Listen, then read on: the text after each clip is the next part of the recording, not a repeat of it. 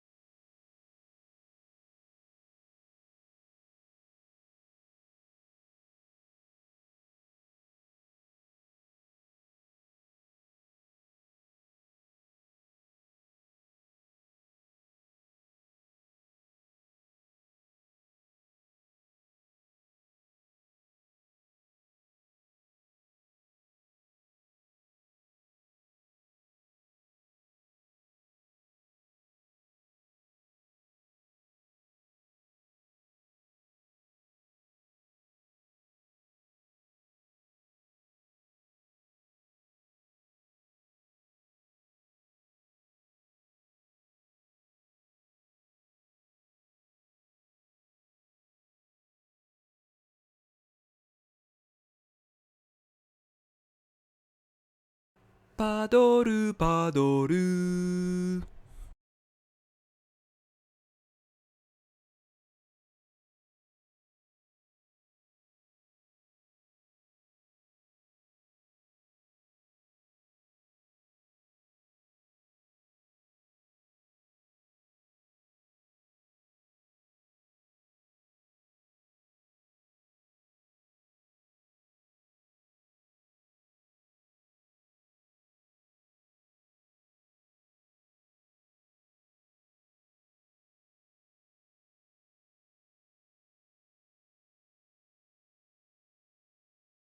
Hello everyone, how's it going? Welcome to the Friday stream. I am back. It's already like the fourth stream of this week, I suppose, because we had the Monday stream and the short bonus one on Wednesday as well. So definitely lot of stuff to do and cover, etc. But yeah, nevertheless, we're still continuing on with the not so weekly, but mostly weekly servant tier lists, because it is Friday after all. Now I believe this is going to be the shortest of all the normal classes, but I assume nothing less than 4 hours minimum, regardless. Even having said that. So yeah, we're going to be tackling the assassins today. Very, very cool. Now, I will have to sadly mention that Plushie won't be joining me, at least not at the start. But he did say that his thing probably won't take too long, and then he can just join me whenever he's, ready. So, I'm expecting him to be at least half the stream here, if not more. So, yeah. I'll just be on the lookout when he sends me a message. I have to skip Carmilla before he comes. When he comes back, like at some point during the list, I can just ask him about takes on whoever's has been placed so far. So, it's fine. If it happens to be like Carmilla has already been placed, then I'm sure he can give me his take as well, even in post. So yeah, hopefully you guys are having a nice little Friday going on. So far for me, it's okay. Although, I broke my fan somehow, so things might get a little hot in my room. But to combat that, I have my doors. I have my room's door a little bit open, so the air flows a bit better. But that will also mean you guys will hear the background noise maybe a little bit better. So Just as a heads up, you might hear the dog and whatnot better whenever he decides to wake up. And he will definitely wake up at least when my brother gets home. So who knows, just as a heads up, there might be some increased background noise. Hopefully not too much though. But yeah, also final reminder for subs to vote for Subsat. It is tomorrow. The game reservation, the first game we'll be playing is going to be Danganronpa. But besides that, we're going to play at least one other game. So, you know, feel free to still submit your thingy on the form. You have time until the end of today's stream. So you can still do that. Alright then. Shouldn't really, you know, delay this too much longer, huh? Is there a appliance store nearby? Well, not really. Maybe I could find something in my small town, but the problem is that I noticed it was broken just before my stream went live, so even if there was something close by, there's no way I would have made it there and back in time, so yeah. But it's okay. I'll get it sorted out. No worries. Wow, man! Here I am. Whoa. Sneaker in the end, and we'll see if he notices. Okay, that's funny. We'll see if we actually manage to place Carmilla before Plushie joins, because I don't know. He said his thing probably isn't going to take too long. So he might actually be here relatively fast. I don't know. Okay. Yeah, hello everyone, of course. Also Karlak. Thanks for gifting Will a new sub. Welcome back to the Go Gang. And also Dubnium with the 9 months. Welcome back to the Go Gang as well. So as usual, we're gonna have alerts off on this overlay for this stream. Because, you know, I guess it's better for archiving purposes. Why is this so familiar? It's because it's in the current event on NA.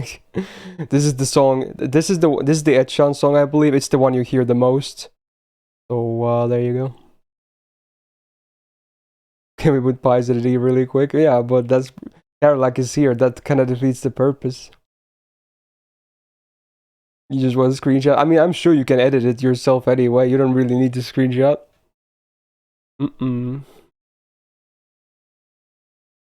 Ooh. Okay, I think we're gonna start very soon here. I'm still chewing on my little tablet that is hopefully gonna make my throat last a little bit longer, because you guys know these streams are definitely very, very voice intensive. I'll be talking, not once I start, it'll be non-stop talk for like 4 hours at least, if I had to guess.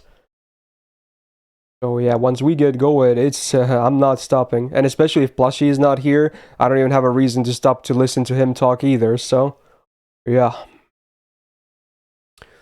I'll be looking at the chat, like with my right eye here and there, especially during the placement. So even if I can't really respond to too many messages today, I'll be at least seeing a lot of the comments and whatnot. So no worries.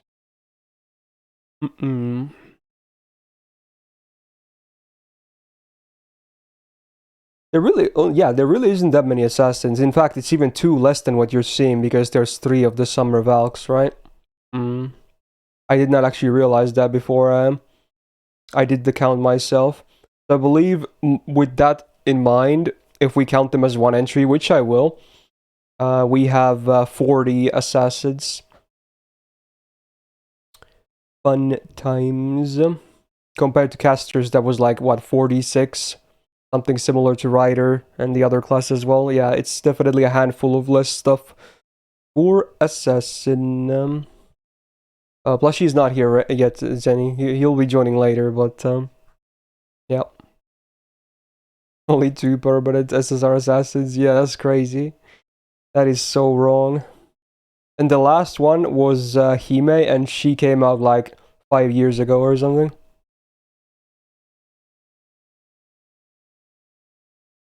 Yeah, totally, Kilo. Okay.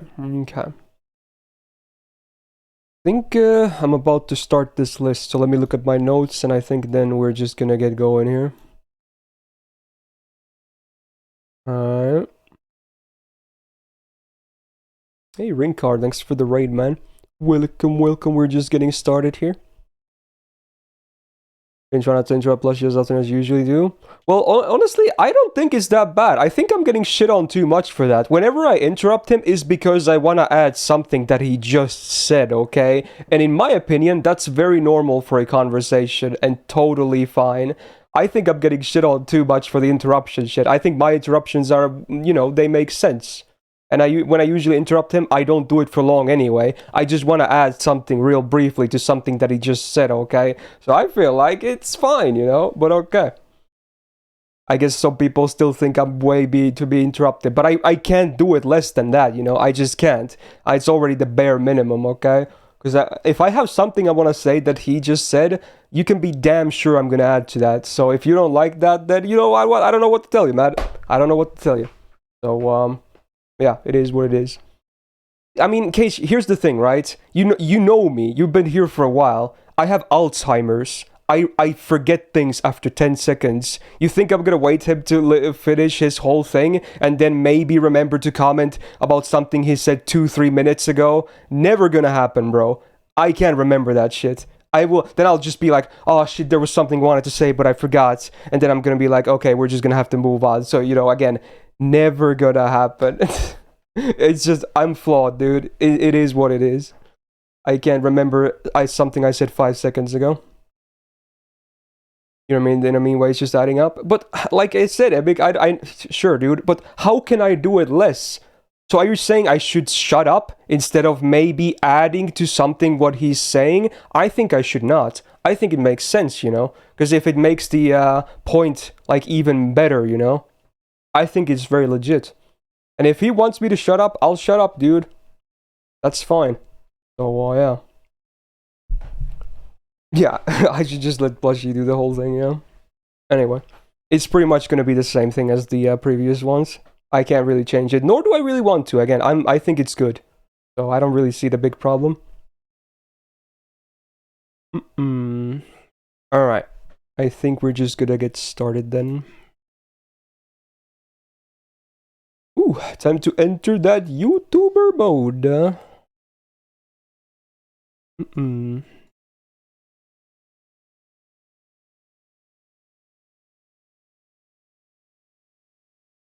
Okay, fuck. It's always the start is the hardest. Okay. Plushie will be joining later, yeah? I don't know when, but later, yeah?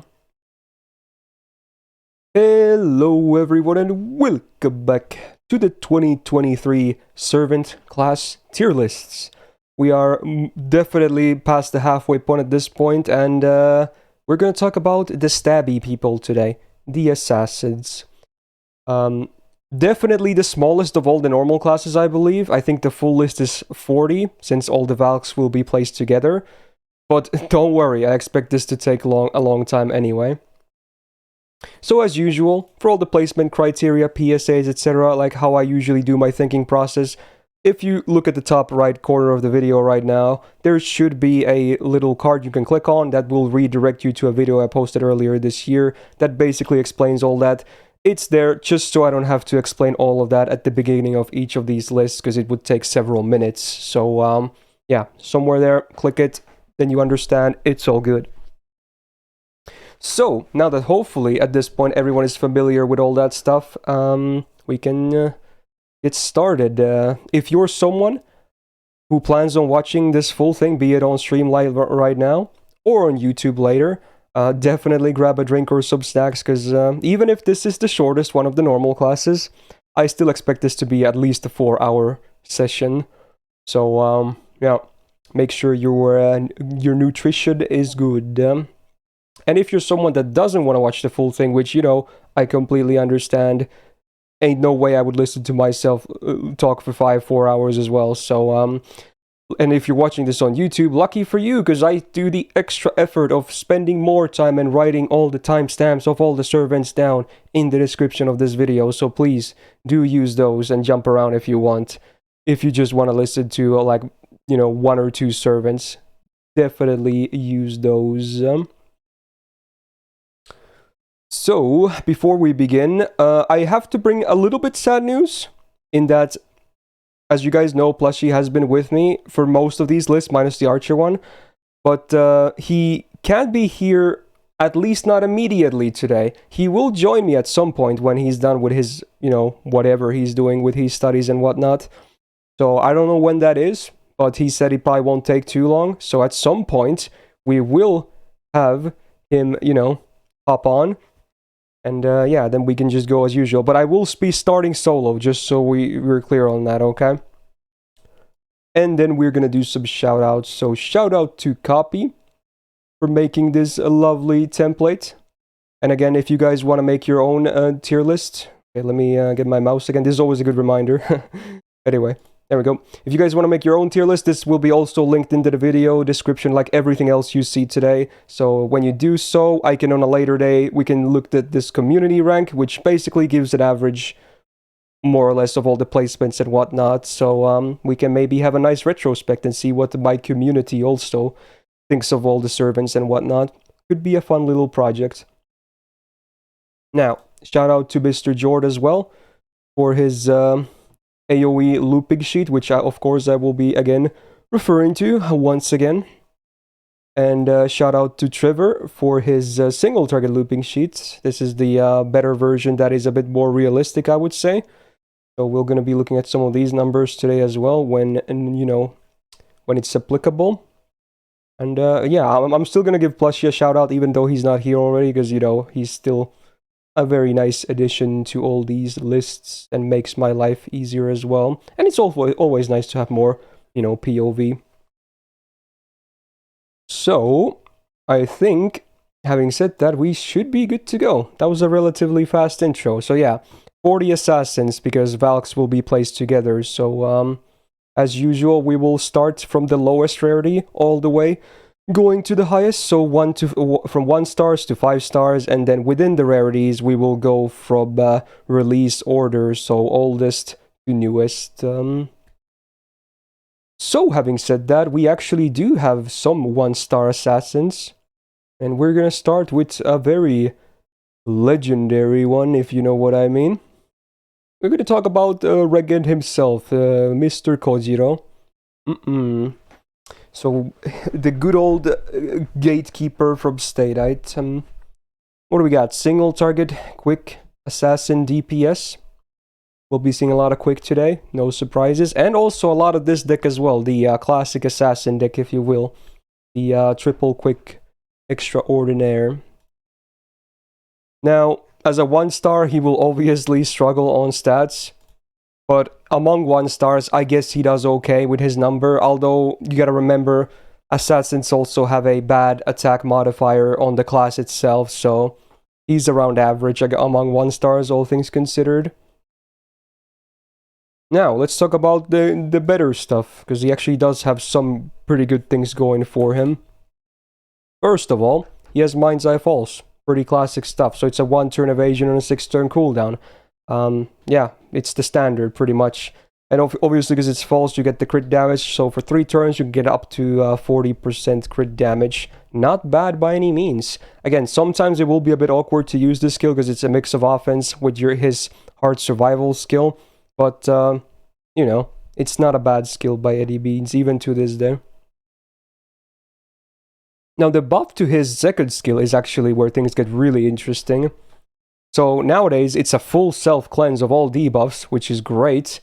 Then, for 3 turns, he gets a really interesting buff. So whenever he attacks with quick cards in the next 3 turns, he reduces the enemy's quick resistance by a flat 10% for 3 turns as well. Now, this can actually be stacked a lot. So that's actually really cool. And you also get 15 Star Bomb. And worth noting, it's a 4-turn cooldown. So with the active effect, there's only a 1-turn downtime. So this is actually a really good skill. If this was on an SSR assassin that has the similar deck, this could be absolutely broken. The only thing is not completely, absolutely game breaking is because, again, he's a 1-star. So, it's a bit more balanced that way, I suppose. But yeah, this is a great skill for sure. And obviously this includes his MP as well, if it wasn't obvious, because that's also a quick card. So that's great. Then the third skill. It has a bit of an older buff, but you know, it's still been buffed, I guess. To get sure hit for 3 turns.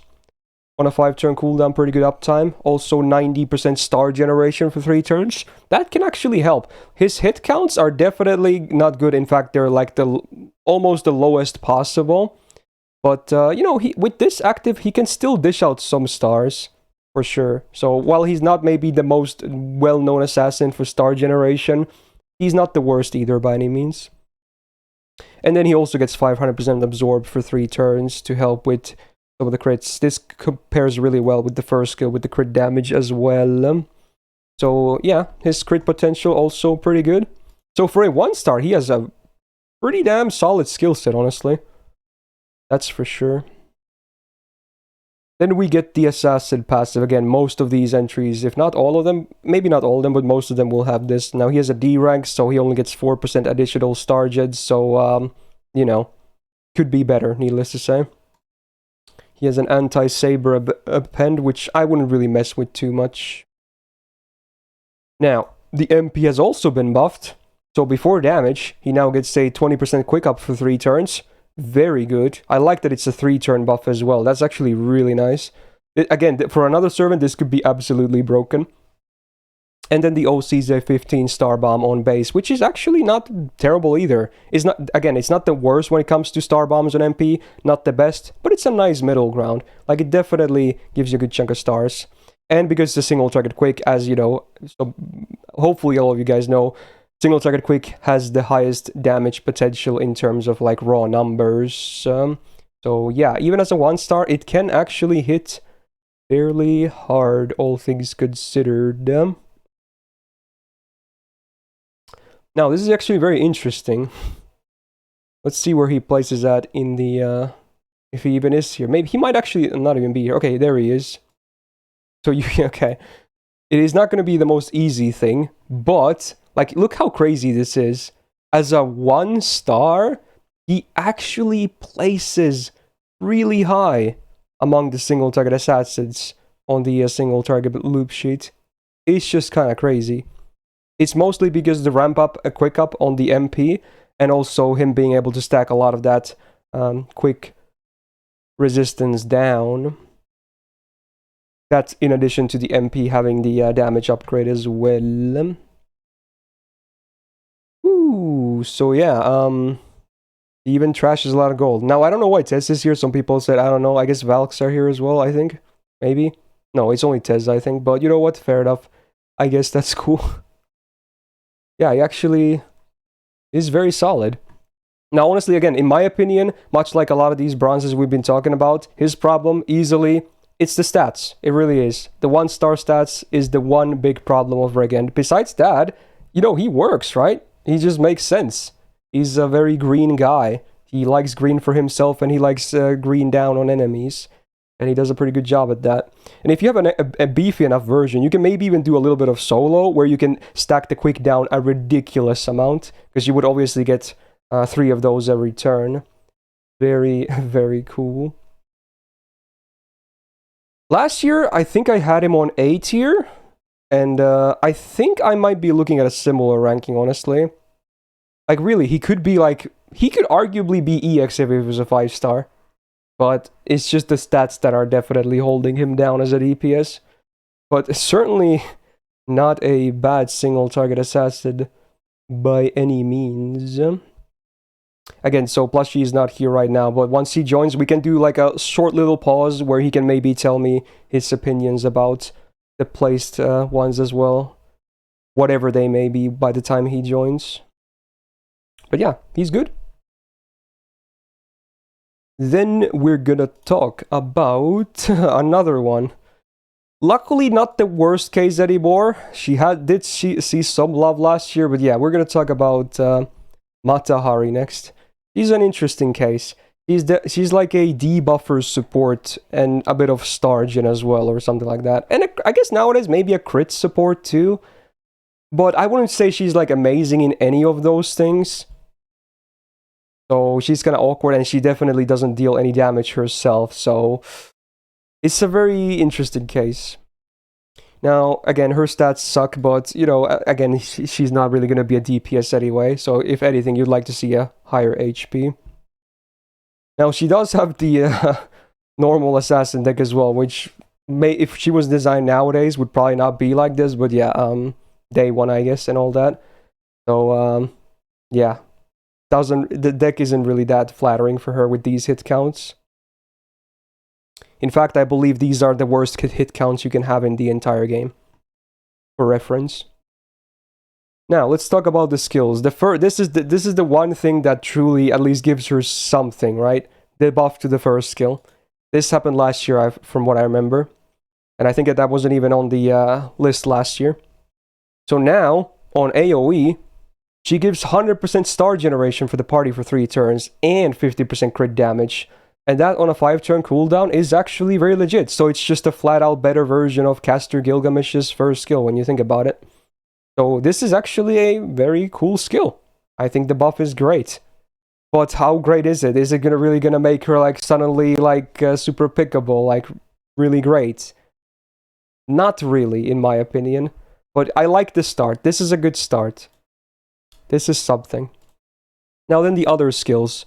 She basically has the shoot-end skill, which is sadly only, it can only charm males. So for 1 turn, you can have a 60% chance of max rank to charm male enemies. And the calculations will be done individually. So every single target will have their own 60% calculation. And then it also does an AoE 20% defense down for 3 turns, which luckily does not require a gender or any trait for the targets. So it always does something, unless, again, you can still whiff the defense as well if they have some resistance. So that on a 6-turn cooldown, it's not garbage, but it's certainly not like an amazing skill either. We'll see the shoot-end version later as well, I suppose. But yeah, it's passable for sure. He does more like supporting with the defense down. And then the third skill is a single target skill seal for 1 turn and also a single target defense down 20% for 3 turns on a 6-turn cooldown. So it's okay. Again, it's just okay. Especially if the fight actually has good values for skill seal, then it could be even better. But I feel like they could have made this number even higher. But I suppose because of all the defense down she has, they didn't really want to go crazy with it. Because we'll see the MP in a second as well. So overall, the skill set, it's not the worst. It has a lot of stuff that you kind of like, but certainly could do more nowadays. And then the fun part, the passives. I think she might be the only servant in the game that has 0 passives. I don't think anyone else is like this. A lot of servants only have 1 passive, but for some reason, she has 0. Why does she not have presence concealment? She's supposed to be a spy anyway. It hardly makes sense to me, but you know what? Fair enough. There's nothing. Oh, is Eric like that as well? Interesting. Anyway, her anti-append is against assassins. So as a support, I guess it can help, but honestly, again, she's not a DPS, so I just really wouldn't bother. Then the MP, it's a 60% chance to charm all enemies for 1 turn. Now this actually can land on all enemies, not just males.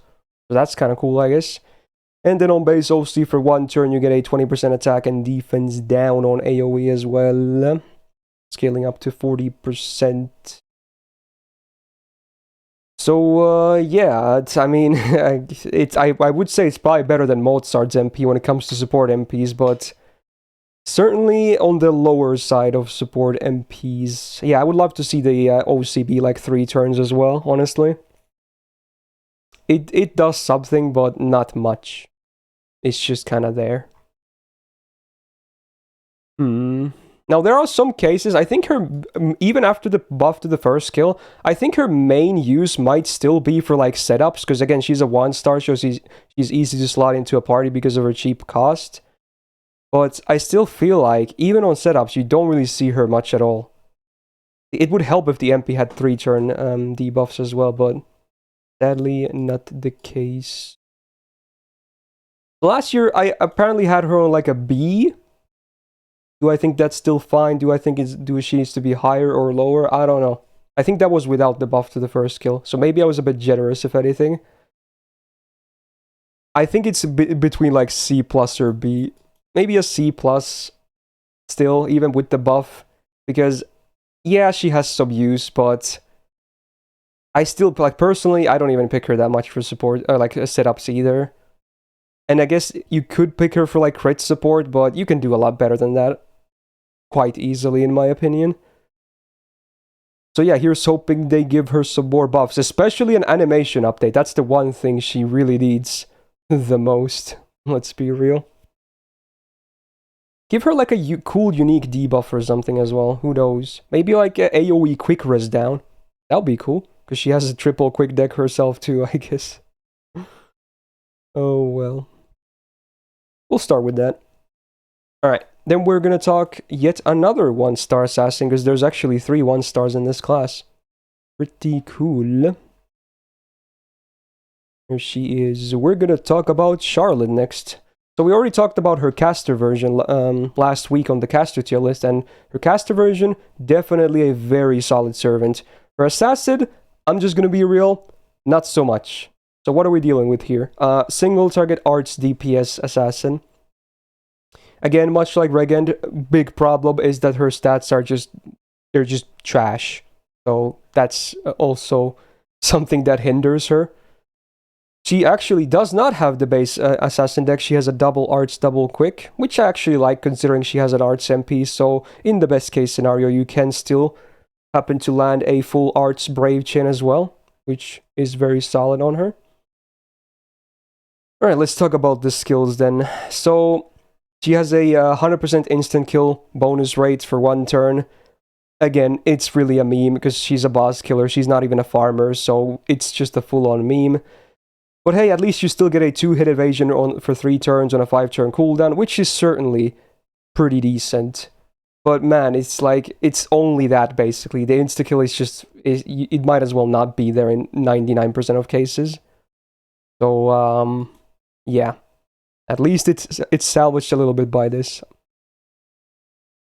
Second skill is the Dante's skill, but a much worse version. And even the Dante's version, I'm gonna be real, it's barely better than a Mana Burst. So this version has a 30% attack up for self for 1 turn, Invul Pierce for 1 turn, and 20% debuff rest for 3 turns. On a 6-turn cooldown, this should not be a 6-turn cooldown. Even on Dante's, who has the, I think it's an EX rank, that has much higher numbers, even there, a 6-turn cooldown is just too much. This should be 5 turns. Or maybe make the attack buff like 3 turns. If the attack buff was 3 turns, it would definitely be passable. But as is, it's just not all that great. It's like barely good. And this version also, the low numbers, I don't like it. I do not like this skill. And then the fun 3rd skill. Okay. So she gets 1 of the 3 effects of the skill. And it's they have an equal shot. So it's like a 33% chance to get any of them. You can't get all of them. You only get 1 of them. That's the real problem. So what can you get? You can get a 30% arts buff for 3 turns. That's the jackpot. That's the one you really want. You can get 50% crit damage. Depending on the comp, that can be good as well. And also 50% MP damage for 3 turns. I guess if you're running a really, like, you know, big Castoria comp, that can also be really good. But the problem is, because you might build a comp around specifically for these things, it's just going to be unreliable, right? So the best case scenario is you're just going to build arch supports with her, and you're just going to hope you don't land the crit damage. You'll be fine with the MP damage and arts, but if you're bringing an arts, like a lot of arch supports, unless it's like Johanna, you really don't want the crit damage at that point. So yeah, I agree. It really should be a selection. Considering you only get 1 of them on a 5-turn cooldown, it should be a selection. It would not be broken at all on her because she's a 1-star servant. They should absolutely be a selection. Or maybe reduce the numbers a little bit and give all of those buffs to her. One of those should be the case. As is, I don't like this skill because of the randomness. Even if they're all offensive buffs, I just don't like it, dude. So I think her skill set, again, it's not the worst ever. There's certainly worse ones out there. I'm pretty sure we're going to see some today. Especially one of the 2 stars, oh god. But, you know, I still prefer Regan's skill set, for sure. Among the 1 stars for DPS. Now she has C rank presence concealment, so 6% star gen. Considering she's also kind of arts dominated, her star gen is even worse than Regen's, so it doesn't really do much, honestly, with this type of servant. Anti-Berserker Pen, though, now that's useful, so at least she has that going for her. Definitely will help because of her, you know, lackluster stats. And then the MP. So before damage, you remove evasion. Actually very cool to have. I wish it was a full defense strip instead, but you know what? It's something. It's not nothing. It does something, and I like that. Now, she also ignores defense, which is always a great thing to have on MP. And then the OC is a insta-kill chance, 60% on base, which again can be just, you know, neglected. It's not really gonna do anything. But hey, at least there's some normal effects to like, so that's not bad. And considering she also has a 1-turn invul pierce, sometimes an invul can be bypassed as well. Now, it will definitely not do Regent level damage, because it's not even upgraded. But if you happen to, let's say, land the big MP damage here, you have the second skill active, maybe some arts buffs from your supports, it can still do okay damage. But at that point, I would wager that almost everyone will have better options for single target DPS among assassins. Pretty much. So she's a good character and all. I liked her in Atlantis, but man, as a from gameplay perspective, you could definitely do better. I think maybe a C tier could be fine, even if it looks like it's like a full 2 tiers below Regend. It might look a bit harsh considering they're both 1-star assassins, but especially because I assume we're gonna have a permanent Shiki at some point in the welfare shop as well. It's not looking too good for Charlotte. Yeah, arguably even too high, honestly. Because I'm kind of trying to put more emphasis on like competition and like how much is someone actually gonna get picked, even if she's not like garbage, you know? I don't think she's gonna be picked all that much. So yeah, kind of a tragic servant. But hey, Summer 1, really good, and we're gonna get that on NA this year, so hype. Alright, that's it for the 1-star assassins. We're gonna talk about the 2 stars next. Gonna start with someone I actually really like. So, we got Mr. Cursed Arm Hassan, the first of the Hassans. And we're gonna be seeing a lot of them today. Single target quick DPS. Among 2 stars, he has around average for his attack when you take in the class modifier also into effect. So, you know, could be better, I suppose. And then he has the standard triple quick assassin deck, which I think matches him perfectly. At least that's good. And it's not even the lowest hit counts imaginable, which is also good. So the skills then. The first skill has been buffed, so it's a 15 star bomb, and next turn you get another 15 stars on a 4-turn cooldown. So effectively, 2 turns out of 4, so half the time, you're gonna get a 15 star bomb. That's actually kind of cool. It's a very, very unique skill. I actually kind of like it. Obviously, it's not like amazing or broken, but I think it's still a good skill. You can get a lot of use out of this. Very cool. Then he has a self-mod C. Sadly, this one doesn't have absorb, so he can struggle a little bit if you're going to use him as a crit DPS, because assassins obviously don't have the highest base absorb. So I really wish this was like a self-mod rank A, but nevertheless, it's still 50% crit damage for 3 turns and a 5-turn cooldown on max rank. So, you know, it's still an okay crit skill for sure, but I really wish he had some absorb as well. And then the third skill. This is really cracked.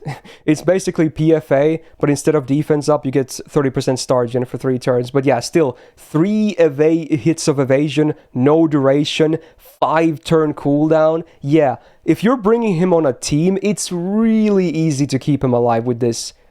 Definitely. On solo, it's obviously not gonna do as much, but on a team environment, it's so easy to keep him alive, even as a 2-star, just because of this skill alone. And I actually do like that they gave him star gen instead of crit damage or defense up, because he actually has decent star gen. You'd be surprised. So yeah. Overall, his skill set it's like better than Charlotte's, but I would say maybe it's worse than Regan's post his second skill buff. But it's certainly workable, you know, it makes sense. Now he has a nice A+ presence concealment, so he gets another 10.5% star gen, which again, really, you know, you can feel when you use him sometimes. He can actually dish out stars. Lancer Append, kinda irrelevant in my opinion. And then the MP has been buffed. This is actually a pretty new buff, but I don't like this buff. I get that they're definitely going for the lore angle, but sadly, on a practical level, it's bad. So obviously, you still get the damage up from the MP. That's cool. Like, the modifier is just better. That's the one good thing about it. The OC remains the same at 80% chance to instant kill before damage. Who cares? It's like, whatever. But then, the new thing they added, besides the increased modifier, is that it's an if statement, and it's a really bad one. So if he insta-kills, he gets two really fat things. He gets 20% attack for 3 turns, great, and also a 50% refund on the MP. Wow, like, that's crazy. He literally goes to half immediately. But the problem is, it only happens if he instant kills. And against bosses, you can imagine, it doesn't really happen. So, yeah, unless it's like a boss that spawns a ton of like mini ads that are like bronze enemies, then you can maybe do it consistently. But that's not a very common case anyway. And I agree with Karalak. They should have made it a killing blow. A killing blow alone, it would still not be the best thing ever, but it would be so much more viable regardless. Why does it have to be an instant kill prog? Ay. Well, and nevertheless, it's still a buffed MP that has, you know, the best quick modifier, obviously. So, you know, it can still do okay damage. But you gotta keep in mind, if you looked at his kit, he really doesn't have any buffs to help with his MP damage. There's no quick up, no MP damage, no quick res down like Regend. So his MP damage will still be a lot less, like the potential will be a lot lower than Regend's, for instance. But nevertheless, he dish outs a ton of stars. He's easy to keep alive. And, you know, he can even, you know, help with your team get some stars as well if you run him with someone other that's a crit DPS. So he's a pretty good anchor, honestly, because of his PFA. You can put him in the back of the party. Now, this probably won't be very pretty, if I had to guess. With the upgrade MP, he actually still does okay, though. But certainly, you know, I guess we have all these AoE ones here as well, so it's not really like all the most impressive thing when you think about it. But you know, not bad. Certainly fine. So, last year I had him on an A rank, right next to Regend, and I might still be feeling it, honestly. That or a B+. I'm looking at a B+ or A for him. I think he's a great bronze servant, honestly. For sure. B is like the lowest I could go on him, honestly. For sure. But I think B+ would make more sense, honestly. Even if I'm not a huge fan of the MP buff. It's still an upgraded MP that does, you know, pretty good damage anyway. And because of the free support pick in my criteria, you can at least get some good quick buffs from him, on him from like a Scotty or something. Which also makes his crits fairly damn good as well, considering he can generate a good amount of stars to land some crits as well. So yeah, I think I'll leave him in there for now.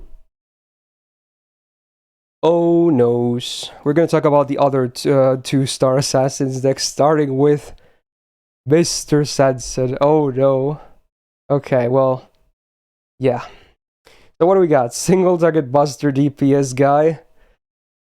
Oh, and again, the stat line definitely doesn't do him any favors.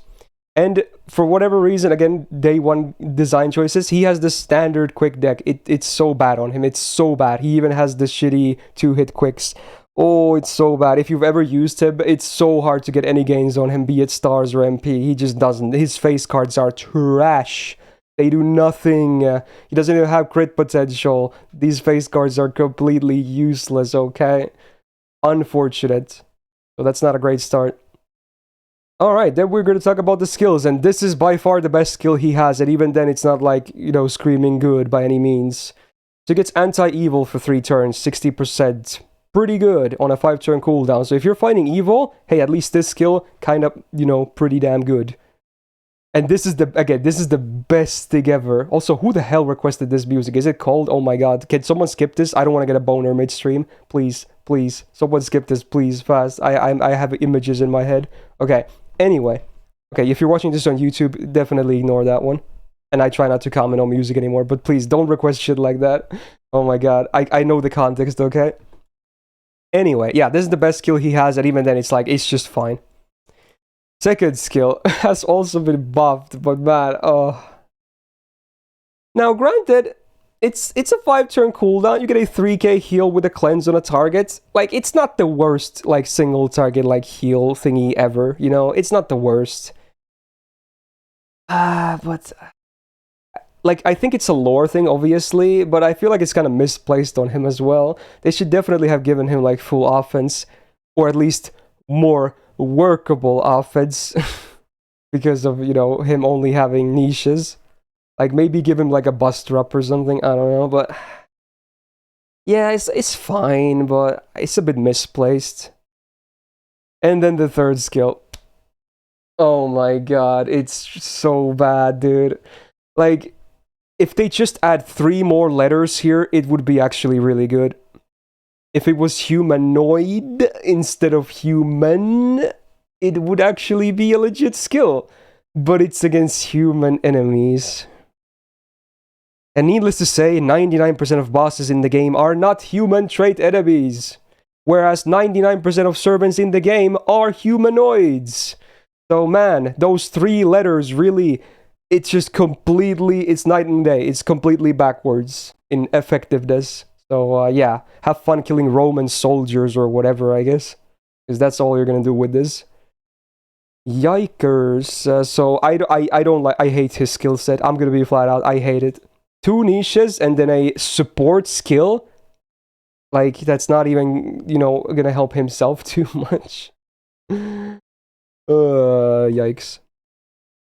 4% star jet doesn't really help with him, honestly, with the 2-hit quicks too much. Saber bonus, yeah, no thanks. And then the MP has been buffed, yay. So there's no normal effects besides damage. There's the chance to insta-kill before damage, which is only a 30%. Not that it matters if it was a 500% or 30. And then it has a big 30% defense down for 3 turns, but it's after damage. They should have reversed the death and the defense down. Like, the death should have come after damage, and the defense down should have come before damage. That would have actually helped quite a bit. It's like Enkidu mode at that point, but sadly it is after damage. So really, if you're not landing any of these niches, this MP, kind of a wet sponge. Really doesn't do much damage at all, honestly. In fact, he's probably near the bottom here as well. Yeah, and that's it with an upgraded MP as well. And this is a generous with a black grail double Koyan setup as well. Oh god. Oh my. What a servant, dude. Cool guy. Terrible gameplay wise. Is it too much to put him on E? Is that too brutal? I feel like you would never pick him, honestly. Even with the niches. Like, let's say you're fighting a boss that's evil and a human trait for some reason, which would basically never happen. I think I would pick someone else anyway. I don't know. Like, that's this best case scenario. So yeah, unfortunate, I suppose. Poor Sanson. Alright, let's talk about Phantom next. Who is also a fairly sad case. Okay, so AoE Arts DPS, definitely not a farmer. Okay, so again, pretty trash stats as a 2-star. Barely like around average. He also has the fun triple quick deck. They should, I mean, obviously if he was designed now, he'd probably get double arts like Charlotte did, but oh well. So he can't even do a full arts brave chain with his MP. Great, I hate it. Okay. And even a double arts would give him a better chance to get a mighty chain as well, but oh well. So yeah, not much to say there. Skills, oh god, so you get 9 stars per turn for 3 turns. It's a good uptime for 5 turns, but that's not too much stars, honestly. That's definitely on the low side nowadays. And then you do a minus 14% defense down on self for 3 turns. Yeah, this skill sucks. It's just bad. It sucks. Like, this alone is... Like, if you're gonna need more stars than this from something else, because this is not gonna give you any consistent crits ever for anyone in your party. So... honestly, you're probably better off not using it if you're gonna use him, because otherwise he'll die even faster. Anyway, second skill. This is like the one thing he has going for him after the buff. So now he can charm anything for 1 turn. 90% chance. Now it will get a little bit better in a second, but the big thing is it's a full buff strip. That's great. And they also load the cooldown for 6. So actually, this is a very solid single target charm. It's probably one of the best in the entire game. So this is the one thing that Phantom has actually going for him. This is a good skill.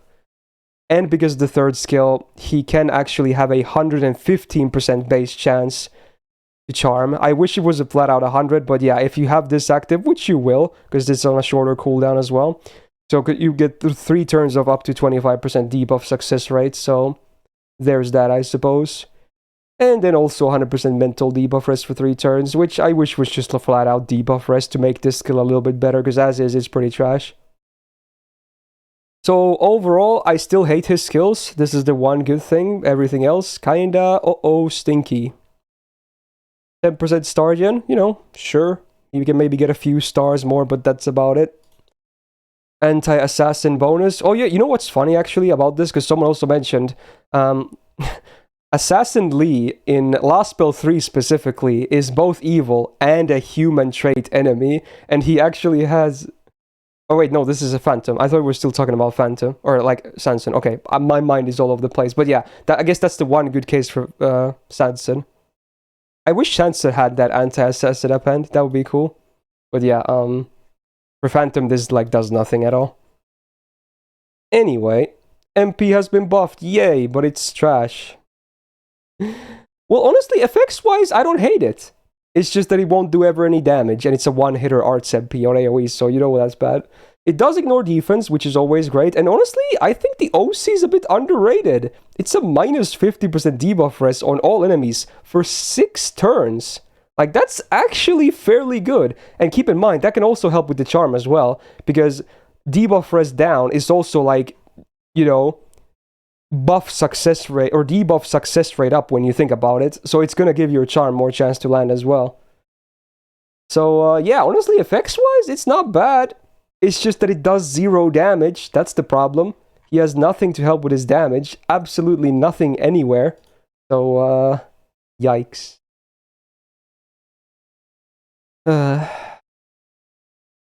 Last year I had him on D, probably because of his second skill, but honestly it's not enough. It's not enough. It's not enough. You can easily find like similar stuff elsewhere. It's just not enough, dude. He's just a hindrance with like you have a 6-turn cooldown. That's it. Every other turn he's gonna be a demerit. He's literally a demerit to have on the field 5 out of 6 turns. That's bad. You would rather run 2 servants in the front line to get their cards instead of phantoms when you think about it. So there really is. You just don't bother, you know? There's no point. Yeah, like bring Media, bring Alexander if you want buff removal on a permanent low star. Bring Benkei even over this, honestly. Even though Benkei also sucks, I would bring Benkei over Phantom. Because at least he could soak hits sometimes. Anyway, we're gonna move on to the 3 stars. Yay. So, more day 1 stuff. We're gonna talk about Jinkei. Single target, quick assassin DPS. Now, among 3 stars, her attack is around average. The number itself is higher than average, but again, when factored in the assassin mod, it's around average, if not slightly below that. She has the triple quick deck, which I like because she's a quick-based servant. Sadly, though, her hit counts are nearly as bad as they come. The only saving grace is the 2-hitter arts. But yeah, man, if she was like triple hit arts, Like, even just adding one more hit to those face cards, that would already help her a lot. But these cards just, they're kind of trash. Like, even with her skills active, on a full quick chain, you would probably not even get like 30 stars. Like, it's so sad, dude. It's so sad. Anyway, talk about the skills. Self-absorb up. It's only 200% for 3 turns. I wish that was... I don't know why it wasn't scalable. It should be like 200 to 500% or 600, depending on the level. Just 200 always. For Assassin, it's still not going to be consistent enough. It's going to help, but it's not going to make her crit steady, like, super consistent. And then you get the 15-star bomb. So I at least like the synergy. That's great. That on a 5-turn cooldown would be decent if the absorb was higher, but as is, I would say it's definitely below average. Or they could have lowered the cooldown as well, I suppose, yeah. There's a lot of things you could do with this skill. I hope to see this buffed at some point. Alright, second skill. This buff actually is very cool. I like this buff. So now she has a King Power Mod. 50% anti-King damage for 3 turns on a 5-turn cooldown. So hey, good uptime. Pretty good numbers too. And then you get an on-attack activate buff for 5 attacks, 3 turns. And much like Regent, you need to use quick cards. And again, this includes the MP. But every time you use a quick card, you get minus 10% defense down on the enemy for 3 turns. That's actually good. So you can get up to minus 50% defense down with this skill. On every use, because it's 5 attacks. That's actually not nothing. And considering she has 4 quick cards counting the MP, is very nice. And then also a decent 50% star gen for self for 3 turns. Which would be better, again, if she had higher hit counts. Like, even just one more hit on those quicks would help her so much. Like, so much. But, it's a good skill, though. I like this. This is a very cool skill. Great, you know, buff that gives her a niche as well. And helps with her stuff otherwise. Third skill is like her mana burst, I guess. Get 30% quick up and 50% crit damage for 1 turn on a 5-turn cooldown. Pretty weak. Pretty weak. Honestly, just not that great. They could have made the crit damage like 3 turns, like Zynos is saying. That would match this really well as well. But yeah. As is 1-turn effects, it's weak. Overall, the skills they're passable, but could use more buffs. 8% star jet, again, please give her more hits. That would be a great buff as well. They're never gonna do that though. Anti-assassin. Wait, why is she... Am I missing here? Something here? Why is she not anti-ruler? Why is she anti-assassin? That's weird. Anyway, okay, whatever. It's not really useful in either case, but yeah, okay. Anyway, the MP has also been buffed. It's a funny one. It actually... She does 1k damage to herself, but this is one of those self-damage demerits that can kill you. Yeah, so you can actually die to your own MP, which is funny. And then you have a chance to insta-kill the enemy before damage. Again, whatever. But also, hey, 20 stars on OC base. That's actually really cool. I like that. That's nice. So, yeah, it's not a great MP, honestly. It does okay damage, but that's about it. Not the best. Regen still has the best single target MP we've seen so far. By quite a bit.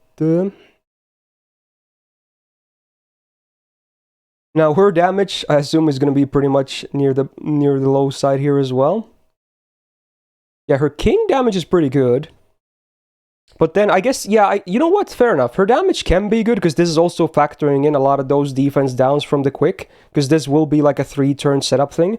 So you know what? You can actually get decent damage out of her MP. But the problem is, her gains are just trash, right? She can maybe do okay damage, but she won't generate good stars. She won't generate good MP. It's kind of a problem. And then her crits won't be super consistent either. Because of the low star gen, the low percent absorb, 1-turn crit damage. Okay, so it seems last year I placed her on B+, which I think is a bit high now. Honestly. But maybe a B is fine. She's fine. You can definitely max her if you haven't maxed anyone yet and you have her. But you might just have better options. Like, I think the best buff they could give her is honestly more hit count. I think that's the one big problem. Anyway. He's okay. Alrighty then. Oh no. Okay, we're gonna talk about Dr. Jekyll himself. Oh no. Now, again, I have to mention this every time. I love what they tried to do here. I love crazy, unique ideas and whatnot. Sadly, completely missed the mark though, but hey, I give them props for trying out things. So we got Henry, Jekyll, and Hyde. It's like a 2-pack. So you have an assassin and you have a Zerk. As an assassin, he is completely useless, absolute dog water. He will never do anything as assassin besides survive a little bit better as versus Berserker, but assassin just does nothing. Berserker will die insanely easy, but at least can do okay damage. Sadly not very consistent or great damage, but okay damage. So that already doesn't sound too great, does it? Now, 6.3k attack definitely should be higher. That is pretty damn low. With the assassin mod as well, it's even worse. Double buster, double quick deck. I think what they should have done is they should have made it triple quick for assassin and then change it to triple buster for Zerk. They could have easily done that, I think back then as well, but as is, both forms have the same deck. So, whatever, I guess. Also terrible hit counts, so also won't be really doing anything as assassin. Now, skills. So, the skills have 2 versions. You get an effect, and then you get like a better version of the skill if you're Berserker. So as Hyde, you get 15% attack for 3 turns on a 5-turn cooldown. Very weak. If you're Hyde, you get 50% attack for 3 turns on a 5-turn cooldown. Now that is good. That is probably the best part about his kit, honestly. This skill right here, as Berserker. Second skill. You have a 15% chance to stun as Jekyll, so just forget about it. Never even press the button. It will never do anything. Or I guess it's 25%, but you know, it's never worth it to press it.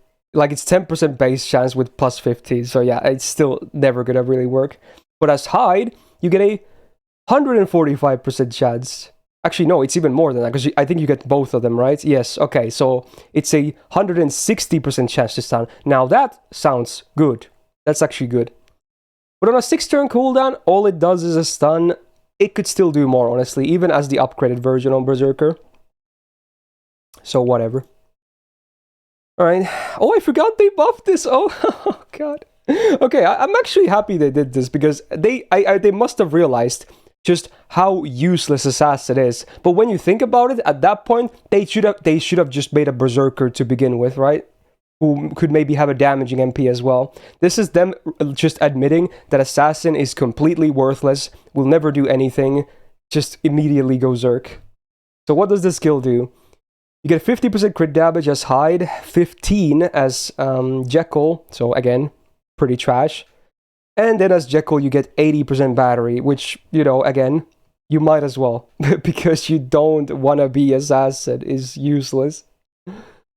Like, it's... yeah, okay. Alright, so Assassin, he has 10% star gen, and as Berserker, he has 10% buster up. Okay passives, but sadly on this servant, they don't really do too much. Assassin is bonus against Saber, and Berserker is bonus against Rider. So for Berserker, it's actually like the only... I think he's the only Berserker to have an anti-class append, right? So that's kind of unique, I guess. But yeah, it's, again, not going to be the most helpful thing. And then the MP. So as Hyde, you can't even use it. It sucks. It's stupid. At least let it be like a full heal or something anyway. So you can only use it as an assassin. You become Hyde, okay? And then you get 6,000 max HP. So what is that then? As Hyde, you're gonna have 15k HP, 16k with 1k foes. Like, it's a decent number, but then you realize there's nothing defensive about the kit. It's a Berserker. 1 crit is probably gonna wipe the floor with their face. Now, also a full heal, which is nice to match that max HP. And then the OC is the real big thing. If you can, the OC is insane value, because it's a permanent buster up for Hyde. So as much as OC as possible, just get it on him. It's a base 40%, goes up to 80%. It's permanent buster up for Berserker, so is pretty good. Now you might be thinking like, oh, there's actually a lot of damage in his kit, right? Surely he hits hard. He doesn't. He really doesn't. His attack is still very low, and his crits will never, ever, ever land as Berserker.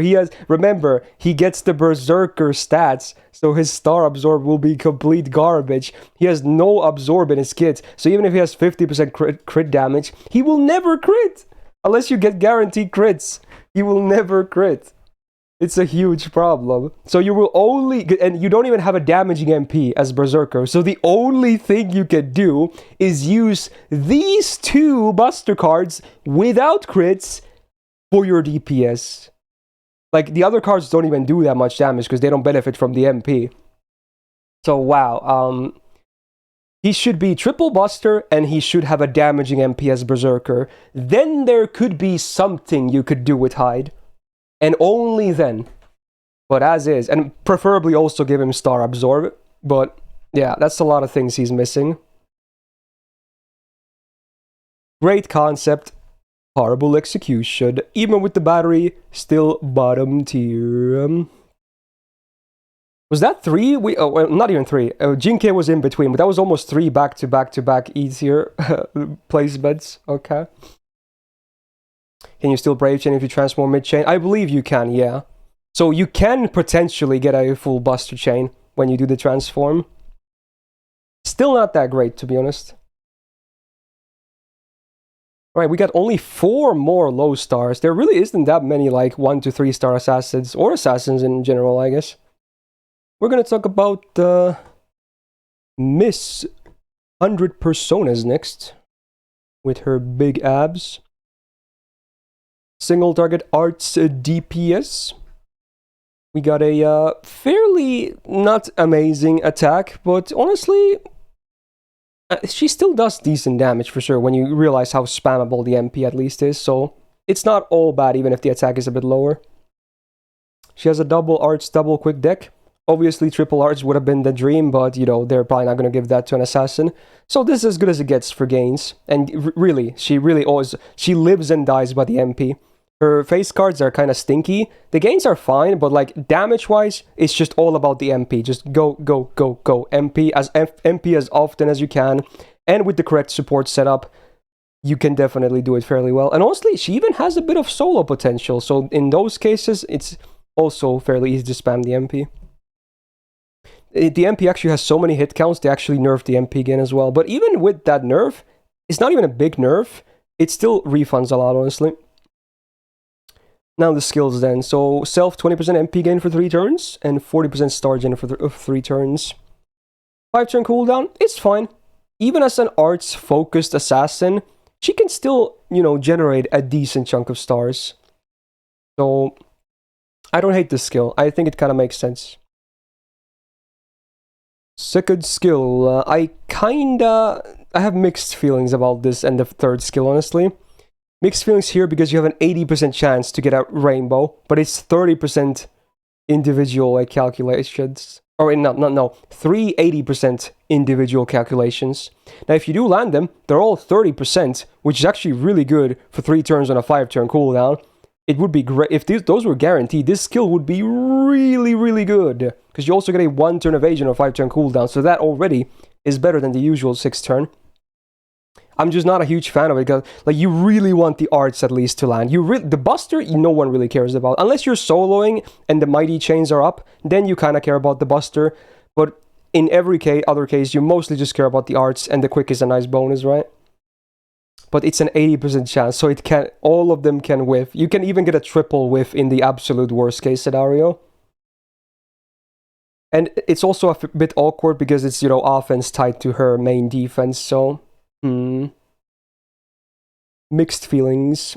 And then this one, I don't like. I hate the third skill. I'm sorry. I know people can play around this. I will always die on this skill. I think this skill is absolute garbage trash. It's only a 4k self-heal on a 6-turn cooldown that removes all of your buffs. It is complete trash. I don't understand people that defend this skill. Sure, it's gonna give you a bit of longevity if you time it right in like a solo or something, but man, it is garbage! It's so bad! Like, this skill, why is it a full self-buff cleanse? Like, if let's say we remove the demerit completely, even then it would suck. It would be a 4k heal only for self on a 6-turn cooldown. Even then it would be a bad skill. So yeah, I don't care if some people can play around this. I will always die on this hill if need be, that this skill is absolute garbage. Okay? You can make it better with like heal CCs as well, right? But I just... yeah, I don't like it. And on team comps, it's even way harder to use it, because you're probably going to have some buffs up at any given point. So I hate this skill. Overall, the skill set is fine. Mixed feelings about the RNG here, and I hate this self-buff removal. Alright, 10% star gen, actually fairly decent on her. Anti-archer, I would really not mess with this. And where's the MP? Oh, I scrolled past it, okay. Well, okay. The buffed version of the MP is really good, though. I love this MP. This MP is so good. It's a 20% arts res down on the enemy for 3 turns. Now, sadly, it is after damage. It would be insane if it was before, because it's a 13 hitter. But considering how fairly easy it is to chain her MPs, you will gain use of that for your future MPs, most likely. And the OC is also crazy. It's a minus 50% crit chance down for 3 turns. That on a fairly spammable MP is so good. Like, that's actually really freaking good, dude. And because it's upgraded, also deals pretty decent damage as well. So this is a really good MP right here. Only 2 effects besides damage, but they're both really good. So yeah, this is actually... again, like I said, she lives and dies by the MP. She's all about spamming this MP as much as you can. Alright. She might not rank super high on this, like, the damage-wise here. Like, yeah. But I feel like this is doing her a bit dirty, because we never really consider, like, how easy it is to get the MP spam going. For her, it's definitely way easier than a lot of the other ones on this list. So it's a bit unfair, if anything. You can fire off her MPs way easier.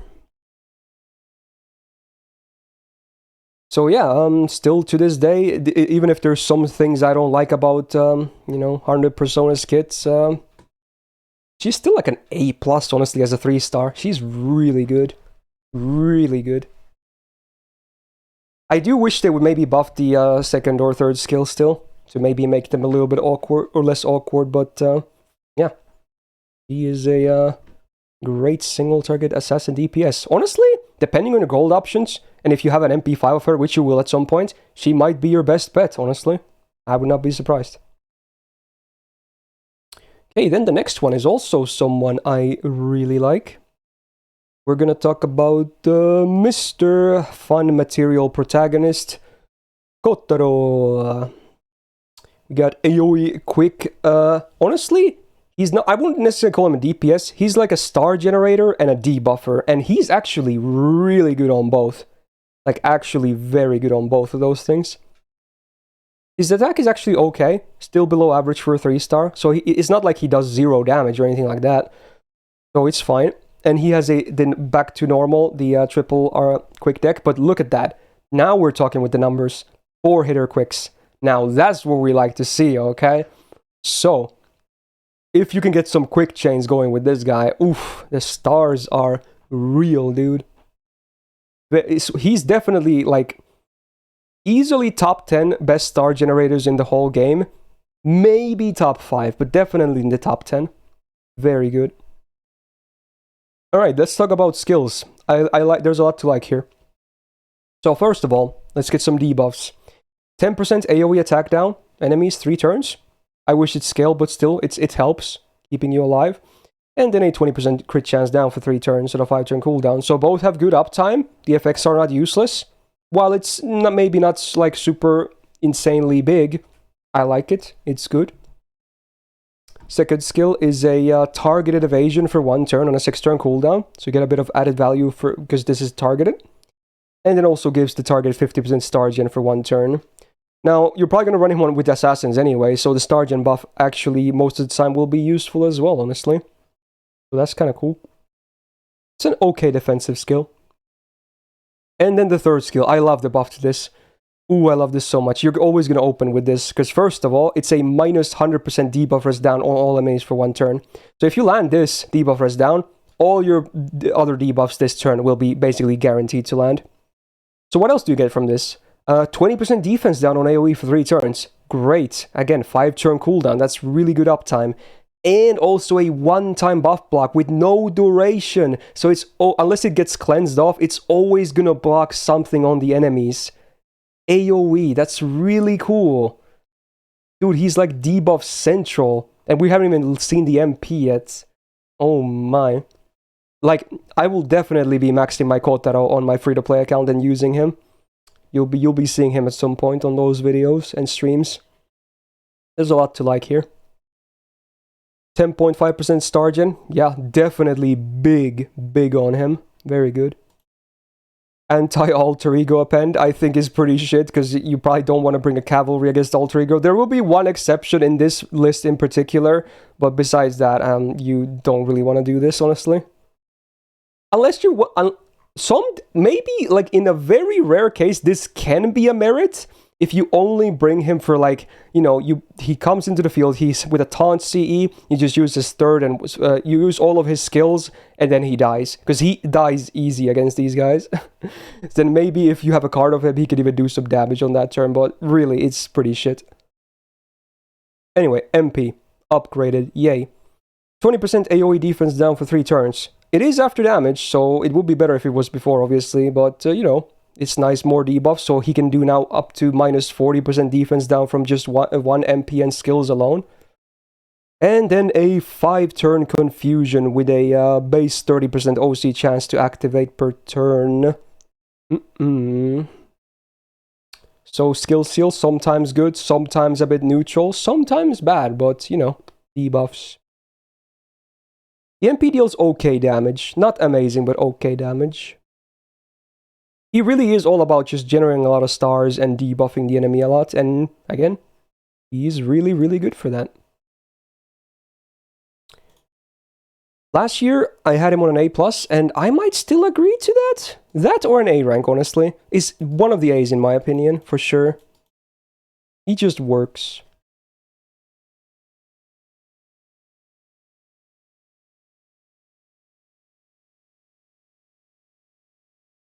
I think it might, Nixorin, yeah. I don't think it mentioned it was one time. Yeah, it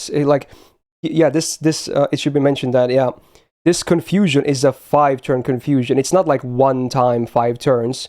It's 5 turns. So I guess you could get multiple skill seals off of him as well.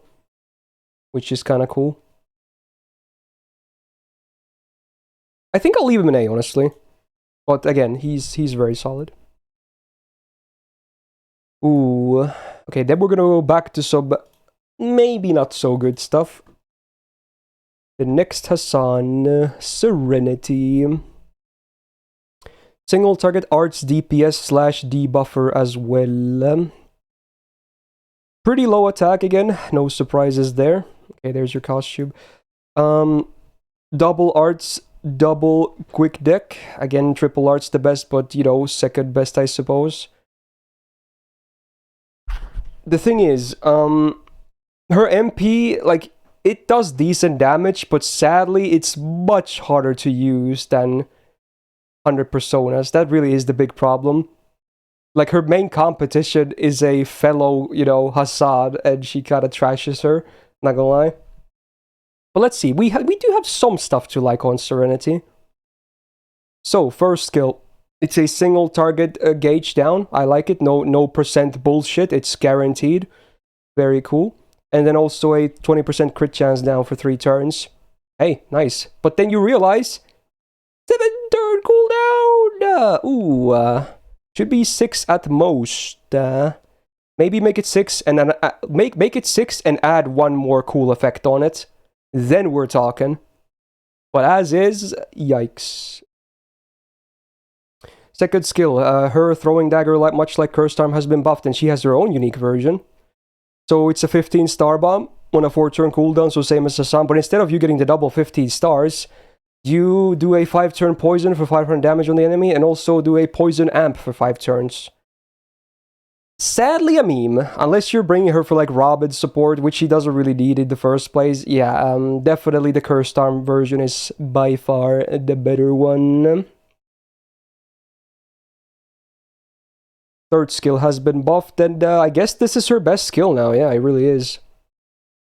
50% chance, or rather 50% insta-kill chance for 3 turns. Again, it's a me because she's not even used for farming. You get, say, 50% debuff success rate up for 3 turns. You know, easy to land everything she has, I guess. More guaranteed. 30% arts up for 3 turns. That's actually pretty good. And then on attacks, when using arts cards, you put another 1k poison for 3 turns on all the enemies that you attack. Yeah, now it's an okay skill. Like, I don't really like the poison, I don't like the death rate. The debuff success rate is nice to maybe make your shit a little bit more easy to land, but really it's all about the arts buff. That's the really viable thing here. So while it looks like it has a lot of stuff going on, not so much like really useful stuff. So, I'm not a huge fan of the skills, honestly. Yeah, they should give her a damage mod against poisoned enemies. That would be so cool. That would immediately make her relevant, in my opinion. Even if her gains are, like, much worse than 100 personas, just having that would give her so much more relevancy. Anyway, 10.5% star gen. Her star gen, it's okay, I guess. Not amazing, it's okay. 10% crit damage, sure, it's okay as a bonus. Anti-Berserker, hey, that's really great for the append. And then the MP also has been buffed. So does a 2k poison for 5 turns on the enemy before damage, 40% chance to land MP seal and skill seal for before damage.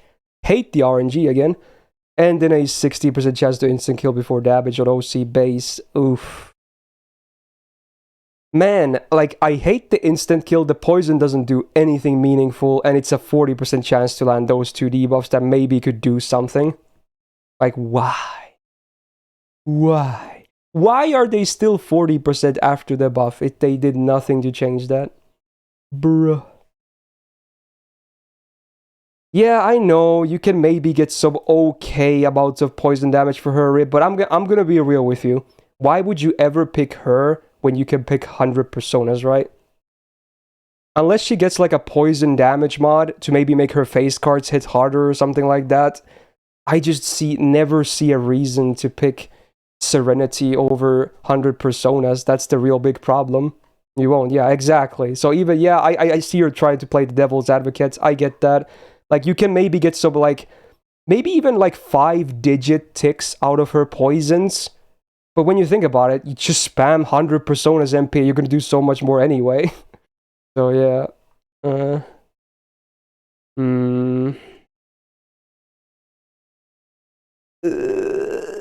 Maybe a C+.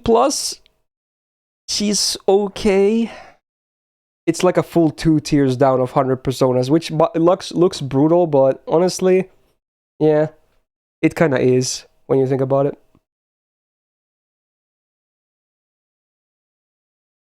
It would be funny if Plushie actually arrives when Carmilla happens, but I don't know when he appears.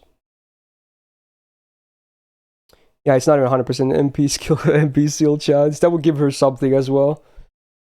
Anyway, it's already time for the last 3-star, bruh. Also someone I really like. I'm blind. There he is. We're gonna talk about Okada, the Manslayer. Single target arts DPS. Again, attack could be higher, not gonna lie. Definitely, you know, you feel that when you use him a bit, but you know, okay. Once again, the double arts, double quick deck. In my opinion, he should have been double buster, double arts. Because he has some crit potential too. I'm not the biggest fan of the deck. It could help a little bit with his MP spam, I guess, but I would have preferred double buster, double arts.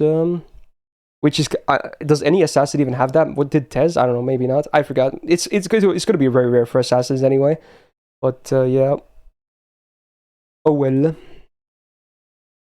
Alright, skills. Hey, look at that. He actually has the humanoid thing instead of human. Yeah, I mean, if anything, Okada is like the upgrade to Sunset. So 100% humanoid damage for one turn. Needless to say, that does a lot of help against servants. And then 30% crit damage for one turn.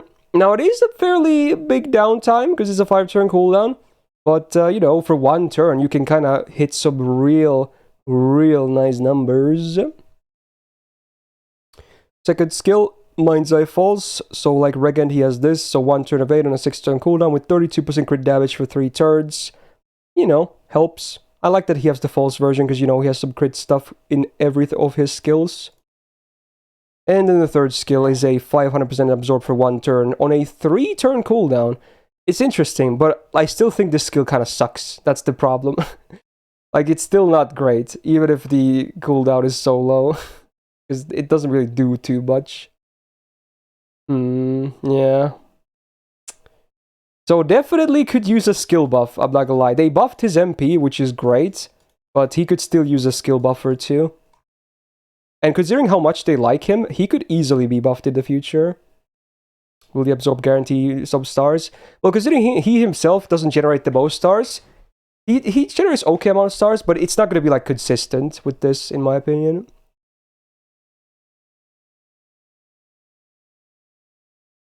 Anyway. 8% star gen, cool. Anti-saber, yeah, whatever. And then the buffed MP. Sadly, there's no normal effects besides damage. Otherwise, you get, I guess you do get 100% star gen before damage for 3 turns. On base OC, which is cool, I guess. And then, the buff adds a new niche. So, man attribute damage.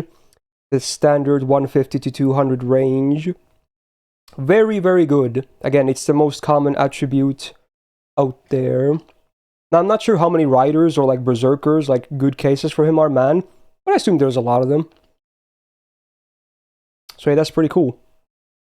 So with this star generation buff for 3 turns, then he can actually do some okay star generation, even as arts-based servant. But before that, doesn't really do too much. Pretty cool. Now, it should be worth mentioning that he is limited, so getting MP5 is going to be extremely hard, even more so than a story locked. So that's like another thing that kind of holds him back in the evaluation. Now let's see, I assume he's in this list. Okay, is this calculated with MP1? I don't know if this is calculated with MP1 or like MP5, but yeah. With just humanoid up, he can already do some decent stuff. Does this have both up? Okay, it does. With both, he's actually really solid. But again, not always going to be the case. If I had to guess, this is probably calculated on MP1 with the MP upgrade. Oh, did it say MP1 at the top?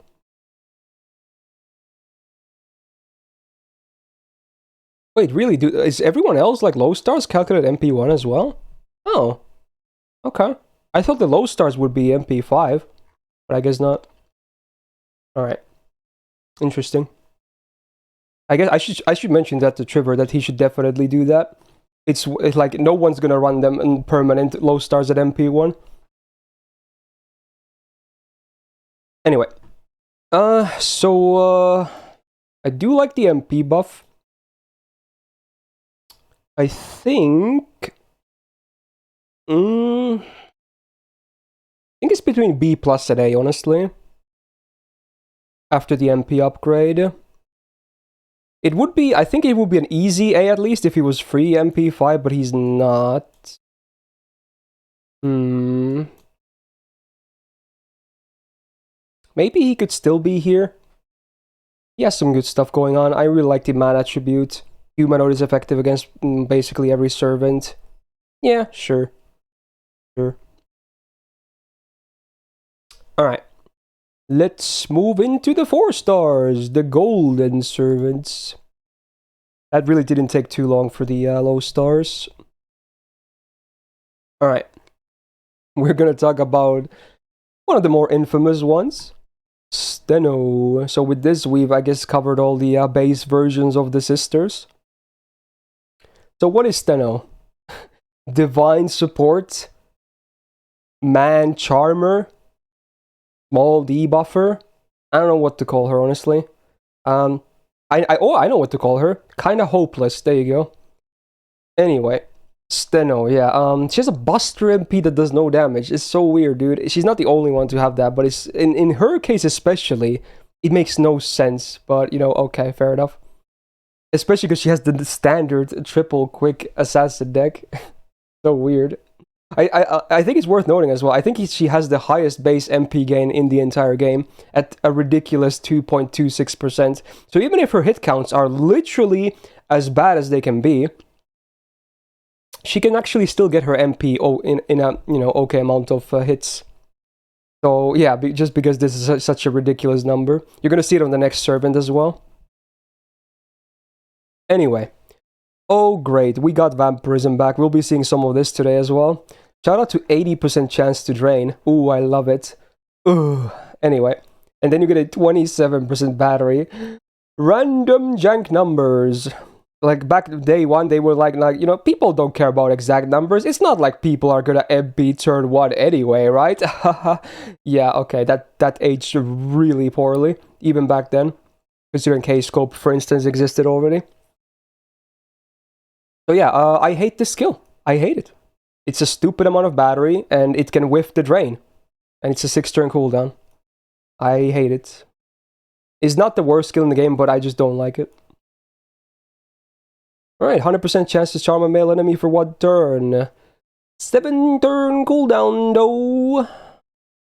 So yeah, I'm not the best charm. There it is. So 40% attack for all divine allies. And this is a rare case where it actually includes herself. It's not excluding herself. So she also gets the 40% attack here for 3 turns. Yay. So on Divine Party, on a 5-turn cooldown, this is a great skill. That's a lot of attack across the board. So yeah. The one thing that I kind of like about her, I suppose. Alright, passives wise, she does really well as well, because she has 50% debuff rest combined with the magic rest and the god assistance. Wow! That's a lot. And then a pretty good amount of Stargen as well, even if her hit counts are terrible, it's okay. Alrighty then, anti-rider pen. Oh yeah, she has the best case scenario, of course. That's one other thing, really good thing about her. The full class advantage anti-append. So insanely rare. So there you go. Shout out to Medusa for making it happen. MP has been buffed. I still hate it. Now you still have the same 100% base chance to charm a male for 1 turn. So again, there are some situations where you could do like charm luck stuff like Chad was saying, but what else do you get? On MP1, you get a 100% insta-kill chance on male opponents. It sucks! And then 20% defense down for 3 turns. Okay. And then the buff at least added a full buff strip, which is cool. And that doesn't have to be a male either. I still don't like the MP. I still think it's trash for a 4-star.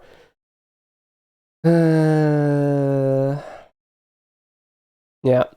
So when will you ever pick Steno, really? Maybe if you can do some kind of charm memes on some fights, but I don't know. I don't think I would even pick her as the divine support, to be honest. You can do better than that. With just generic supports.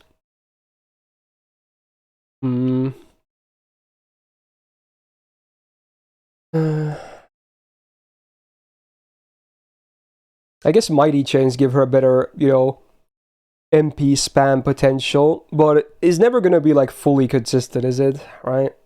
I just don't really see it being a big strat. Feel free to prove me wrong. I know I get people were mentioning a certain Lost Build 6 boss, for instance, but that's not a whole lot of sample data. I need to see her like do that against 10 significant bosses, and then I might be on the board of thinking that it might be a legit strat.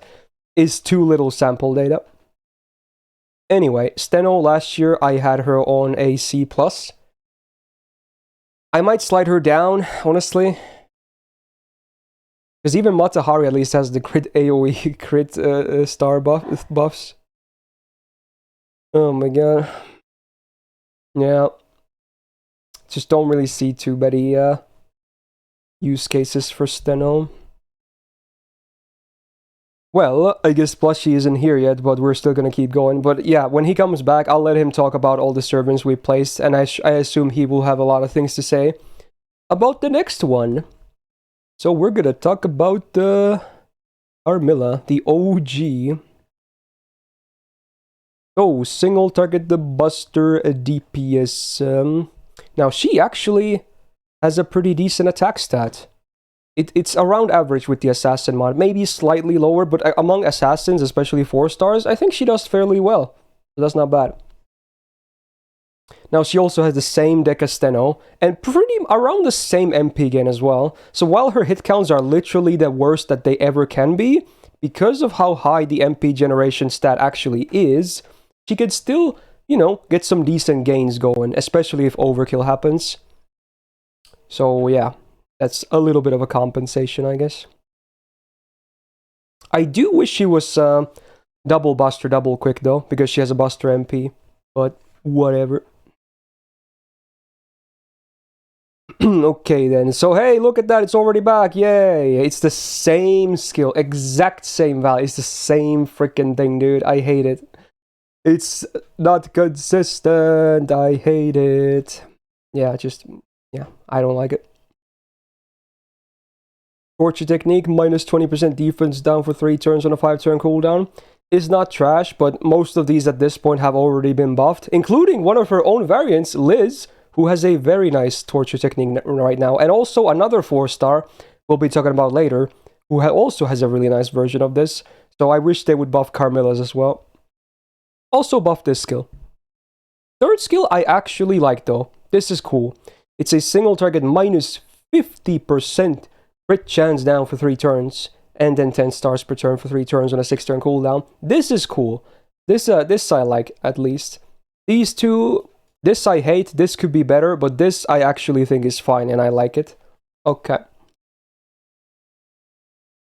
4% star gen. Not much at all. Lancer append, no thanks. And then the buffed MPM. Heal self for 2k, pretty okay bonus, why not? 20% attack up for 3 turns, after damage sadly. But you know, it's still a nice thing to have. And then the OC, her anti-female thingy. It's a standard 150 to 200 range. So against females, it obviously does a pretty damn good amount of damage. Against non-females, not so much. Nothing that can buff range since rain. Yeah, you can't even fix this. This is not a debuff, so you can't even make this better with like debuff success rate. This is not considered a debuff. Yeah. Carmilla still works, honestly. How's her numbers here? Yeah, like she does pretty fine, honestly. I mean, this is against female, but honestly, female is a pretty common case, right? As you can see, otherwise she definitely falls down quite a bit in the MP damage category. But honestly, I think she's still good. Like, even with a lot of wonkiness going on, I think Carmilla is, you know, totally fine. I could probably see an easy B+, honestly. I think last year she was A, but I think I would go here now. Like, she works. Pretty good 4-star. Especially against females, which is fairly common. Alright, next up, the first welfare. Yay, and it's a fun one. Let's talk about the Ryogi Shiki Assassin. Saber one happened quite many weeks ago. So, single target arts DPS. Definitely lower attack than like Carmilla, for instance, but oh well. Double arts, double quick, I think is fine. Maybe double buster, double arts would have been cool as well, but you know, at least more MP spam, I guess, and her MP actually does a lot of damage, so is fine. I like it too. Skill-wise, her mana burst has some bonus shit on it, so for 1 turn you get the Invul Pierce and the instant kill her resistance reduced on one enemy by up to 100%, and then the 50% arts of 1 turn. It's okay. Yeah, it's okay. But again, it's a big downtime, so it's a better mana burst with some added tools, utility. The insta-kill one is pretty much a meme, but you know the Invul Pierce can sometimes be very nice. So it's passable. Second skill, 1 turn evasion on 6 turn cooldown with the 40% crit damage for 3 turns. Mind's Eye Falls is back, and she actually has a decent rank, so you know what? She can even do some okay crit damage. Now, that really is the extent of her crit synergy, though. She herself won't be generating like a ton of stars, at least among assassins in general. She can do an okay amount of stars at least. So it's not like impossible to crit with her, and if you have this active, then hey, you can actually see some okay numbers. And then the third skill, you do 1k damage to self, and you cannot die to this, luckily, and then you get a 30% battery. This on a 6 turn cooldown is pretty underwhelming. But you know what, I guess it helps with the MP spam. Still not a great skill by any means. They should either remove the demerit or maybe do that and also add a second small effect to this. Like absorb for 3 turns or something. That would be cool. That could make her a really legit crit DPS. Or a Star Bomb, yeah. 6% Star Gen, not bad. And then 10% crit damage, so now she has 50% with this. Very cool. Anti-Avenger passive? Yeah, no, not really. MP has been buffed. A very rare case when a welfare servant gets an MP buff. And they actually made it kind of really nice. So it's the same 100% chance to insta-kill before damage on OC, which no one really cares about. I believe it always ignored defense, right? Yes, it did. But now, you also get a minus 20% defense down after damage for 3 turns. Because you obviously have a free MP5. So yeah, even if the defense down is after damage, this MP still does a good chunk of damage. Now, it will not be as spammable as let's say, 100 Personas. Definitely not, but, you know, being an Arts MP with 3 hits, add some supports, you can still have a good uptime on it.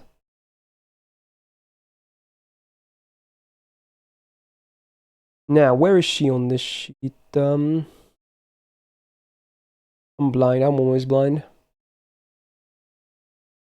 Can anyone see her? Am I blind?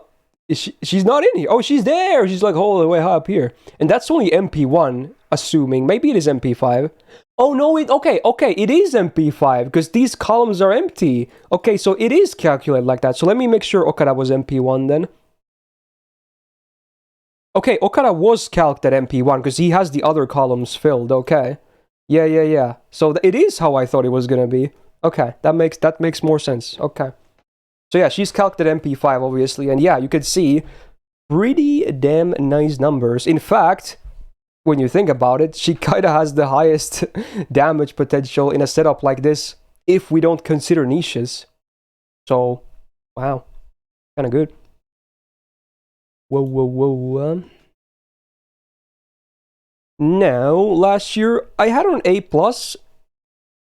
It's definitely between one of the... I think I kind of like A maybe more, honestly. Yeah. Even after the MP buff, which also was there last year, for the record. But yeah, I think she's a good welfare. She's a good welfare that just, you know, does shit. She's a good DPS. But I wish her, like, maybe gains were a bit higher, or maybe more consistent crits. Like, she also kind of lives and dies by the MP for the most part. Yeah, she will definitely be added eventually into the welfare shop, like every other welfare. Okay. Let's talk about a very tragic case. Hiritsugu, Mr. Kerry Boy.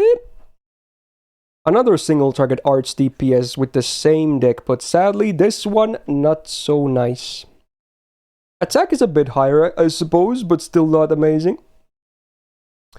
Yeah, his gains are pretty trash. If you ever used Tibba, they feel bad. Shout out to the 6-hit Buster though, and the 8-hit X-Shot. It's really funny looking at the hits, but yeah, he really won't be like generating MP at least too much. His Stargen is fine.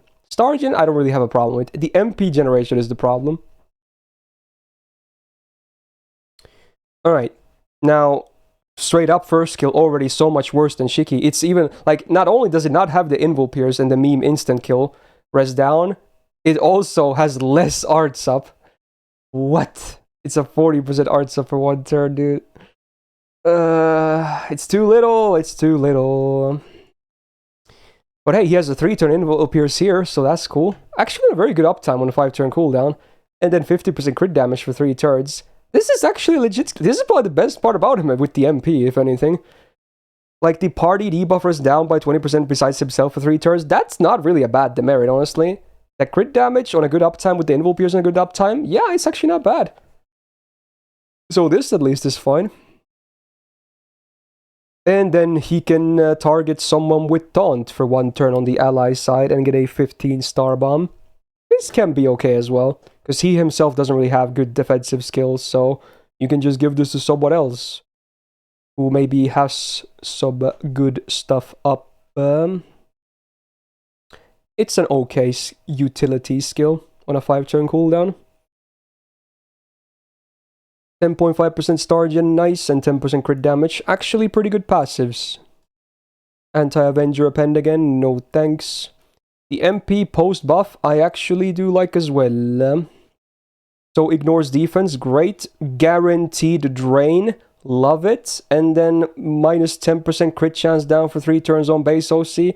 Is not the highest number, but it is a 3-turn effect, and it's not insta-kill like a lot of assassins are, so it's a great MP in my opinion. I really like this MP. Now it is 15 hits, so you might be like, surely it's the same case as like 100 Personas. I wish. Obviously both of them got reduced MP gain on MP. They had to nerf it separately, but at least 100 Personas is still manageable. His is not. He refunds like crap, dude. Is so bad. Like, you have to do, like, Overkill, Double Castoria, Plug Suit, Tammy, maybe then and never then barely you can fully refund. I even did a video on that when Castoria came out, like, almost 3 years ago. But yeah, it's just not good.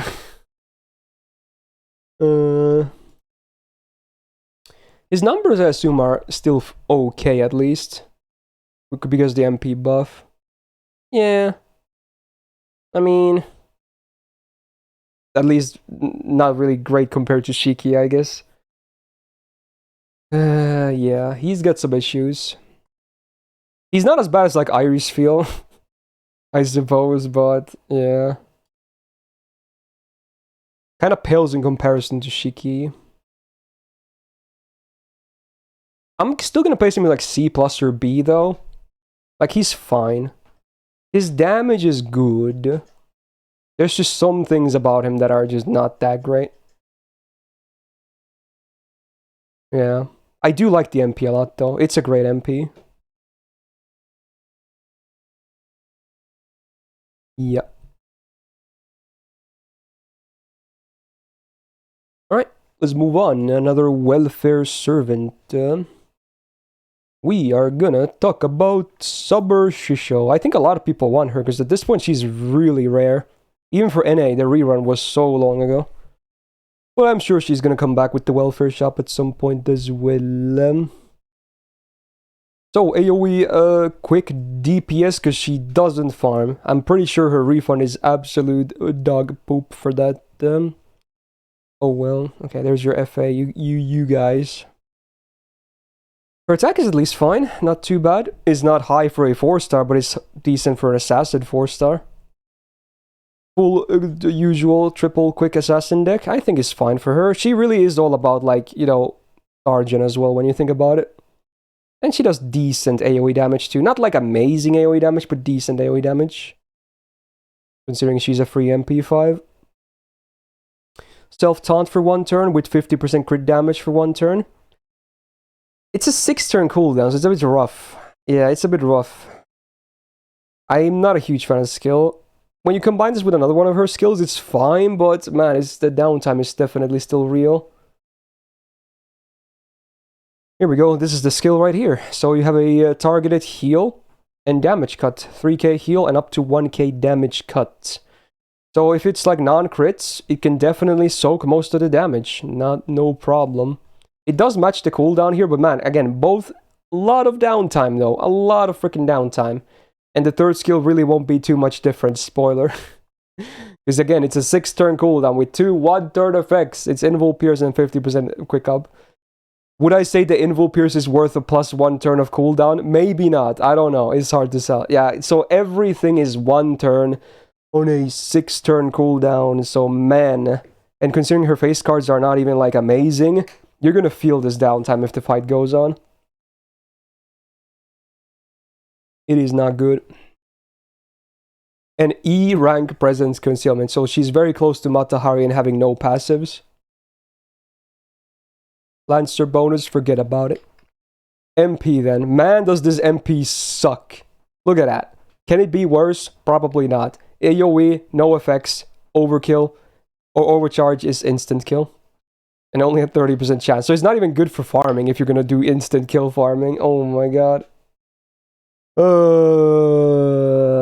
Yeah, she hasn't aged too well, and you know what I mean, okay? Let's not have, like, I love me some MILFs and whatnot, like old hags, but I'm talking about, like, you know, actual gameplay kit-wise.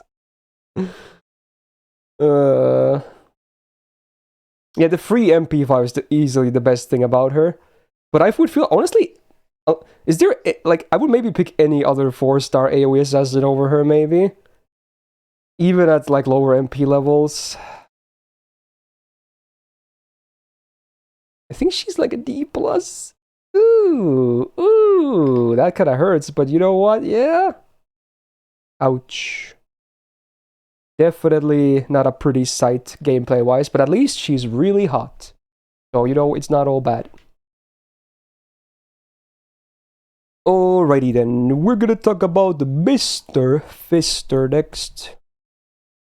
Yanqing. Okay. Assassin of Shinjuku. So, single target, quick DPS, and star generator. It also has some decent quick, crit DPS potential too. I actually like this guy now. After the MP buff happened. And we got that buff on NA like a week or two ago as well. Yeah, I feel like this guy is a bit underrated, if anything. Even if he might not be top tier. Attack could definitely be higher at 8.6k. Especially among 4-star assassins. But you know what? So be it. I do love the deck though. The full triple quick is so good on him. And the hit counts are fine too. Alright, first skill has been buffed. So you get 600% absorb for 1 turn. And 30% MP generation for 1 turn. Not too bad. And then now with the buff you get 3 turns of lawful and evil damage mods. 30% each. I like that they're separated. Because if they were combined it would be a lot harder to use this. Very cool actually. So it's alignment based damage mods, and they're on the 2 different sides of the alignments, so they can also stack sometimes. Yeah, he really is the Evon killer.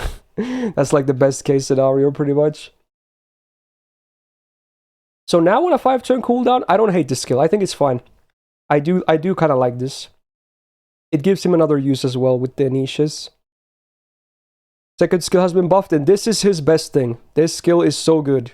30% quick up, crit damage, star gen, 3 turns, 5-turn cooldown.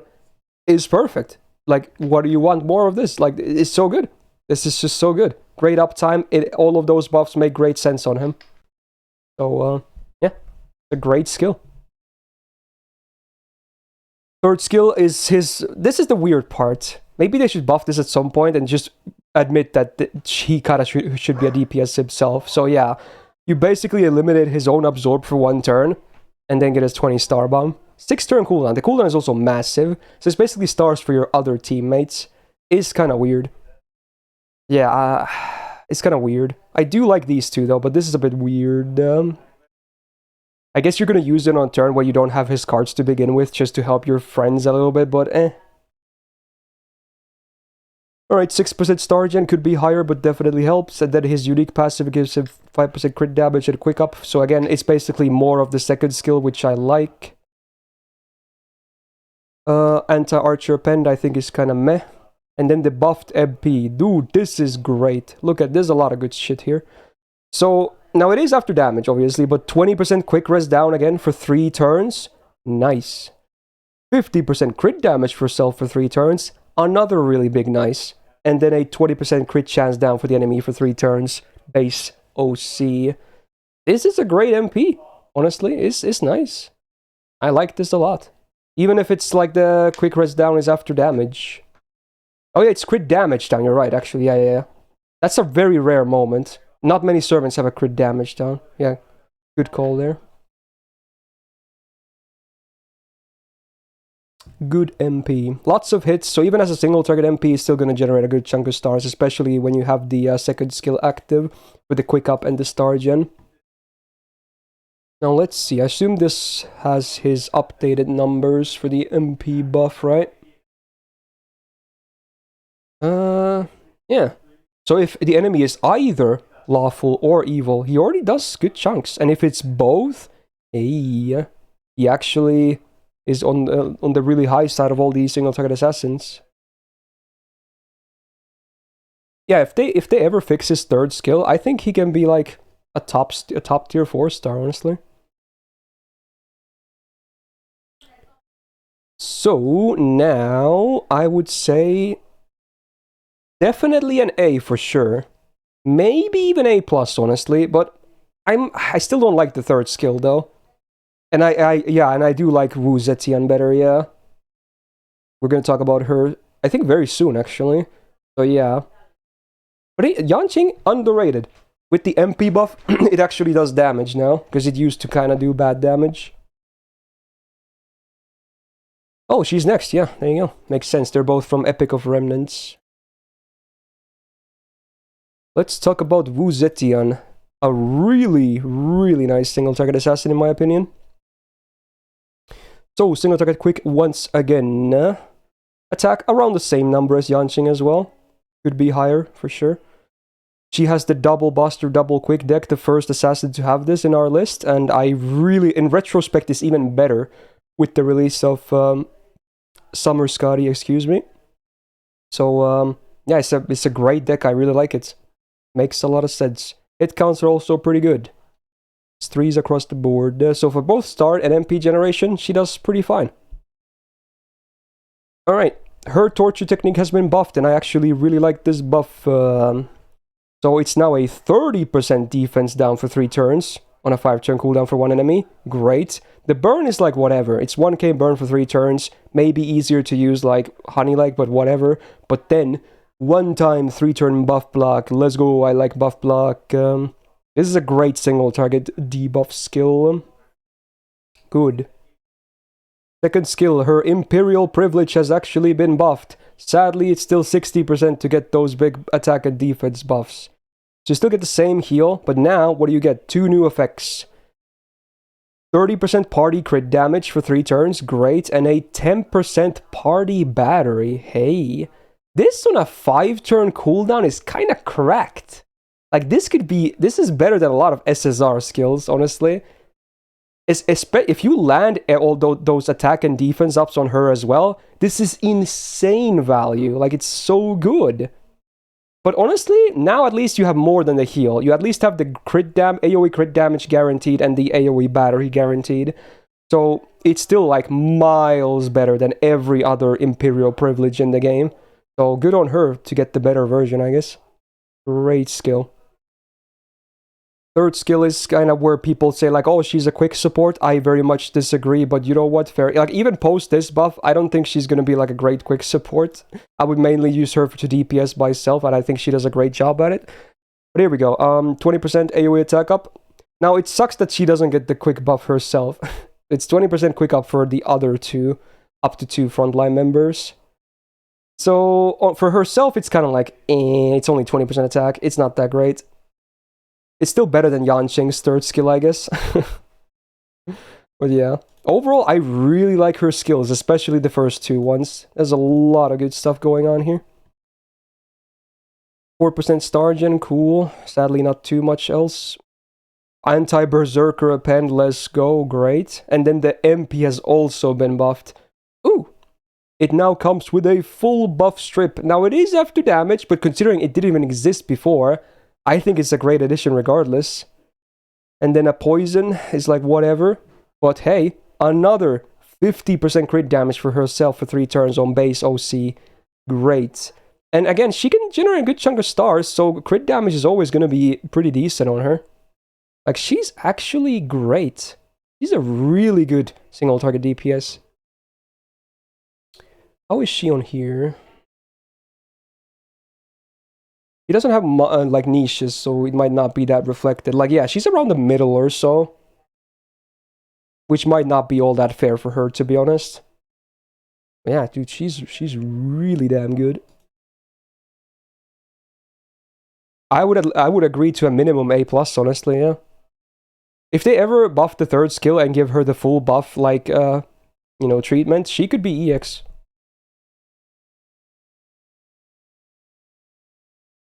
Great single target DPS. Yeah, no sign of Plushie yet. We're just gonna keep going. No worries. Ooh, next one. Ooh, it's a little tragic when you think about it. Summer Nidocris. Okay, chat, I'll give it to you before you even ask about it. There you go. Okay. You don't have to mention it now. Anyway, what do we got? AoE Arts DPS. It pains me to say that, dude. It pains me, dude. I wanted to say AoE Arts Farmer or Looper, but I can't. I can't, dude. Oh, yeah. So she's a DPS. Okay. Attack could be better again. Most of these 4-star assassins seem to hover around the same number. So, you know, could see some improvements. Double Arts, double quick I like, because, you know, her MP is okay. And her MP gain is actually very good as well. Her face cards are nice, especially if one of the skills active. But yeah, let's take a look at those. So first of all, 30% defense up for self for 3 turns, and then another 30 for 1 turn, and 30% debuff risk for 3 turns. So this really is like Morph A, which is the different name when you think about it. Is like the same as Nursery Rhyme, I believe. But on a 5-turn cooldown is actually not a bad defensive skill at all. Still good. Lots of... It makes sense. You can easily pop it. And it's all defensive, so it's not awkward at all. Second skill is a self-taunt with a 3-attack, 2k damage cut for 5 turns. Wow. Is a massive 7-turn cooldown though. But if you use this and these 2 skills at the same time, she's gonna take 0 damage that turn. 0. Because of 60% defense up and 2k damage cut. Ain't no one going through that. Huge cooldown on this taunt though. And then the third skill is the good thing, her DPS skill. So 30% attack, MP generation, 20% MP damage, all 3 turns on a 6-turn cooldown. It makes sense. Is good. With this active, her face cards will definitely generate a good chunk. Okay. 10% star gen is fine. She's not really known for star generation though, but you know, it's nice bonus. And Divinity B is like, yikes. Anti-ruler append is very bad, needless to say. Her MP, it's a 20% defense down for 3 turns. Sadly, after damage once again. And then the OC. The brackets. Oh, can we just remove the brackets? Oh no. The parentheses. Just remove that and life would be great. So yeah, insta-kill chance before damage. It's only like 30% on base, but it's already too much at that point. It ruins her He will never be able to ARP loop consistently. Because I'm pretty sure her numbers would be good enough to actually do ARP looping. It's really unfortunate, man. It really is. So, yeah. They should at least make the defense down before damage or something, because the OC is so bad. That's a real shame, dude. A real freaking shame, man. Alright, last year I had her on like a B. It's like a B or a C+, one of these two, I think. Maybe a C+. Like, she has one good turn where she can soak all the damage, but it's big downtime. Her face cards are okay for MP generation, Stargen not so much, and the MP doesn't do the biggest damage out there. Yeah, I feel like C+ is fine.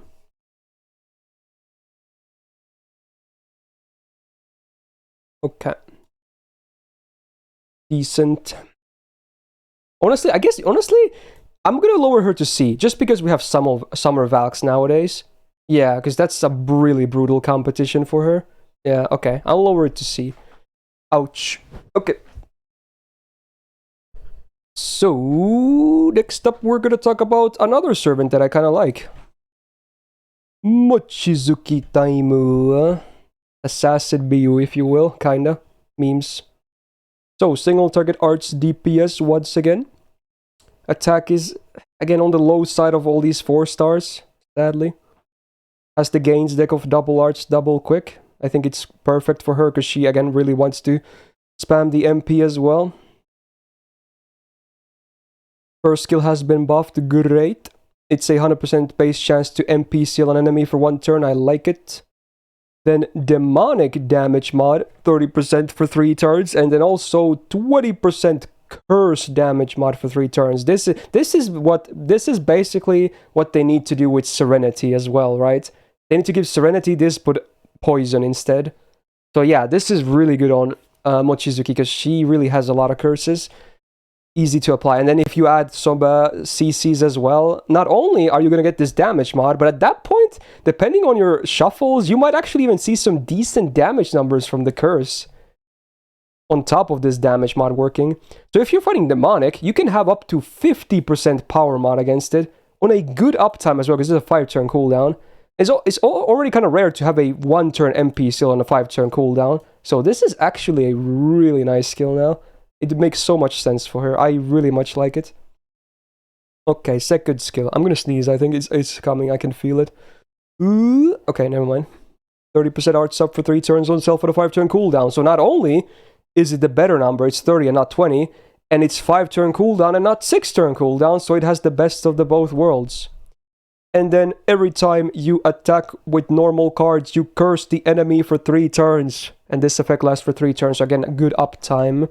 So with this active, if shuffles go normally, you're probably going to have a curse up on the enemy at any given point, especially if you're only fighting 1 boss. So man, that damage mod is so legit on her. Good skill, again. And then her defensive skill, 1-turn evasion on a 6-turn cooldown. It's the standard, and then she has kind of like the same thing as Hawk's size, so 30% battery. I think it's named differently, but it's basically the same skill that Hokusai does. Corner, that is. It works. It's a bit awkward sometimes, but yeah, it makes sense. Overall now, dude, I think her skills are great. I like this stuff. 10.5% star gen. She's not really super high on star gen, at least. Oh, it's not the biggest L, but okay. Anti-alter ego is a pretty bad append, needless to say. And then the buffed MP as well. There you get a skill seal for 1 turn. You get a curse amplifier for 3 turns.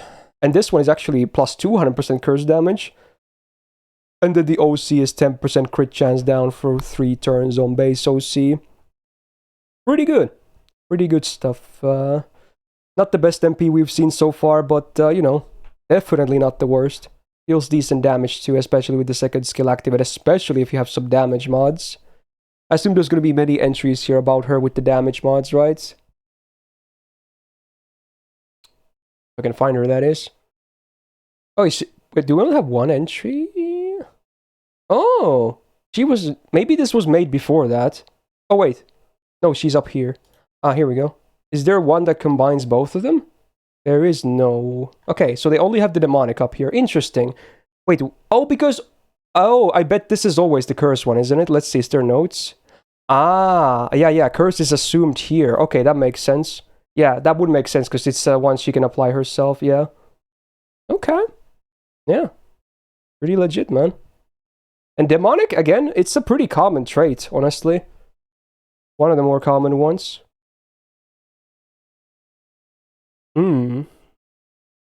Honestly, this could be a hot take, I think she's A+. I think she's really good after the first skill buff. Like, it's so easy to get some damage mod, like, regardless, and Demonic is actually fairly common.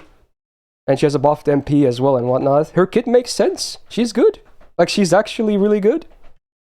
Maybe it's not a hot take. I don't know. Usually I just never really see people talking about her. Maybe it's some fairly commonly agreed take, but yeah, she's really good. Okay. Well, I'm glad if it's not a hot take, if anything. People need to know about her. Alright, next one though. Oof. Of the Shimosa assassins, she definitely gets the short end of the stick. So we're gonna talk about Kato Danzo, the Robo Mami. Well, hey, look at that. It's the good old 8.9k attack with a 4-star assassin again. So she's AoE, Buster, DPS. She doesn't loop at all as far as I know, sadly. So it's a really weird case. She has the double Buster, double quick deck, which I think is fine. No worries. I kind of agree to the deck. Okay. So she gets green and red, 30% for self for 3 turns and a 5-turn cooldown. Again, she gets the best of the both worlds. Higher numbers with lower cooldown, so at least this skill is pretty good. I like it a lot. It's good, even though it's basic. Then we got the two, like, nearly identical skills, but okay. So you have a target evasion for 1 turn on a 6-turn cooldown with 45% star gen for 1 turn on the target. Like, it's the same skill as Kotaro does. I think it's a pretty different rank, though. Maybe even lower. Like, it's fine. But the problem is, she has 2 of them. The other one is an invul, otherwise it's identical. She does not need 2 of these. Like what is the purpose of her, really? Is she, like, I don't... There really is no good purpose for Danzo, in my opinion. Like, she doesn't need 2 of the same skill. Give her 2 of these, if anything, or something like that. Like, I don't know. This is so weird. Like, she can protect, obviously, because it's both of them are targeted, but... I just don't like these coexisting like this in the same kits. Also, 10% star gen is actually pretty good on her. She can definitely generate stars.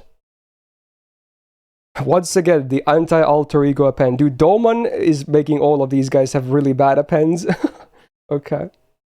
And then the MP, which has been buffed. Thank God, because this MP used to do so bad damage. So it's a party buster up by 20% for 3 turns, but it is after damage. So again, I guess they're trying to make her more of a support because she has those 2 targeted skills, but I would never pick her as a support. I would never do that. And honestly, I would never really even pick her for a DPS.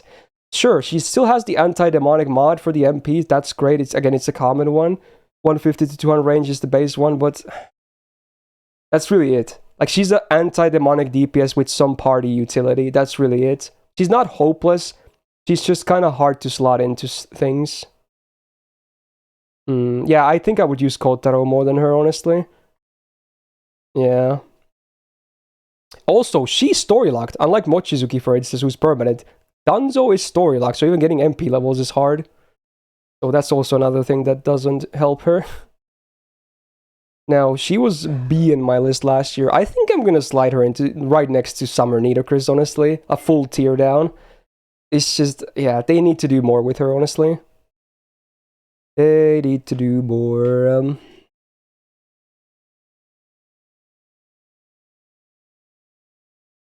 Okay. So, next up, we're going to talk about another summer unit. We got Summer Ushi. One of my personal favorite summer, like, waifus, at least. AoE quick DPS, and I believe, can she loop as well, right?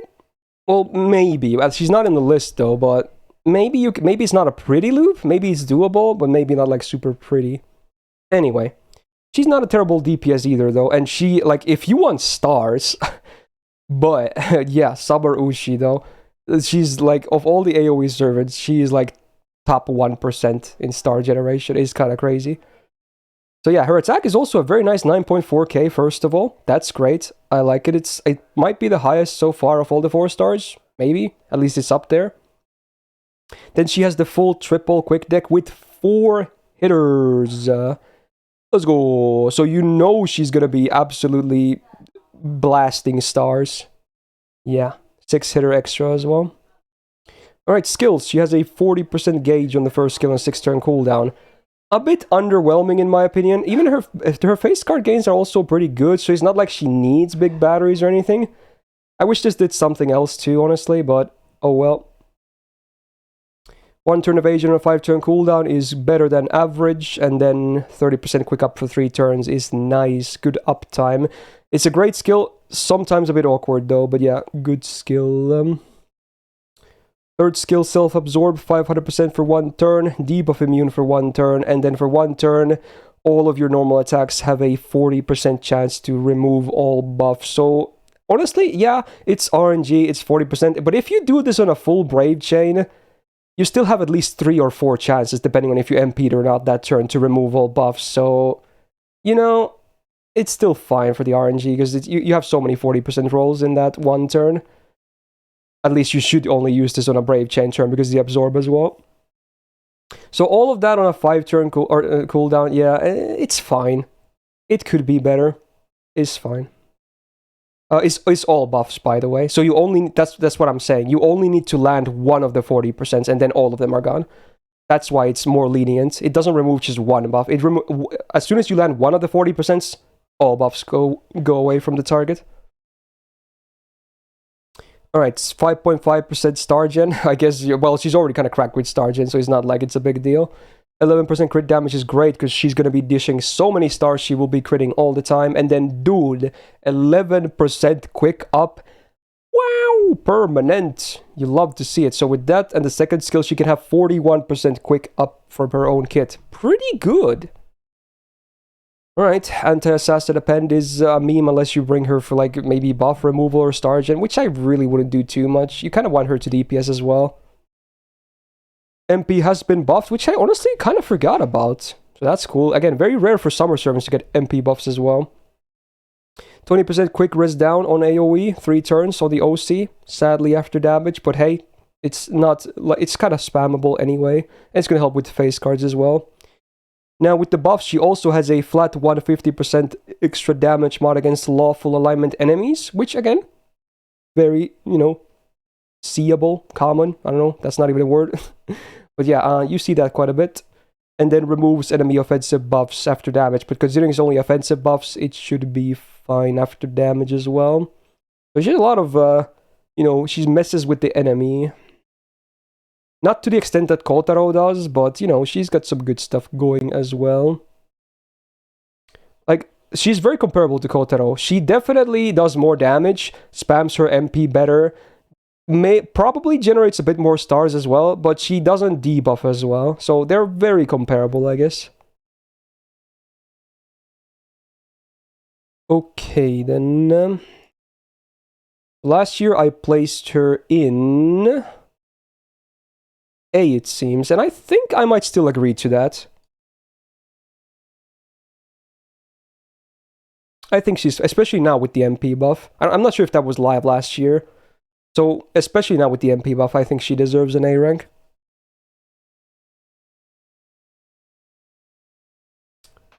Good old Summer Ushi. Alright, oh, it's time. Okay. We are gonna talk about the Guchan. Oh boy. So Concert U, Meiren, Guchan, all the names. Senpai, Paizen, yeah. So we got AoE, Buster, DPS. Okay. And boy, oh boy, 7.9k attack on an assassin that already has a 0.9 modifier. Oh, that's a terrible start for a 4-star. But oh well.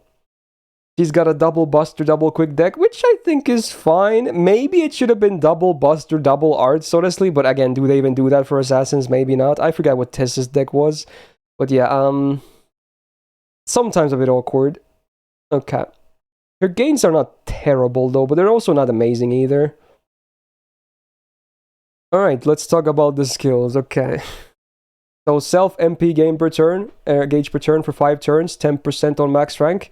So on a 5-turn cooldown, if you max this, you basically always have 10% going. Not sometimes it's not there though, but you know, in theory, if you chill a little bit, then you can have it for every turn, you know? But yeah, we'll be talking about that, I guess. Anyway, debuff immune for 1 turn. I wish it was like 1 time 5 turns to match the duration as well, or 1 time 3 turns at least. Because it's only 1 turn, it can be hard to, you know, use, I guess. Right, second skill has been buffed, and it's a very important skill for her. This really kind of gives her any chance of being viable. So she gets 1k heal every turn for 5 turns, so the 5 turn cooldown. So again, in theory, you could have this up every turn. So that's a decent amount of, you know, mitigation. And then there's the big thing. 100% buff removal resistance for 3 turns. So it's a good uptime. It's not 100% uptime, but it's a fairly good uptime. And this is very, very vital for her when you see the MP. And then, hey, 30% attack up for 3 turns on a good uptime, good numbers. So yeah, it helps with this god-awful attack stats. So now she's a bit closer to, you know, the rest of the other ones on base. So yeah, it does a little bit, okay? And thank God they buffed this to 3 turns instead of 1 turn as well. Oh god. Ooh. Alright.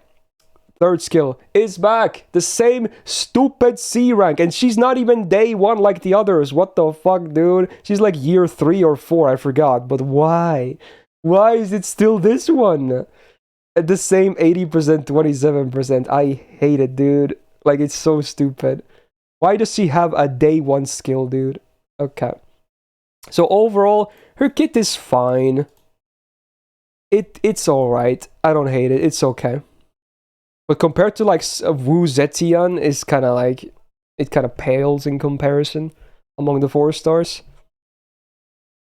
8% star gen is fine. Anti-ruler append. Oh, great. Absolutely useless. She's gonna do negative damage to ruler. She's gonna heal them. Alright, then we're gonna talk about the MP then. But hey, look at that amazing OC, right? 50% buster up for 1 turn before damage. Awesome. Like, the OC is like the best part about her, honestly. And the best part is you always get this no matter what, even with the fuckery on the MP. This I'm pretty sure this happens last in the chain, so you always get this, which great. At least she has this going for her. Anyway, then what else do we do? For full debuff cleanse on self? Dude, great utility. And then what's this? Removes own buffs before damage? Oh no! So really, yeah. If you don't have the second skill active, not only goodbye to your other offensive buffs that are not this buster up, like from your supports as well, goodbye all your defensive buffs, goodbye your MP per turn, goodbye your healing per turn, goodbye everything, okay? The only thing that stays is that buster up for 1 turn, because I believe it is the last in the chain of operation. Thank God at least for that. So you really need to... You're not going to use the MP unless the second skill is active for the buff removal resistance, unless you have like 0 buffs on her. But you're not, because you know, the first and second skill they already have buffs on her that last for the full duration anyway. So sometimes you're just not going to MP, which is stupid. Now, it does also ignore defense, which is always great. And then, you know, a 2k curse for 5 turns, which she doesn't really have any other dot synergy, so it's a meme. It's such a mixed bag, dude. Like, the big... Okay, 3 big problems of her. MP removing buffs, garbage attack stat, this being 80%. Those are the biggest problems that she really has. Now, obviously, I'm kind of trashing her. She's not completely hopeless by any means. You can get good use of her. You definitely need to max her skills, though. At least the first and the second ones to get the really good use of her. But, man... Yeah, you could definitely do better. I think they're gonna buff her again later, hopefully. Last year I had her on B tier. I still think I'm gonna do the same. Arguably C+, honestly, but I feel like I can be a bit generous to her and give her a B rank. Like, she's okay. She's fine. Just has some, you know, fairly sizable issues that you have to be wary of and kind of sometimes play around with. Yeah. Tragic.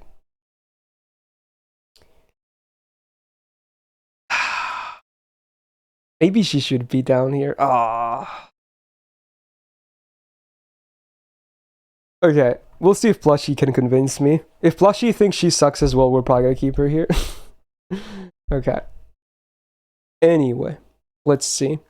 We're gonna talk about another welfare. Let's go. This one, pretty cool. So, we got the Grey-chan. AoE Buster DPS as well. So, I guess, in a way, comparable to Good-chan as well.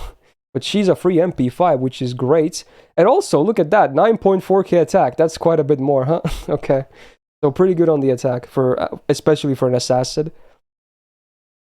Now, she does have the triple quick deck, which I'm not entirely, like, happy about. I would have preferred to have seen some kind of combination of double buster at least, but, oh well. It's still workable for sure, and at least now she has more Stargen, I guess. Alrighty then, so first skill, self 30% attack up on a 5-turn cooldown, I like it, and then 100% undead damage for 3 turns, that is a huge damage mod. The problem is, undead trait, not super common, especially on bosses, you hardly ever see an undead trait, it's mostly for normal mobs, if anything. So that's, I assume, why they knew that themselves at this point, that's why it's a 100% damage mod on a very good uptime. So yeah, but honestly, even 30% attack up most of the time is not trash. Like, it's still fine, especially considering someone like when you remember Summer Shisho, who kind of has really trash skills. You know, this is already quite a bit better. Second skill, self quick and buster up only for 1 turn though, 40%, and then invul 1 attack 1 turn. So it's I'm not a huge fan of this skill. It's on a 6-turn cooldown, right? Yeah. Yeah. A lot of downtime, and that invul is hardly reliable, because on 1 turn you can be hit multiple times anyway. Yeah, I guess for the first, yeah, there is Summer Woo, yeah, for sure, but I don't know. I mean, it is a big power mod, so maybe in this case it could be a legit thing, because it's 100%. Who knows? Alright, third skill, self 20% battery and 30% debuffer, so max rank for 3 turns. Again, 6-turn cooldown. So yeah, sadly, she does better than Summer Shisho does on skills, but let's not pretend that these skills would be like amazing. This will be amazing, the first skill, if you're fighting undead, but everything else is kinda lackluster though. Pretty doo-doo, honestly, and it's a shame this is not a 30% battery. It kinda really is a shame. If you know what I mean. Alright, 11% crit damage, not too bad. 15% debuff for us, hey, that's rare for an assassin, so that's cool. And also, hey, unique passive, 10% MP generation, so at least passives-wise, he's doing, like, amazingly well for a 4-star assassin. Third skill, anti-berserker append, you love to see it, is good. And she's a welfare who has also received an MP buff, and there's a lot on the MP. Oh yeah. So both red and green resistances down on all the enemies for 3 turns, 20% base on OC. Of course, it's still after damage, like we have seen so far for the most part. But, you know, still good OC, I would say. Now with the buff, you also get Ignore Invul for 1 turn. Invul Pierce, if you will, before damage. Great. And then a 10% refund after damage. Nice. And of course, the damage upgrade from the buff. So hey, I guess with this buff, she can kinda do a little bit looping. I think her numbers were also in the sheet, right? Yeah, they are actually. So, depending on your MP levels on the SSRs, because she is a free MP5, she could just be your best buster looping assassin. Not that it says too much necessarily, because I don't think any of the buster assassins are all that great for like loop farming, but you know what? Depending on the numbers, she just might be your best bet if you want to do that. So, there you go. MP buff definitely made it all possible. For both decent numbers and the refund. So last year I had Gray on... oh, I had her an A+. Was that before or after the MP? I think that was after the MP buff. It had to have been, right? I think it's one of the A's. I'm not sure. I don't like A+, to be honest. Because I don't like her skills. like outside of Buster farming, which again is not even all that amazing on her. She's not the best at DPSing necessarily. Like she's fine, she's good, but I wish her skills were better for sure. Like for instance, like Wu Zetian and Mochizuki after the buffs definitely have way better skills than she does, as a comparison.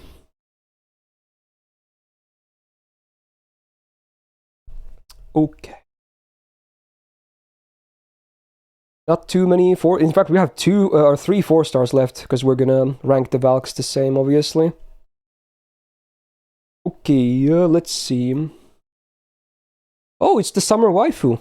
Okay, it still haunts my dreams because last year I absolutely kind of shat on her because I assume most people would as well. But honestly, people in the comments were saying I did her dirty, and I was surprised about that because I do think she is legit. Okay, I do think Summer Okita is a very legit DPS, and yeah, pay attention what I said. DPS farming is not the best. You can do it. But the DPS is amazing. Why did I mute Plushie? Because she's not here, dude. What do you mean? He's not here. He hasn't joined yet. He might join at some point. I hope he does. But yeah, so far we're solo. He's not muted. Okay. So we're gonna talk about Sabarokita, okay? Also, okay. The gender I may have called Plushie a she at one point. 2 reasons, okay? Plushie mistress is definitely a female thing because it's a mistress, and 2, in Finnish we don't have gender nouns, so it's still hard for me, even though I consider myself fairly adept at the English language, it's still to this day sometimes hard for me to, you know, think of all the pronouns and whatnot, okay? Because we just use the same one for everything in Finnish, so, you know, I'm just saying, okay? Sometimes my brain farts. Anyway, Sabarokita. AoE, quick DPS, and a bit of farming as well. 9.3k attack is pretty damn decent for a 4-star assassin. Now, her deck is kind of nuts. Triple 5-hitter quicks. Let that sink in for a second. Like, that's crazy. Like, she is... Like, here's the thing that combines all the Okitas. Especially the quick-based ones. They all have really nutty face card gains for both Star Gen and especially MP generation. And she is definitely in the forefront of that as well. So gains are nuts. Nuts. Okay? Like, she is honestly on the same level as Summer Ushi for Star Gen, which is, again, top tier. So that, and she does even better MP generation that she does, so very cool. So up here, everything is A-OK amazing. Alright, let's talk about the skills, because there's obviously going to be some things here, and the MP as well. So first of all, 100% crit damage for self for 1 turn, and 800% absorb. So with this active, you will definitely get consistent crits for that turn, and also very hard-hitting crits. It's also on a 4-turn cooldown, so it's not the biggest downtime ever. Now, it does remove one of your defensive buffs, and it goes according to the order, so the latest one will get yoinked. Luckily, it's not a full removal, honestly, so it's not the worst demerit out there. You will definitely feel it sometimes, especially if her second skill is the only defensive buffs you have on your rotation, then it can suck, but is not the worst, honestly. Overall, the skill, I think, is alright. With this active, you're just going to do big PP crits.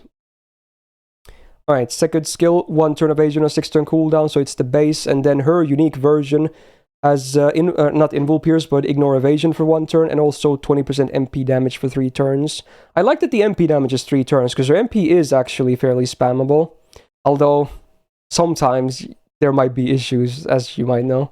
But you know, the potential is there. The third skill is, it's an interesting one. First of all, I like the 50% quick up for 3 turns on a 6-turn cooldown. That's pretty massive. Now, it's basically reverse Cha-Cha now, because she reduces her own defense every turn for 3 turns, and it just gets worse. So, on max rank, let's see, how does this calculation work again? Okay. So, turn 1, in fact, why is it scaling anyway? Does it change at all? Am I going crazy, or does it not change at all? Wait, what the hell? Is this a mistake? What? Huh?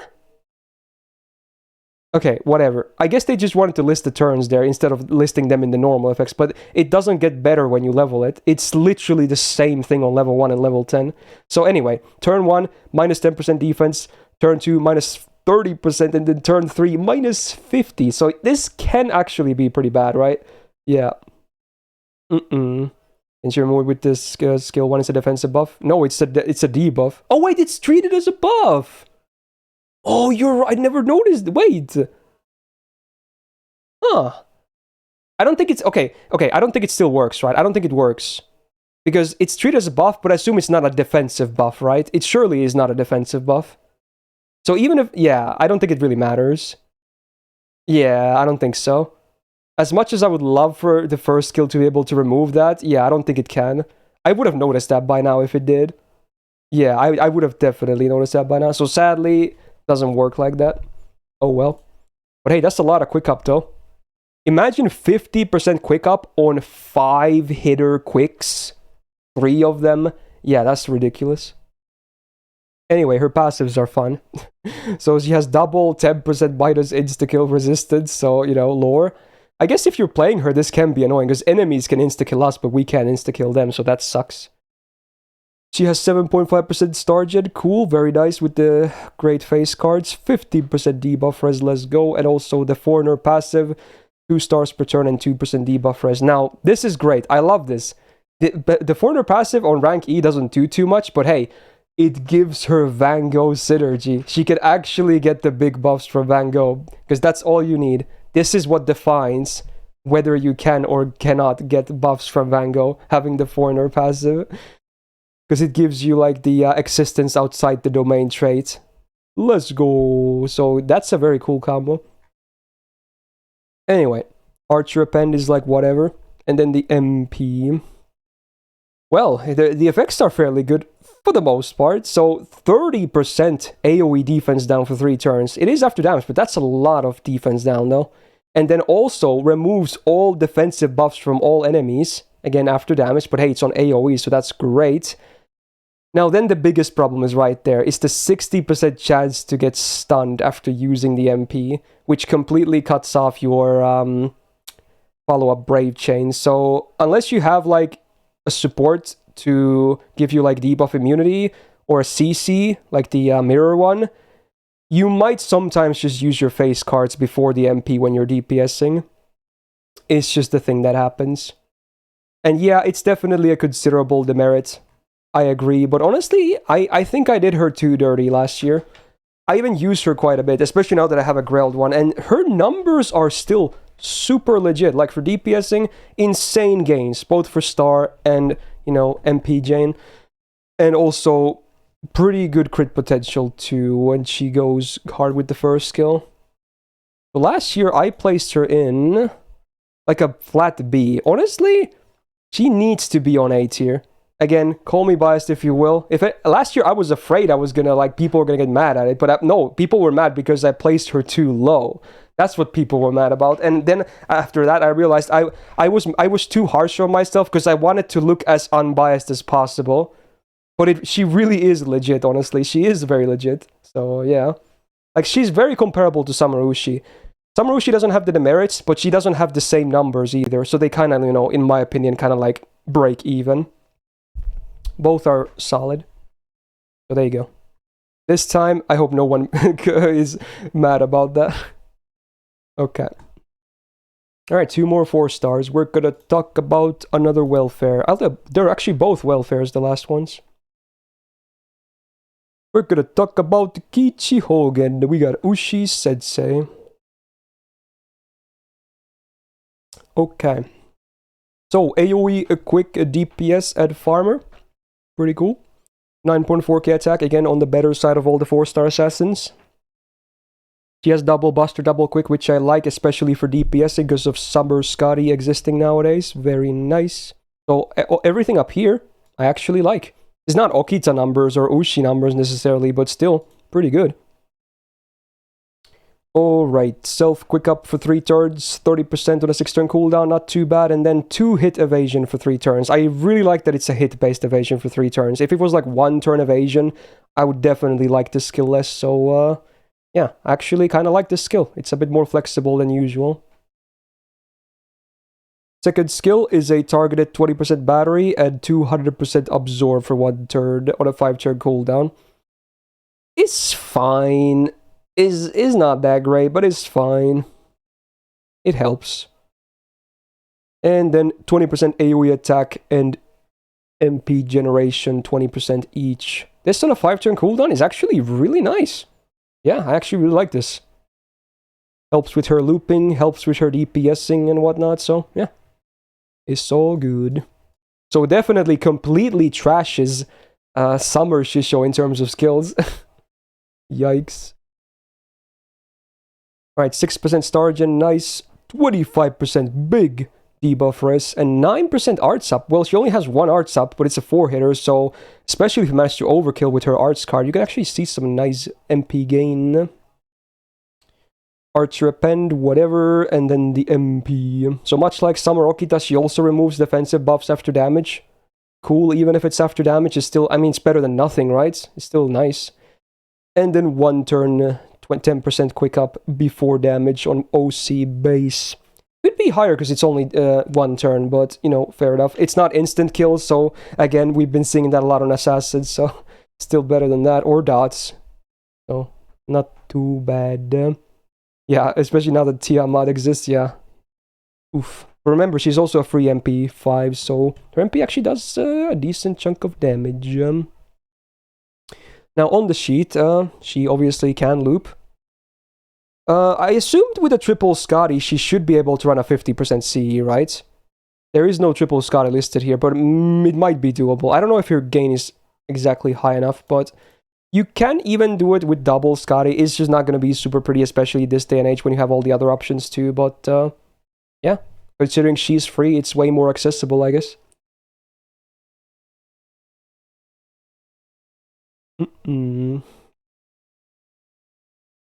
Alright, Ichihogen, where should I place you? I had her on A+ last year. Do I still agree to that? I don't really... Okay, here's the thing. She farms okay, but I don't want to place her above Ushi and Okita. Because I like them more, like, on their kits. But she's a free MP5 and she kind of farms a little better, so I feel like she's fine there. Yeah. I mean, A might look a little bit inflated, but you know what? Sometimes it just goes like that, you know? So, yeah. It is what it is. She would be here if she was MP1. With free MP5, she's here, basically. Alright, last 4-star, and it's a big one. It's a big one. We're going to talk about the Summer Valks. I guess it doesn't really matter what I click, but I'm going to click on Ortlinde because I'm an Ortlinde enjoyer, okay? Let's go.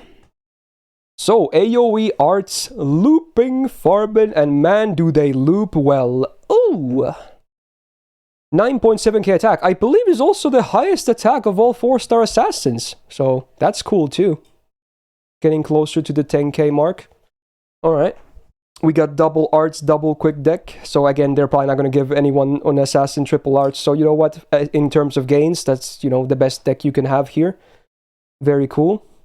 Like, yeah, you might be surprised. Like, you see the MP base, MP gain, it's only 0.23. Like, you might be saying, how are they so good? Oh, yeah. We'll see. Anyway, self green and blue up 3 turns, 20% each. Not bad. 3 turn or 5 turn cooldown, so the uptime is good. And then also crit damage, 100% for 3 attacks, 3 turns. I like this. It's way better than 1 turn. When it's 3 attacks, 3 turns, even though practically it's the same thing, but it gives it so much more flexibility. Now you don't need a Brave Chain, because you kind of want to pop this most likely on turn 1 anyway, right? Because you want the card types, unless you don't have any of her cards or you're not going to MP. So it makes it way more flexible. It's a great skill. Oh, Plushie is here. You know what? I can just call you right now, actually. I'll just have you hop on. So we'll do that. Okay, let's see. Hello, hello. Oh, there he is. You made it. Yeah. Let's go. Yeah. Thank you. So we're on the last 4-star right now. But honestly, after I'm done talking about Summer Valks, we can do like take a small segment, and you can just tell me about all the placements, like especially if you have some comments on them. I mean, there's obviously one that people really want to hear your opinion on, but like anything else, be it 1 stars, 2 stars, 3, like everything. We can take like a small pause because, you know, my throat could use it as well. I'm not gonna lie. All right. But yeah, for now we're just gonna keep going through the Summer Valks and finish the 4 stars. Mm-hmm. So yeah, this skill is great. Second skill, we got a 20% charisma. Very cool. 3 turns, of course. And then we got a whatchamacallit, Harp of Healing effect. So party evasion, 1 attack, 3 turns. And also, all Valk allies get 20% MP gain for 3 turns. Again, it really helps out here as well. Adds to that nice refund. And obviously, they themselves qualify if that wasn't obvious. So yeah, I think it's a pretty good skill. I like, again, it's flexibility. It's not like flat, like 1 turn effects, even though a lot of them are like X amount of attacks or something. Just because they all have potential to be up for 3 turns, it really adds up. Third skill, it's a targeted 20% battery and also 3k heal and a 20-star bomb. Like, this really makes some of the other welfare skills look worse. Like, I'm not saying this is necessarily like a top tier skill either, but like, remember earlier when we had some other ones like targeted batteries and whatnot? They did so much less than this. So yeah, I actually think this is also a pretty good skill, especially for a welfare. Overall, their skill set is great. Really good for a welfare. Whoa. Alright, 8% Starjet, cool. Divinity is like whatever. Anti-saber append. Well, honestly, you never know. I guess you might even be able to do that. And then the MP. So it has 40% chance to instant kill demonic enemies. Whatever. It's after damage, so it's never really gonna fuck up your farm, thank god. And then they have a damage mod against earth attributes, so bet the base 150 to 200 range. Again, fairly common attribute. I think it's the second most common. And then you notice the big thing. The 10 hit MP. Wow. So now you might say, oh wow, suddenly 0.23 actually doesn't look that bad for MP gain. Oh my god. It's a 10 hit arts AoE MP. Is absolutely ridiculous, okay? Like, the gains are so nuts. Are they maybe even the highest refunding art servant of the whole game, maybe? They might be. Do you know, Plushie? I'm not sure, but the maybe refund is Emiya really with good his on the thingy MP. up is better, but besides that, that's cheating anyway. Yeah, because they're always arts, so yeah. Yeah. Anyway, then we can talk about the looping, because yeah, they're easy. Like, even with just, like, look at it, like, just double cast it, easy Black Grail. But they could even do so much easier setups as well. So even, like, when you run just double cast through a Black Grail, and because they're MP5 as well, even the damage looks really solid. And even in the comments here, the refund is titled Insane, that they can even easily do Zerks. Like, Yeah. oh my. That's kind of crazy. Like, it's just easy loops for days, dude. And my. assassins have like no loopers as well. Yeah, there's hardly any competition. So I Like think the only you one. would probably agree that this goes without saying that they're an easy EX tier. I mean, yeah, I can't say anything about outside of farming because I have only used them for farming. But they feel like sort of like a Sieg, but like sort of upgraded. Just much better. Even the skills are so much better. Yeah, A very modern Sieg. Yeah, and then they also do have anti-earth, which is pretty common, as you said. Yeah, I'm not sure about EX, but I mean, there aren't that many EX assassins, anyways. Well, there was nothing before this. Anyway, so I guess we can take a small pause now before we move on to the SSRs, and because now Plushie could finally join me, so I'm gonna, let's see if I can frame this better so you can maybe see the full thing. There we go. So you can just, you can tell me about any servant in any order if you want. You don't have to talk about all of them, but yeah, just go for it. I mean, so far from like just seeing it immediately, I got like 2 servants I might want to move. The first one is Ryogi Shiki, because she actually has an MP upgrade, and I think she has a free MP5 and having MP upgrade. I would like to put her in A+, but that's just because she's free MP5 and MP upgraded. So her damage is really good compared to other 4 stars if you do not have I don't know how to say it. If you do not have like a high MP of another 4-star. Actually no, I wasn't gonna say move because I think Carmilla kind of deserves to be there.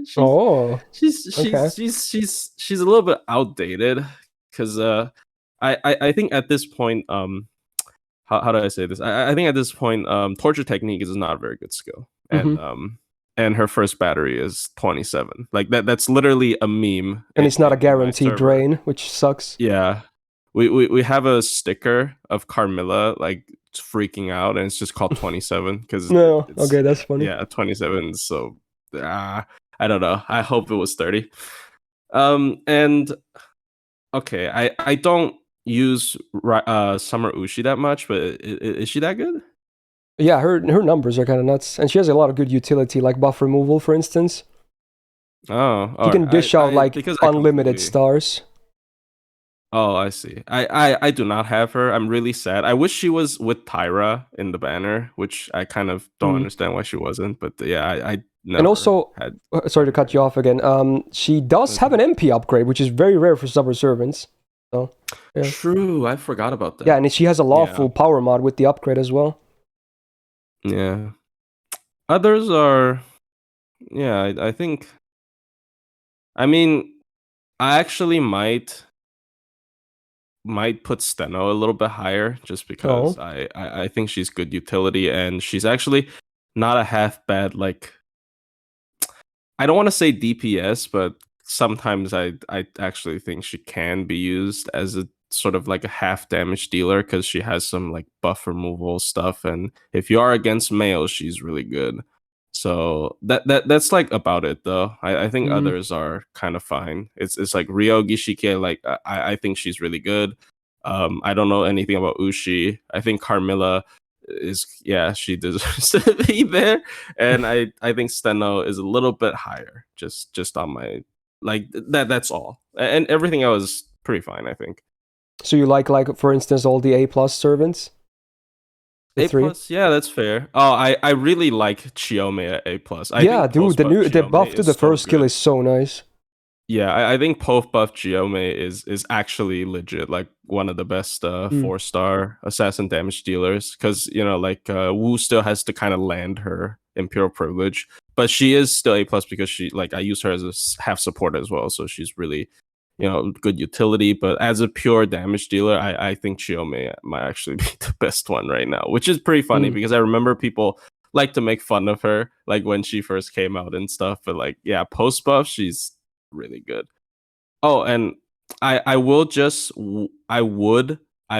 put Phantom higher than those two because I use his buff removal. Okay. I think there is like one or two things. Yeah, I did put emphasis that it's the one thing he has going for him, but I don't know. There's so many options though, so I didn't want to do it.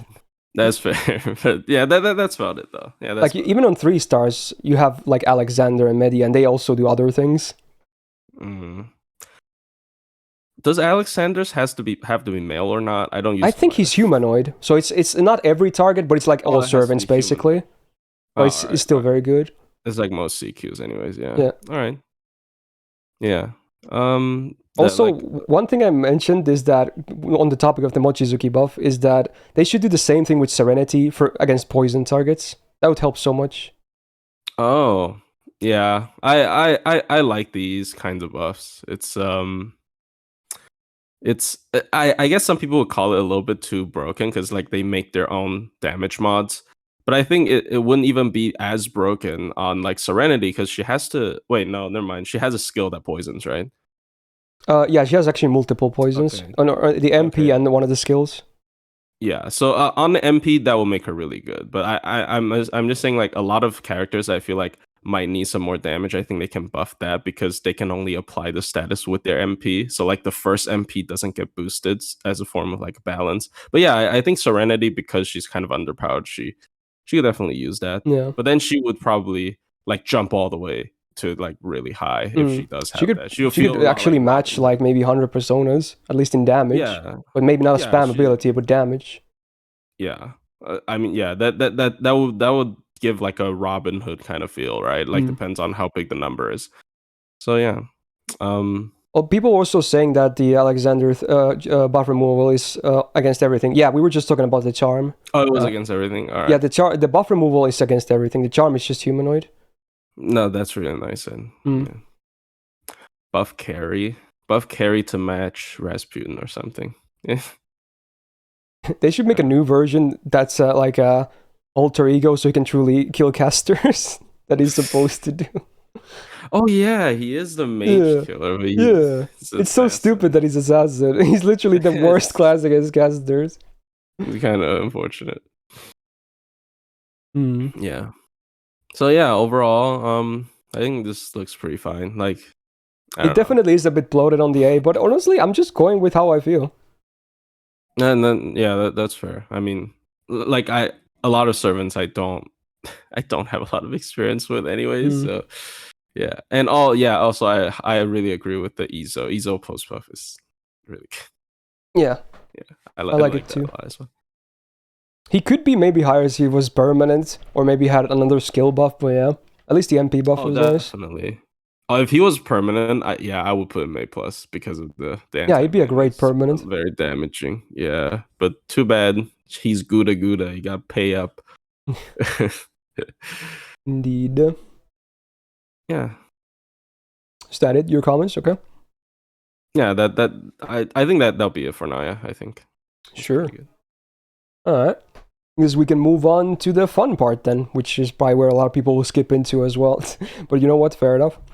We're gonna talk about all the 5 stars, the SSRs. There is no day what SSRs, so the first one we're gonna be talking about will be Jaku-chan.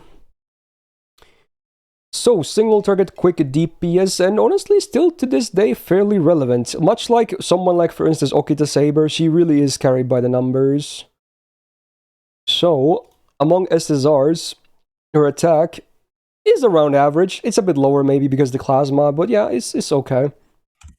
She has the full legendary triple quick with the 5 hitters, same as Okita Assassin, for instance, so you know it's pretty damn legit.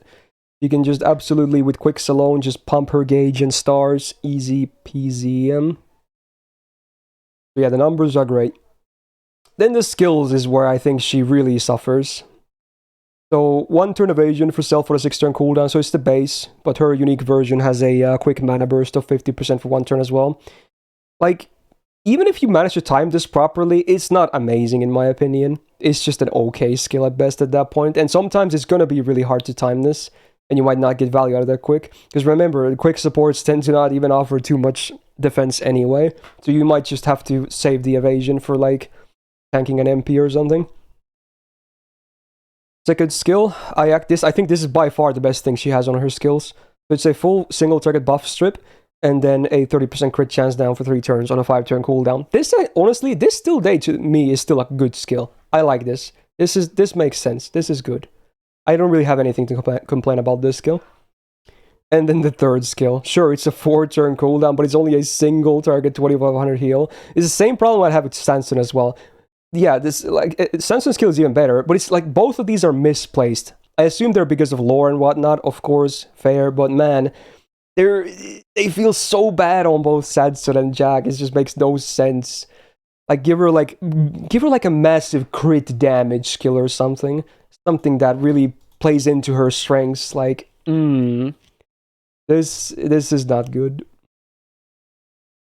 All right. 10.5% star jet, as if she already didn't completely dish out stars, but yeah, definitely contributes to that. Archer append, unless you're fighting females, I would not bother.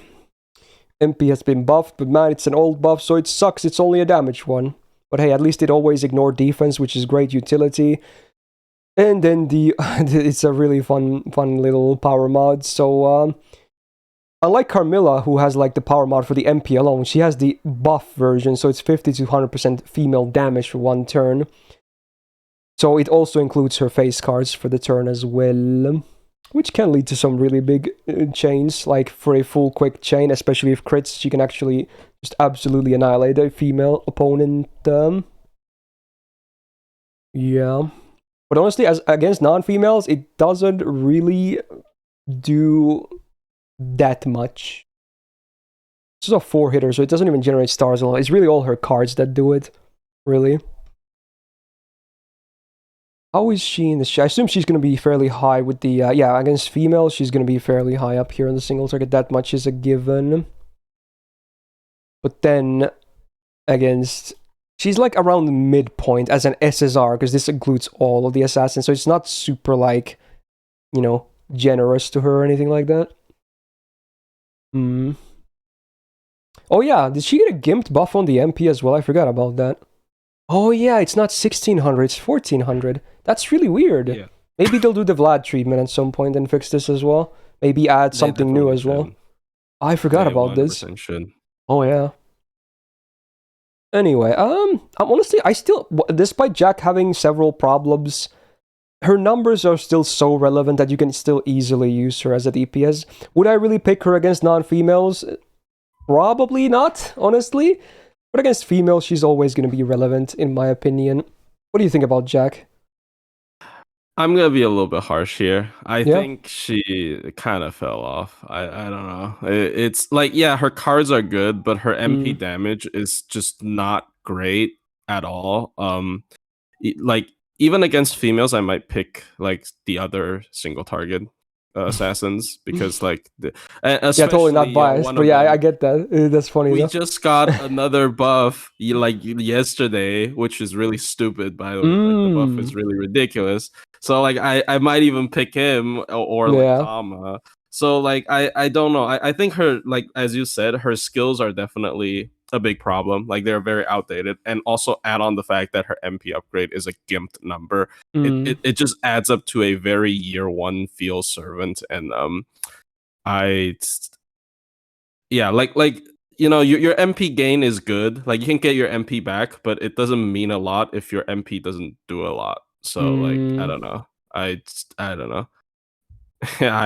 I personally think she's a bit outdated, and if we're gonna be a little bit harsh here, I might even, I think B plus is a bit low though. I was thinking B plus actually too. I'm not gonna lie, because I wanted to bump her down. I was thinking A or B plus, and maybe it should be B plus. Honestly, even if it looks harsh. Then. Yeah, because we were both thinking about it.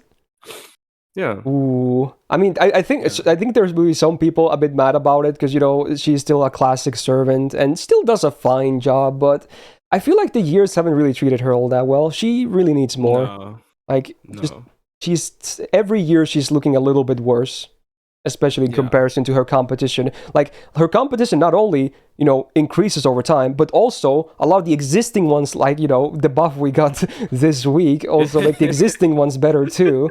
So, yeah, if anything, they should have buffed her. Even that wouldn't make sense, right, because of Arcade, but they should have done it instead for, like, balancing reasons. Oh, well, Babylonia, there you go. Whenever Babylonia happens, he's gonna get another buff. I fear the future. But it didn't. That's why we got the buff, right? Yeah, definitely. All right. I'm gonna move on to the next one. We're gonna talk about MHX, an interesting case of a servant that has everything in her kit buffed. There's not that many servants that have that. She's one of them. Single target, quick DPS, much like Jack, and also very comparable to Jack in a lot of ways. Her attack is around the same number as well. But unlike Jack, she is double quick, double arts. But honestly, I would say don't let that fool you too much. She can still both MP generate and star generate well. Maybe not as well as Jack, but still a respectable amount of both regardless. Very doable. Alright, first skill has been buffed, of course, so it's an AoE defense down 20% for 3 turns. That's the new thing they added, and then you get a delayed buff after 1 turn. You have an up to 80% chance to stun all enemies, and I believe they're individual calculations. It is a 7-turn cooldown, even after the lowered cooldown, so it can, especially if you, let's say you land the triple defense down and a triple stun, then I feel like it could be worth 7-turn cooldown, but again, defense down can be whiffed if, you know, the enemy has some innate resistance, and of course the stun isn't even 100% on base anyway, so while it is buffed, I don't think it's like the best skill ever. It's passable though. Is okay. Second skill, it was her instinct, and this I really like, honestly. They gave her a 1-turn invul and a 5-turn skill, so it's already on the better side, and then they also upped the number of stars to 20, so this is a basic yet good skill. It's going to be very similar to another skill we're going to see later, which I believe has 1 more turn of cooldown. So this is arguably a better version of that skill. But hey, it's good. Then we get the buff to the third skill. I always hated this skill. So you get 100% star gen against sabers and 50% power mod against sabers, both for 3 turns. And then with the buff, you get 20% attack for 3 turns against everything. 6-turn cooldown. I hate this skill because I'm not gonna... dude, I was always of the... sure, some people say, yeah, you can bring her against sabers, right? I don't think so. You can, but why would you? You're only gonna have this skill up half of the time. Other half of the time, you're just going to be generating stars and not doing any damage. Like, why would you not? And you're not to mention, you're not even getting the full defensive advantage that you would get, like, if you're running an archer against sabers. So there's, like, so many things you're missing out on. So, in my opinion, call it a hot take if you want. Maybe not a hot take, but I think this skill is still a meme. It's just a meme. It's not a legit strat. I would not do it. You can do it, but why would you? Just bring a proper archer instead. You're going to do way better, pretty much. Overall, after all the buffs, the skill set in its entirety, it's definitely better than Jack's, but it's not like King Hassan or anything ridiculously good. Alright, 12% quick up permanent. Well, needless to say, that is pretty insane. So that's a great passive. And then 10% Stargen is nice as well. Anti-Saber Append. Well, I guess if you really want to bank on the meme, there you go. There's some more incentive. And the MP buff, again, it's a really bad one, so it's only damage. At least she gets the not the gimped version like Jack did. And then on the OC, it's anti-Arturia phase damage, scaling from the standard 150 to 200. Now, it's not just only like, you know, Seibas, it's like all the Seiba phases, so like Okitas and Jans, etc. For what it's worth, I suppose. So there are some good cases.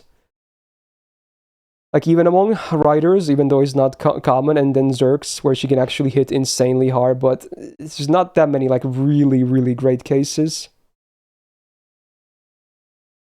So, in the sheet, she actually, obviously, if you are fighting Saberface, and I assume...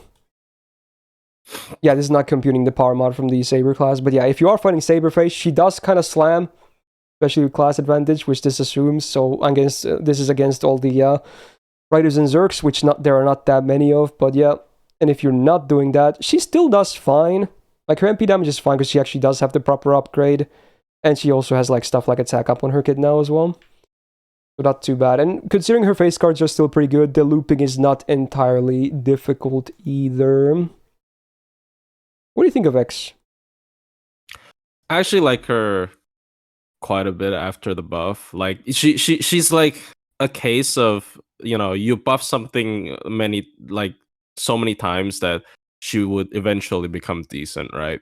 Mm-hmm. The Saber meme is kind of a meme. Like, I think that's mainly for people who like really like her, and if they like grail her or like they focus her as the main damage dealer, then she can technically cover 2 classes, right? Yeah. But for most people, I don't know, and also I feel like most people who like MHX would like MHXA, who is actually someone that she's really legit against Sabers, honestly. Kind of. She's actually legit against Sabers. Yeah, she's actually out damages like I think actually every archer against Sabers, which is kind of sad. That's saying a lot. But yeah, but I think her cards are like solid, and her damage is actually not. Her damage is pretty fine, like without the Saber thing, and especially for an assassin. Yeah, especially for an assassin, and the MP is like 12. It's a crap ton of stars as well. Mm-hmm. So I don't know. I might be my bias, but I do like her better than Jack because I like her better than Jack too. Yeah. Her skills are just a lot better. Like. Well, to be honest, he has 3 buffs more, and then the MP buff is also that gimp, so yeah. Yeah, it kind of is like when that. When you buff someone this many times, it just happens. It's just kind of... I think she should be an A at least. Maybe there's an argument for A+, but I don't know. I feel like I kind of like A, honestly. I think A is fair, yeah. She do be fine still to this day. And if you really want to, like a plus she was saying, if you invest into like a really good copy, be it MP levels, gold foes, maybe even grails, etc., you can definitely, at that point, I will say the Saber, the anti-Saber thing from the 3rd skill, you can go for it. It's not that big of a meme at that point, but I'm talking like my criteria here. MP1, base numbers, just bring an archer. Just don't bother, you know? So, depending on your copy, you can even make the 3rd skill actually like not a meme anymore. Yeah, and the append. I actually think like true, that too. The append helps. Yeah. Like when you like bunch too many of these up, like she just kind of like, at least on the offensive side, she does match an archer, or sometimes I don't know if she out damages an archer. I think she might if you like do all the stuff. If you like include her max append skill, append 3, but yeah. Yeah, you might. I don't know. But then you also, again, you have the downtime on the third skill, and then not the defensive advantage as well. So, Yeah, that's debatable basically. Yeah. It's like if you do like min turns, you won't feel it, but if you do like a normal clear, you would definitely feel it, I feel. Yeah. All right, let's talk about Shuten then. AoE Arts DPS definitely does not farm with a one-hitter MP. Phantom SSR over here. Okay, maybe a bit too harsh. All right, 11.9k attack, so far the highest of all the assassins. Pretty decent among 5 stars in general, even with the assassin class modifier taken into account. Double arts, double quick. Again, they're probably never going to give them a triple arts, so I guess this is as good as it gets, but man, like on base she looks fine with the numbers, right? But whenever you just use her face, they feel crap. Her cards feel bad. I don't know, it's like both for Star Gen and MP Gen, they just feel bad to me. It feels very lackluster, especially compared to a lot of her peers. Ay.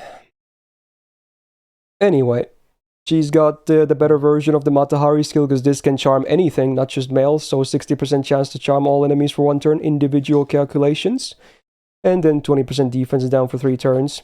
It is a big 7-turn cooldown again, so I guess in that sense this is kind of this is very comparable to the MHX skill 1 post buff as well, with the same cooldown, the same defense down, but just an instant charm with a chance instead of a delay stun with a slightly higher chance. So it's like, it's passable, but it's not like amazing. One thing's worth mentioning though, if you're against Shuten, this will always triple charm. I fucking hate it, dude. I swear to God, they removed the RNG from the... this is a conspiracy theory. I swear to God, the NPC always triple charms.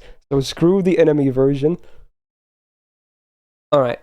We got her second skill though. So 20% AoE attack up, 3 turns, pretty cool. And then 30% MP damage for self only for 3 turns.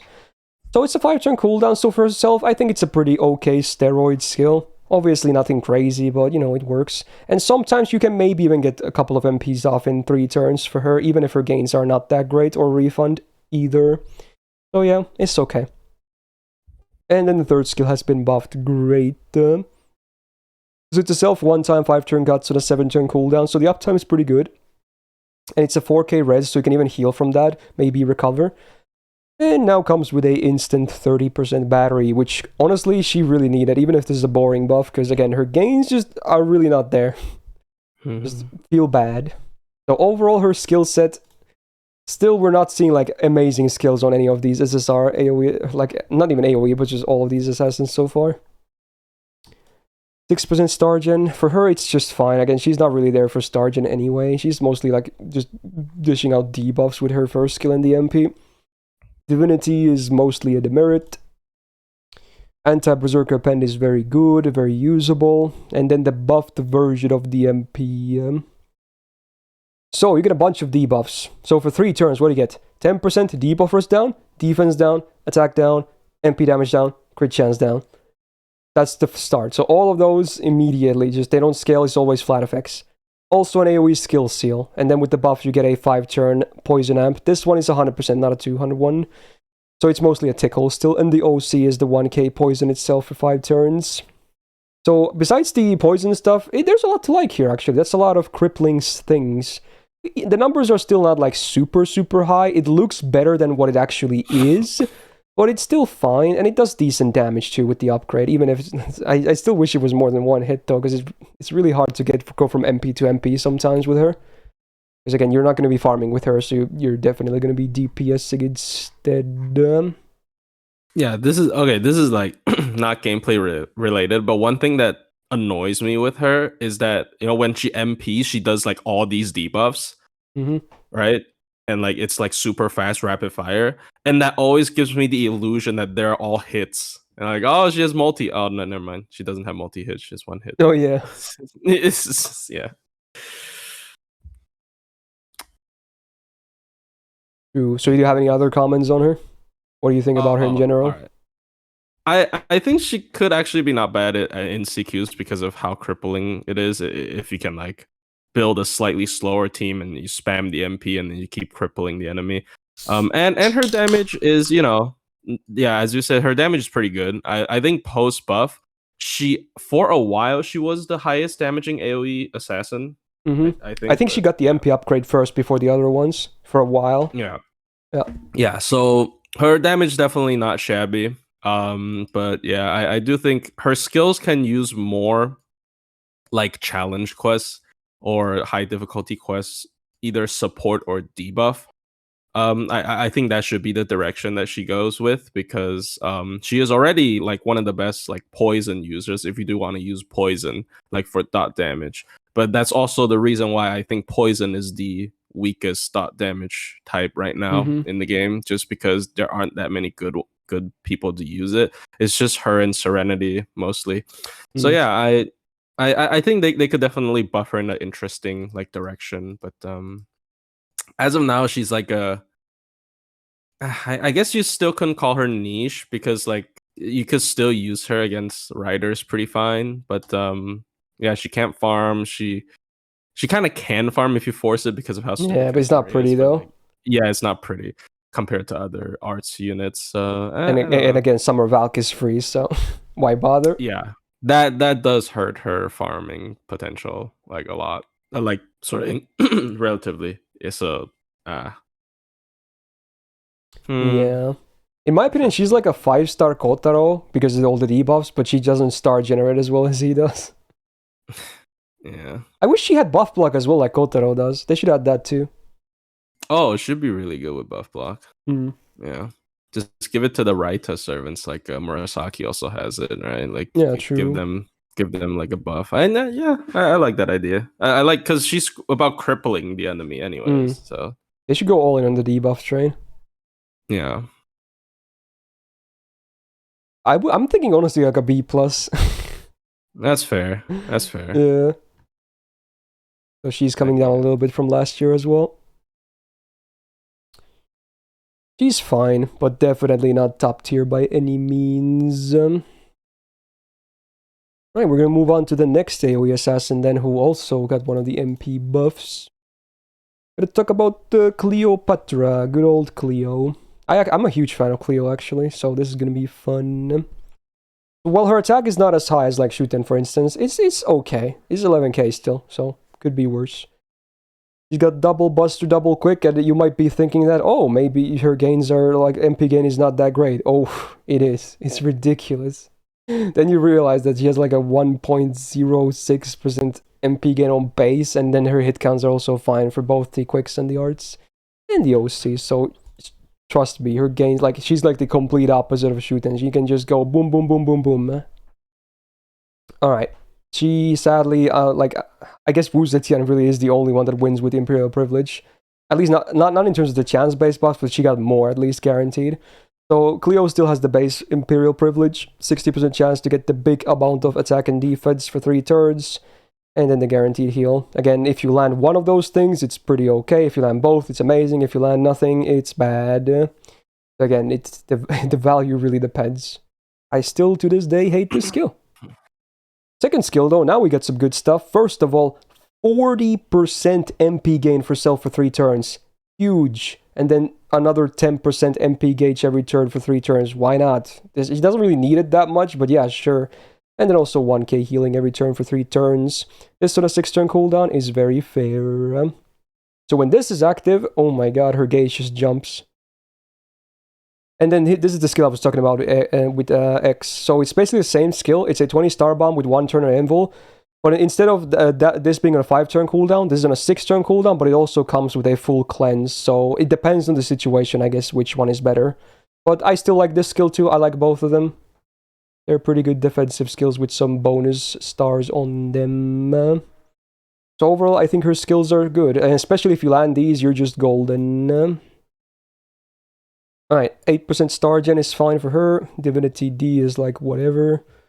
Anti-Saber Append would not really mess with too much. And then the MP has also been buffed. And as funnily enough, we were just talking about, unlike Shuten, she does have the buff block. So on AoE, One-time buff block, 3 turns, great, I like it. 1k damage yourself.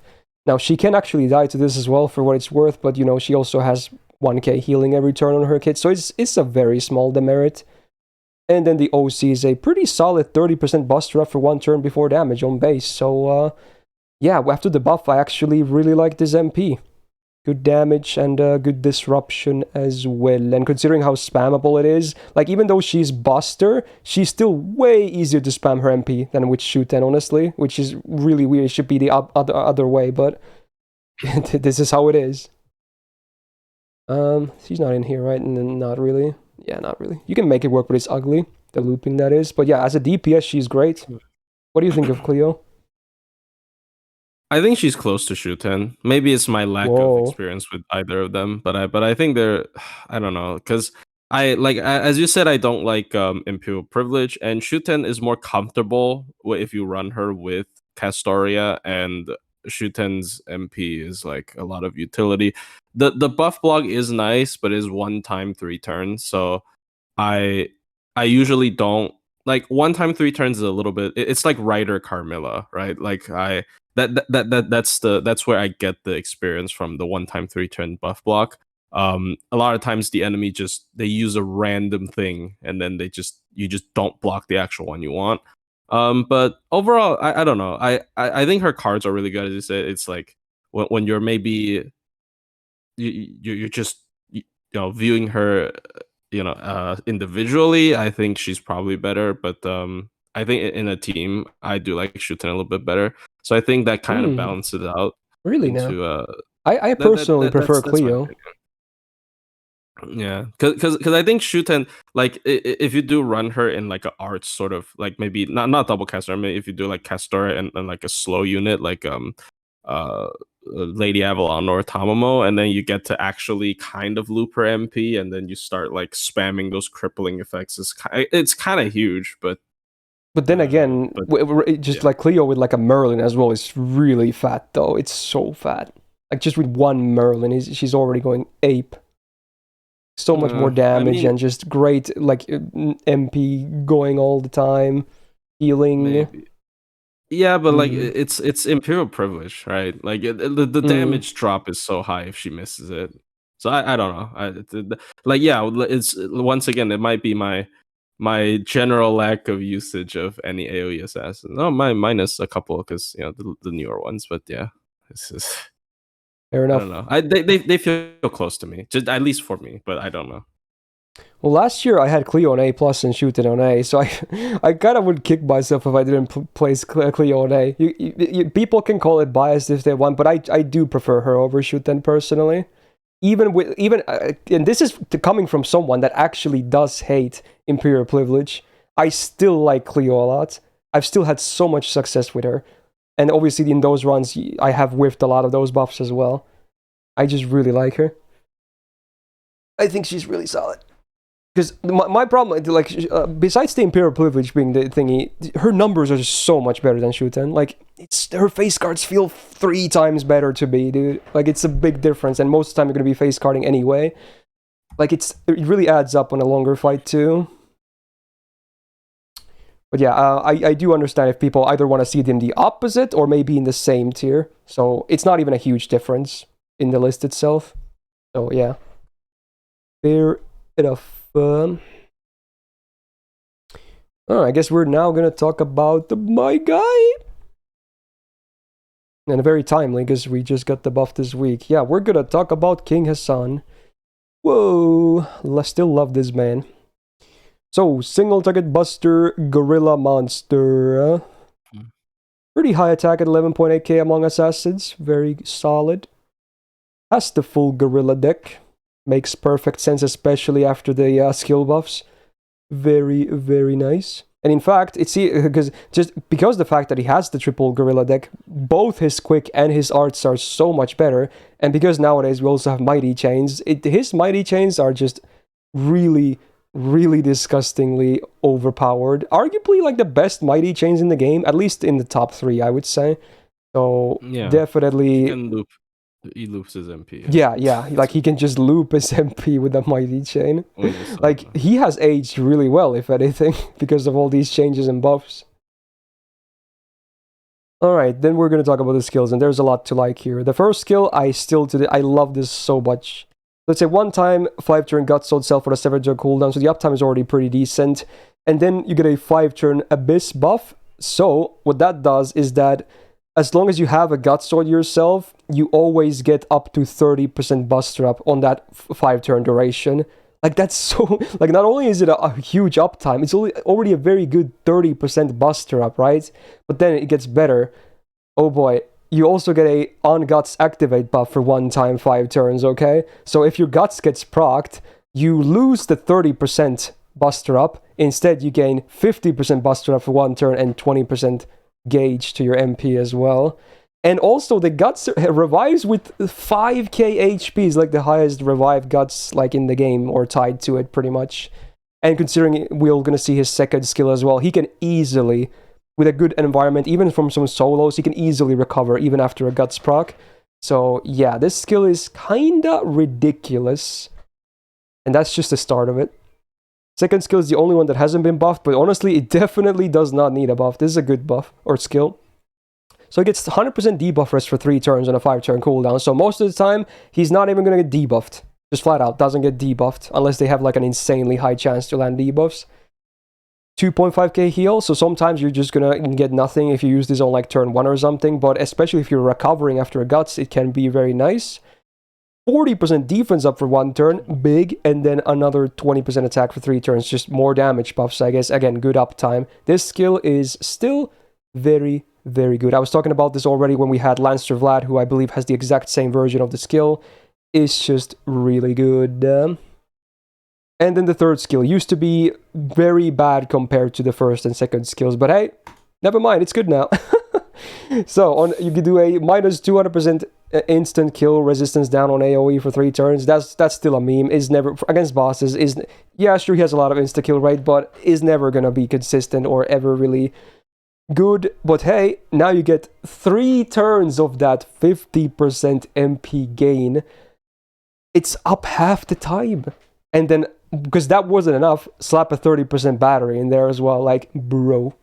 So without his Guts even being proc, just from his own skills alone, he can have 80% buster up and 20% attack. All on pretty good uptime. Like, bro. That's so many offensive buffs as well, and he's easy to keep alive too. Ay. So we went from a bad mana burst to suddenly a very top DPS skill in one little change.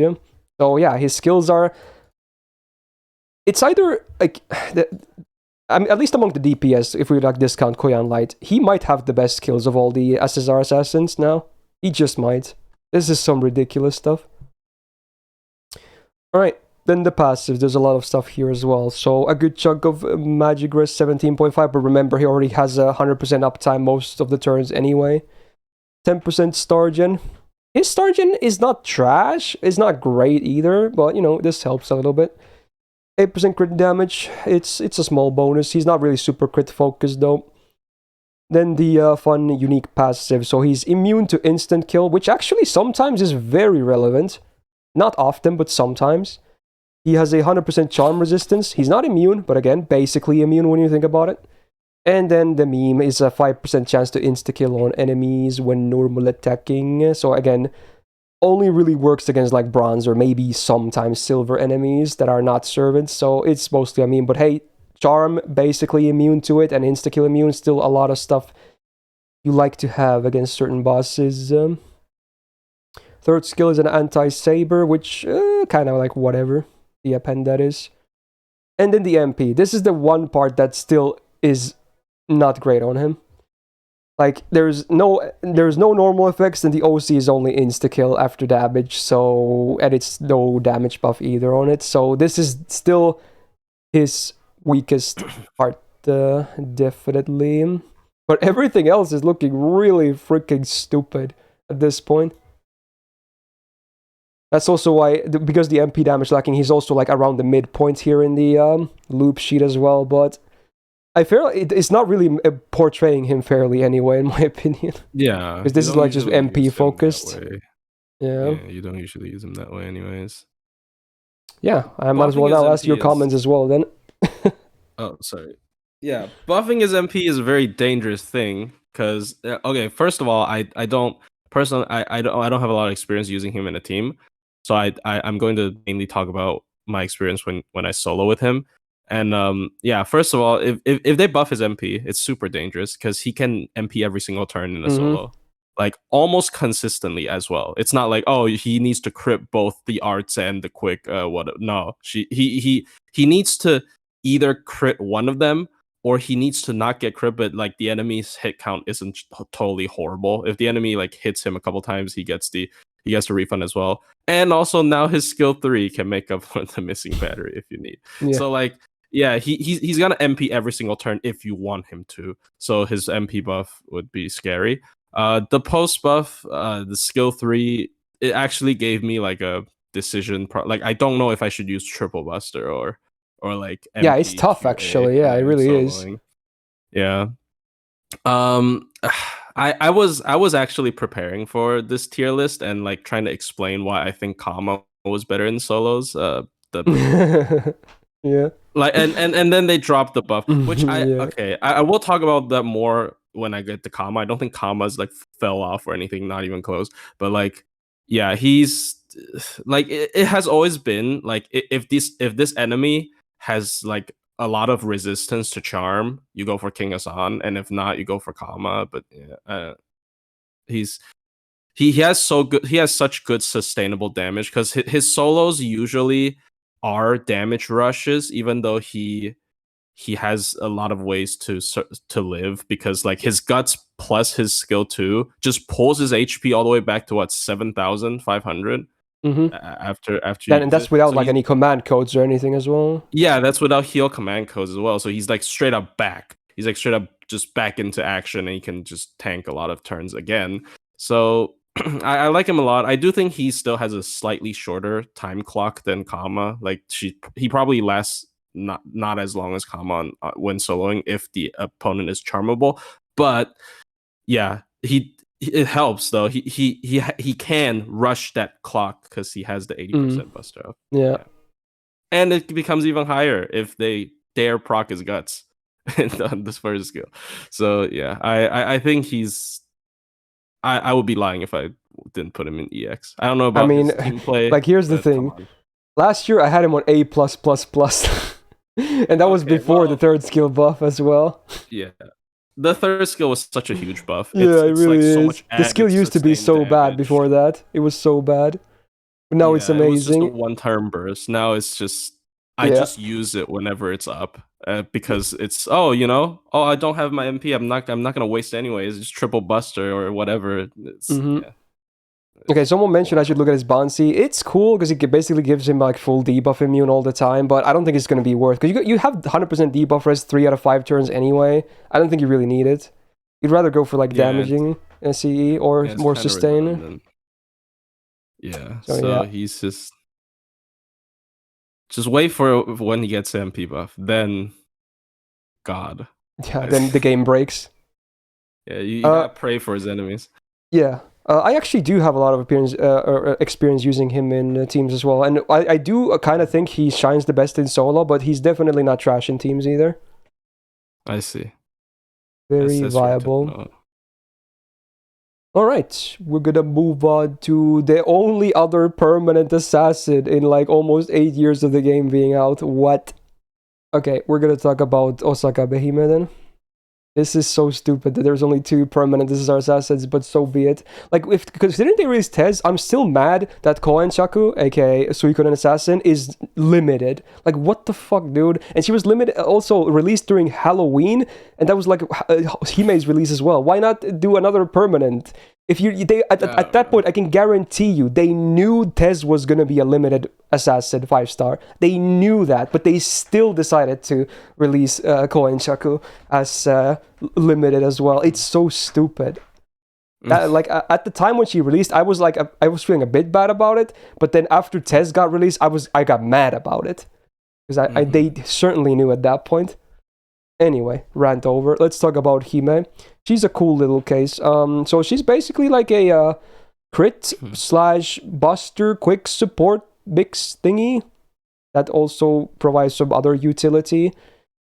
Let's see what we have here. So her attack is only 10.8k, but honestly, she's basically a support anyway. Although, worth noting, she does have interesting solo potential as well, depending on the node. Maybe not as huge as some of the other ones we've been seeing, but, you know, it's a thing that can happen sometimes.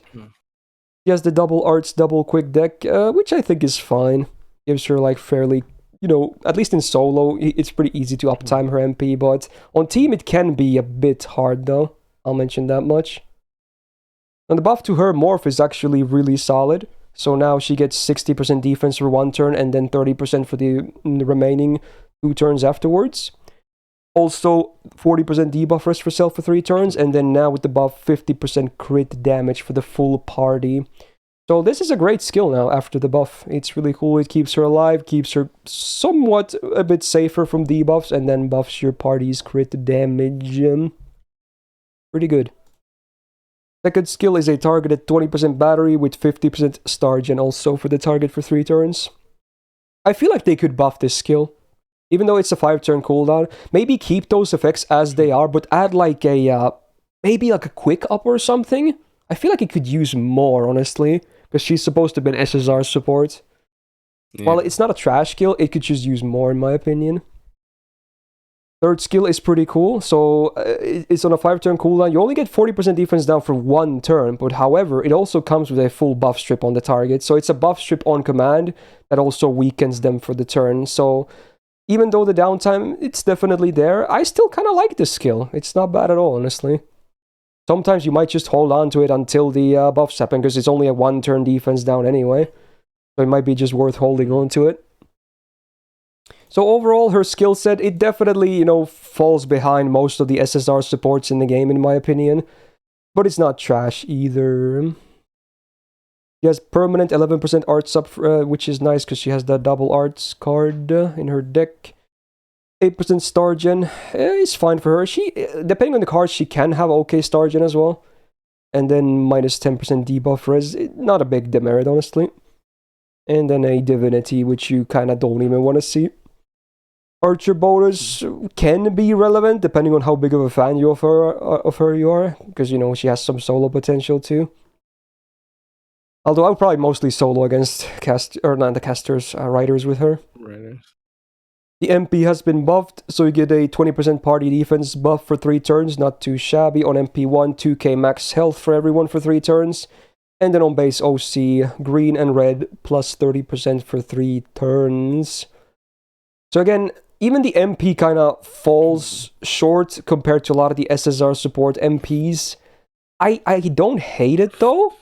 It's easy to use. You can just always pop, and it's always going to be helpful with the defense of the max HP and the card types. Like you never have to hold on to this, right?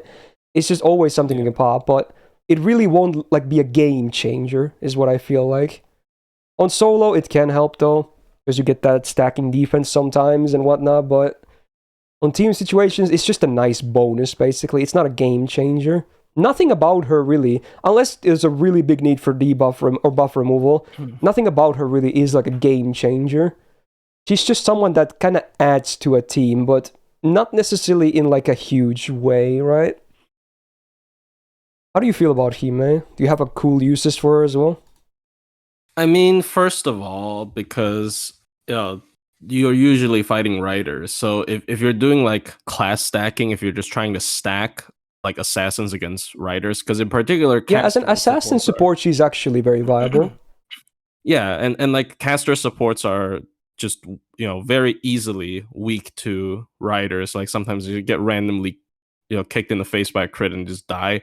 So like there are some merit to use her in teams, I feel, and if you like stack 2 of her, I just feel like her MP maybe is not the easiest thing to get back. I'm not sure. I might be wrong on that, but well, I think her gains are not as good as like some of the support SSR casters.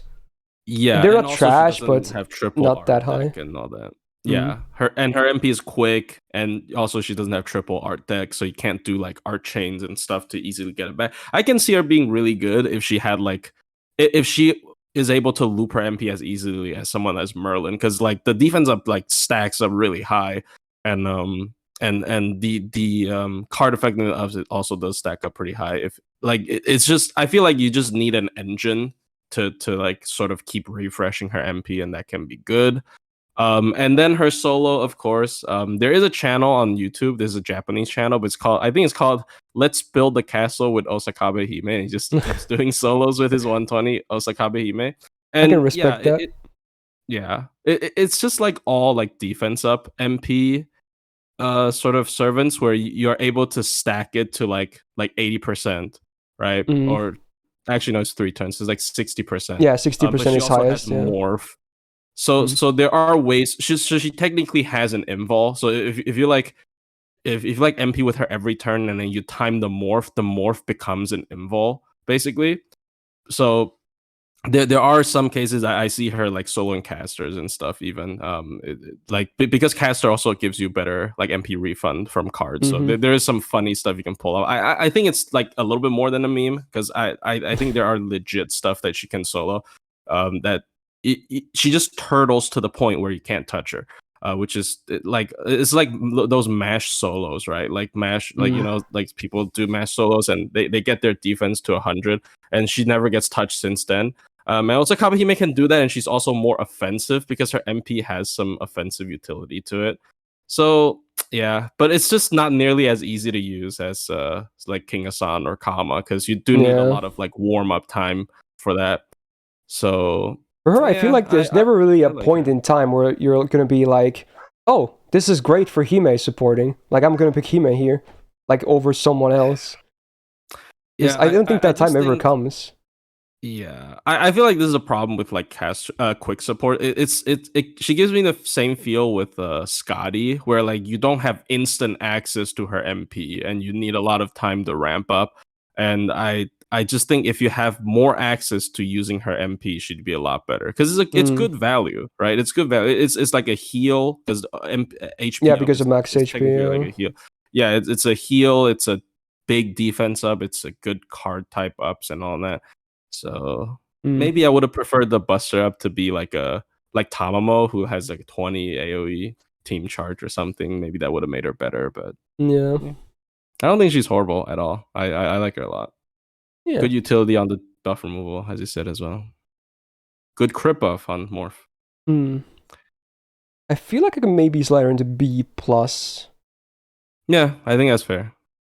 Yeah, it's a bit down from last year, but yeah. Like, she can have uses. Even her solo can be legit, but they're like, you might have better options, is the thing. Yeah. Oh, I see somebody say if they made her second skill AoE, that should be really good. I agree. 100%. Yeah, you honestly, that sounds good. That's a great buff. Yeah. Give her an AoE 20% battery. Yeah. As well. That helps a lot. That would be great. Alrighty, then we're gonna talk about how many AoEs do we have left? Oh, actually, most of them are AoE. Okay, never mind.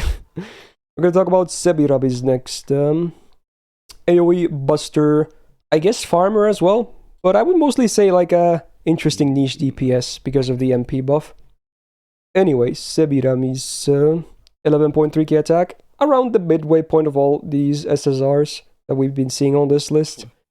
Now, she actually does have the full caster deck because she's like a dual class servant, I suppose, so they gave her an exception. So her MP gain actually can be fairly solid, and obviously with this she can easily participate in arch chains as well, so in teams she's a bit easier to use for the MP. But I don't actually hate the deck, even though, yeah, you can't do a full Buster chain with the MP. I don't think she's ever really going to be picked for like insane damage anyway, so I don't really mind this deck. Nah, yeah. I think it's fine. Alright, first skill, we get a 30% battery for self and also an AoE 50% debuff res down. Actually can be good in with comboing with her other debuffs. So this on a 5-turn cooldown. It could be better. I feel like this could easily be buffed because it's only 1-turn effects. Maybe make the battery like 40% or 50%. Would that be too much on a 5-turn cooldown? Maybe not, actually. Nah, just make it 50. Yeah. Anyway, it's an okay skill. Second skill is her dual class skill. So first of all, 40% MP generation for 3 turns on a 5-turn cooldown. very solid. It's basically the same number as Cleo, but on a shorter cooldown. And then she ignores attack and defense class disadvantage against casters for 3 turns. So she's gonna she's gonna both take neutral damage from them and deal neutral damage against them. It's not really going to be relevant for the damage in my opinion, but it can be relevant for the damage taken, depending. Because why would you pick her against casters? Sometimes you're just going to have them there, if anything. So I feel like it's better to survive instead of the neutral damage. Alright, then the third skill, which is honestly pretty big. Like, you need 8 stars to use it, and it also still takes the stars as well. It's not that much though, honestly. It's kind of easy to use. And then you get an AoE poison for 1k, 3 turns. That's like whatever. But then, up to minus 50% Buster Res down for 3 turns on all enemies. That's actually a lot of Buster Res down. In fact, it's probably the highest in the entire game for a single instance. So, yeah, it's actually not nothing. It is on a 6-turn cooldown. But it's not that debuff, unless it's not resisted, it's going to be up like half the time. And if you lead into it with the first skill, you get an increased chance to land that as well with the debuff rest down. So it's an interest. I've always kind of liked this skill. It's awkward because of the cost, but it's a lot of Buster rest down. And it can, in this sense, maybe you would have liked to have seen like double Buster on her own deck or whatever, but yeah. And yeah, for farming, it kind of is unfortunate because, you know, you prefer buffs over debuffs, but so be it. I think she's way better in, like, non-farming, for what it's worth anyway. She's got some star gen, 6.5%, it's okay. 12% arts up, huge with the triple arts, though. That's actually really big. 6% debuff success rate, so even better chance to land that nice Buster Res down. And Divinity is mostly a demerit. Anti-Saber. Fair enough, not very good. And then the MP buff, which actually gives her another fun little roll. So like Hime, she gives the party 20% defense up for 3 turns, not bad. But now, also, 100% buff removal resistance for the full party for 1 turn, whenever you use this MP. So it actually can be used like very strategically in like a defensive way. And then the OC is 10% MP damage for 1 turn before damage. Not that great. Could be easily a lot higher as well. So yeah, like Bill was saying, it would be nice to see more offense in her kit besides the, you know, the Buster Res down, and considering it only works with her MP and 1 Buster card as well. So her looping numbers, you know, they're pretty bad. I'm not gonna lie. You probably shouldn't really bother, honestly. They're just not very great. So yeah, you can do it if you have a really big copy, I suppose. Go for it, but for anyone that has like a normal copy, you should have better options, honestly. What do you think about Semiramis, all things considered? I mean, I obviously I like her character a lot, but yeah, as people in chat said, if her Buster up was if the Buster down was like a 3-turn mana burst instead. And And she should have gotten the King Hassan buff. Yeah, and it is AoE as well, so technically it's an AoE mana burst, but I don't think they're gonna give her that anyways. But yeah, but like, she can be an interesting utility, like damage dealer. If you're fighting like mixed class challenge quests as well, the caster thing actually could come into play if you're fighting like let's say the most recent challenge quest, right? Like there's only 1 caster, and then she can kind of like, hey, you know, I can bypass that if I want to still use Semiramis. So I kind of like her. I do think a lot of people just trash on her, but I think after MP damage, she's okay. After MP buff, sorry, she's okay. There, like, the buff removal resist is very specific. It's very boss specific, but technically it is the most spammable AoE buff removal resist, right? So like, I think it might be. Yeah. So because others are on skill, so if like there was a boss that requires you to have that every like 3 turns or something, maybe she would suddenly become like the best solution to that. But outside of that, I feel like she just feels like a low damage AoE buster unit. She does feel a bit weaker, definitely, in the damage side compared to all her peers, for sure. Yeah, her damage is definitely the worst. and it's just unfortunate. Not enough utility, I guess, maybe. Yeah, she's like she could use more on both sides, right? Yeah, she could use more on both sides, or either, or like at least fully commit to one at least. Yeah. So I feel like I could place her in B, honestly, personally. Yeah, I would put her like a little bit lower than Shuten and Yeah. Like she can be worked for both DPSing and utility. No worries, but you might have better options for both, honestly. Like, we have a lot of debuffers on Assassins. We have a lot of better damage here as well. It's mostly the buff removal resistance that kind of gives her an interesting role, but even then, like you said, because there are a lot of skill ones on command anyway, so unless a boss specifically, like, removes your buffs constantly, then, I don't know, maybe you could just try something else. Yeah. Hey, 5 more to go. It's one of my big favorites next. I'm gonna talk about Li Xuan, another Gramps assassin. I love them all. What can I say? So, single target arts DPS. Attack again, pretty much around the midpoint of the SSRs. Not too shabby.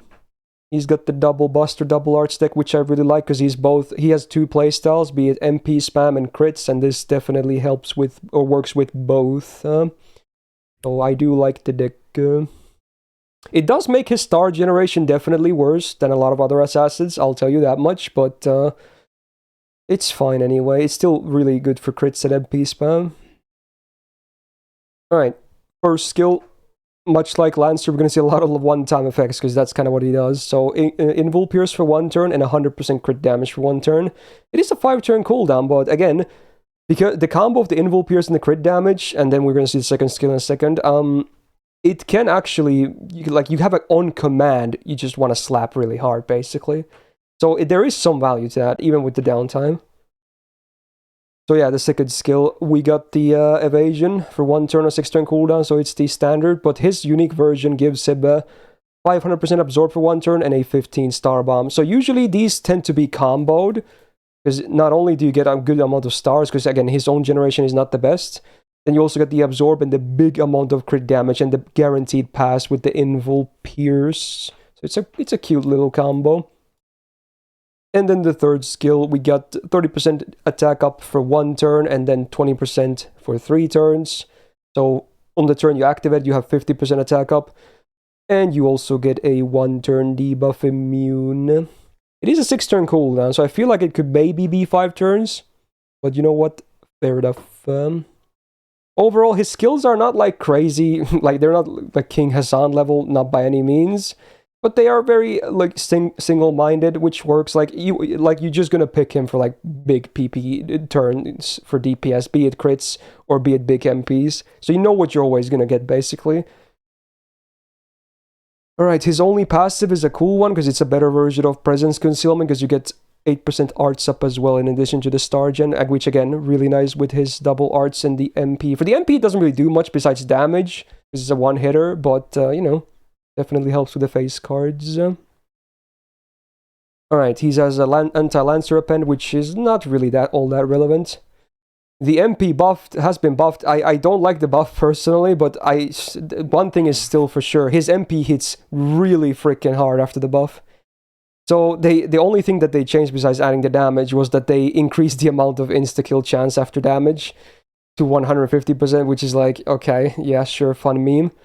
But hey, at least his OC is really good. It's 20% defense down for 3 turns on the target before damage. So unlike Lancer, who does it after damage, he does it before damage. And again, that really adds to the MP being able to do a lot of damage. Truly one punch man. Like, even on this sheet, I believe, yeah, he's definitely, like, he's just under Shiki in the MP damage potential of all the non-niche ones. And again, Shiki is also a free MP5, so believe you me when I say he does a lot of MP damage after the MP buff. For sure. I have a lot of highlights as well for people wanting to see that stuff. What do you actually think about him? Because obviously my view might be a bit more biased. I mean, you have a lot more experience with him, though, so I I always just treat him as a huge like arts beat stick. I think he could definitely use a skill buff like to increase his Mm. either his sustainability. I would like more sustain. I know it goes against his whole theme, but like I would like a little bit more sustained damage or maybe sustain crits because like he can like his MP as you said even without any other assist from the skills is still really high damage. It kind of gives me like Mm. Enkidu vibes where the defense down It's procs very first. similar to Enkidu, yeah. Because they're Yeah, both buffed so and it's defense down first. yeah, it's really good damage. So I like I feel like if he could like if he had like a star per turn or something maybe, and he can because he can loop his MP. I'm pretty sure if you do like double caster, like one arts card might Oh yeah, with loop a it. good art squid with caster buffs, he can easily go from 0 to 100. Yeah, so like I do see that a lot in boss fights where he just does 3 MPs and then boom they're dead.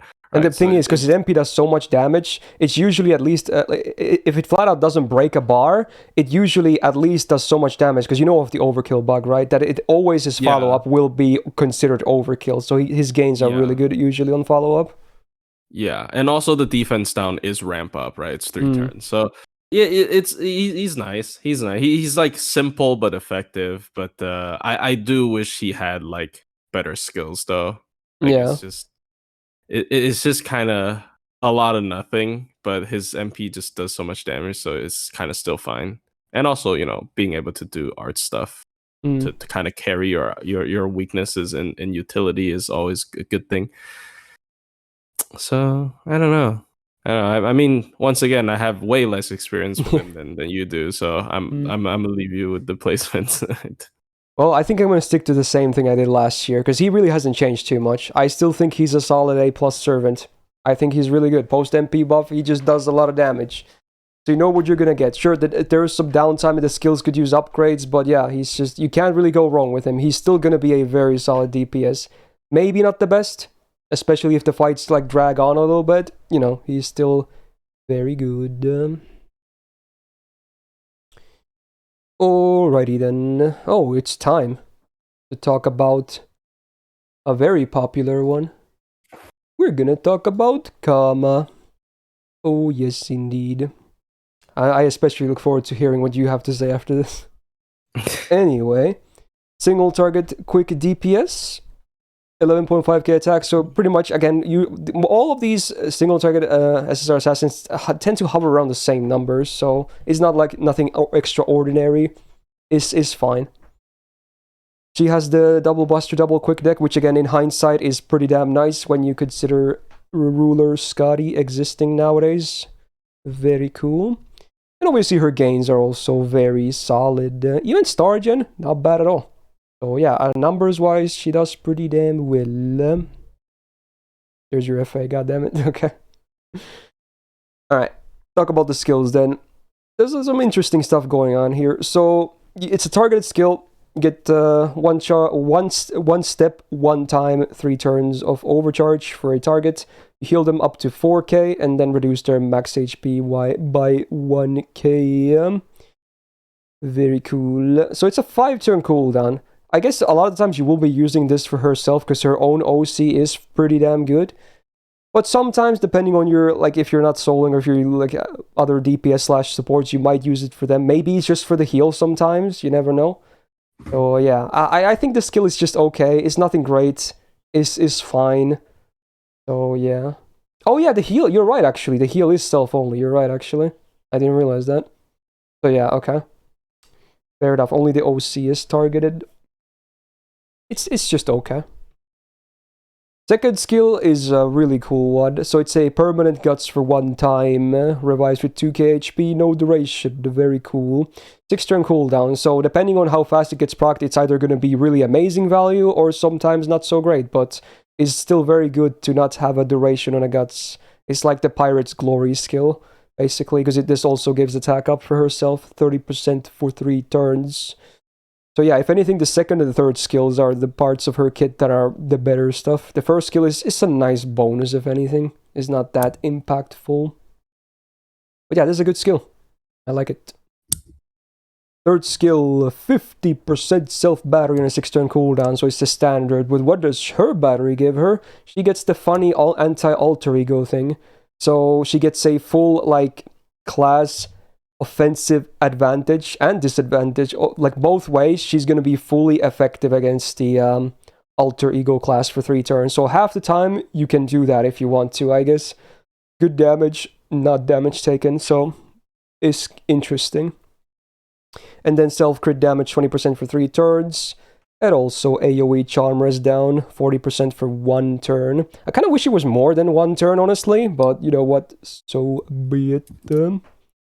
So I always had mixed opinions about this skill, I'm not gonna lie. A lot of people tell me that, yeah, she's absolutely legit anti-alter ego. Something about it only being up half the time doesn't sit well with me. I do get that from min turning. Yeah, obviously, it's absolutely legit.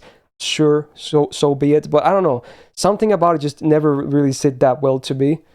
I guess the other part is that alter ego. There's not really like amazing counters on it because right, what do we have, right? Like foreigner, right? And it's still not foreigner, pretender, right?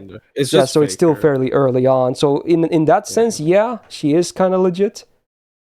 I mean, she can still solo some like alter egos, like the Dolman fight and all that. Because I guess I'll get into like detail a little bit later, but like basically because of her like charm control on her MP, you can kind of you don't take hits from I guess that's fair. turn.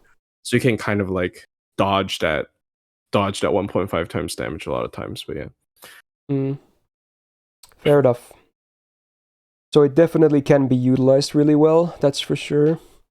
Alright, passes. We got some good stuff going on here as well. So 20% magic res or debuff res, very cool. 10% permanent quick, very good. Then she got 6% crit damage, insta-kill immune, or insta-kill res, and also mental debuff res. Pretty cool bonus. And then the divinity is otherwise bad, but wait, it's also a charm immunity, so hey, that's a nice bonus. So pretty good on the passives as well. Anti-Lance Repent, I think, is not that relevant for her. Then the MP, so 80% chance to charm the target on base.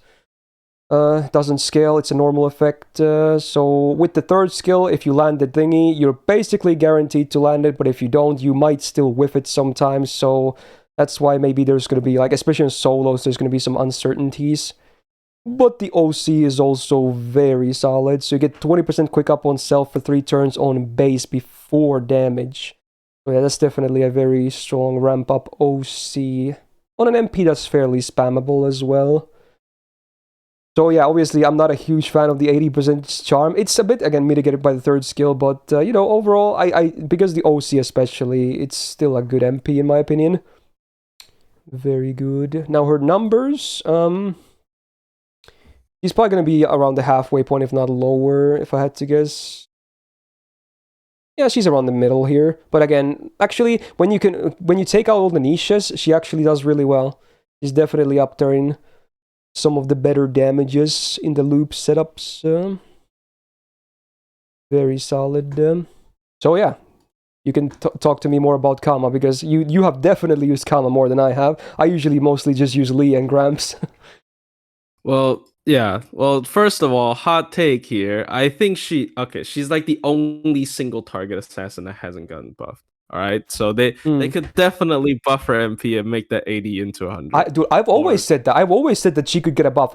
Dude, like the second year she was out, I was already like, I could absolutely see her being buffed. You know, my reasoning was that they kept buffing Kiara, and they're very similar in like lore and whatnot.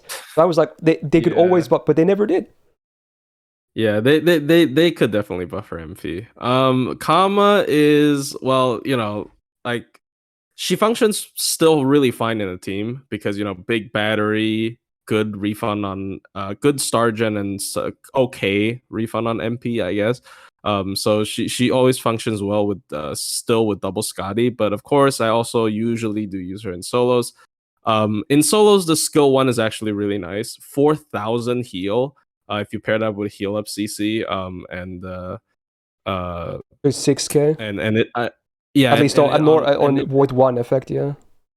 Yeah, and it being on a 5-turn cooldown is actually pretty relevant. Like I do think that actually helps a lot, because otherwise she just buys like one extra turn after her guts proc. But if you do combine this after her guts triggers, she can kind of buy a couple more turns. It's kind of like King Hassan's skill 2 with his guts, but like a little bit worse.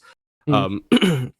And you can always remove the HP down, but usually your HP is so low that the HP down doesn't matter anyways. When the guts happens. And of course the second skill, you always do it on turn 1. So it always comes back, and sometimes it even comes back before your guts even happens if you're not soloing something with super high pressure. I do think the skill 3 is also good. I do think the crit up is a little bit small. I wish it scaled with level. Bigger. Yeah, I hope the crit up was a little bit better. And of course, her main playstyle is going to be charm locking. She can't quite MP every turn like King Hassan, because her MP they didn't make her MP game absolutely ridiculous. Also, the fact that her MP is quick, so when you do a mighty chain, the other 2 cards, one of them doesn't really refund because it's a buster. It does. It refunds it a little bit.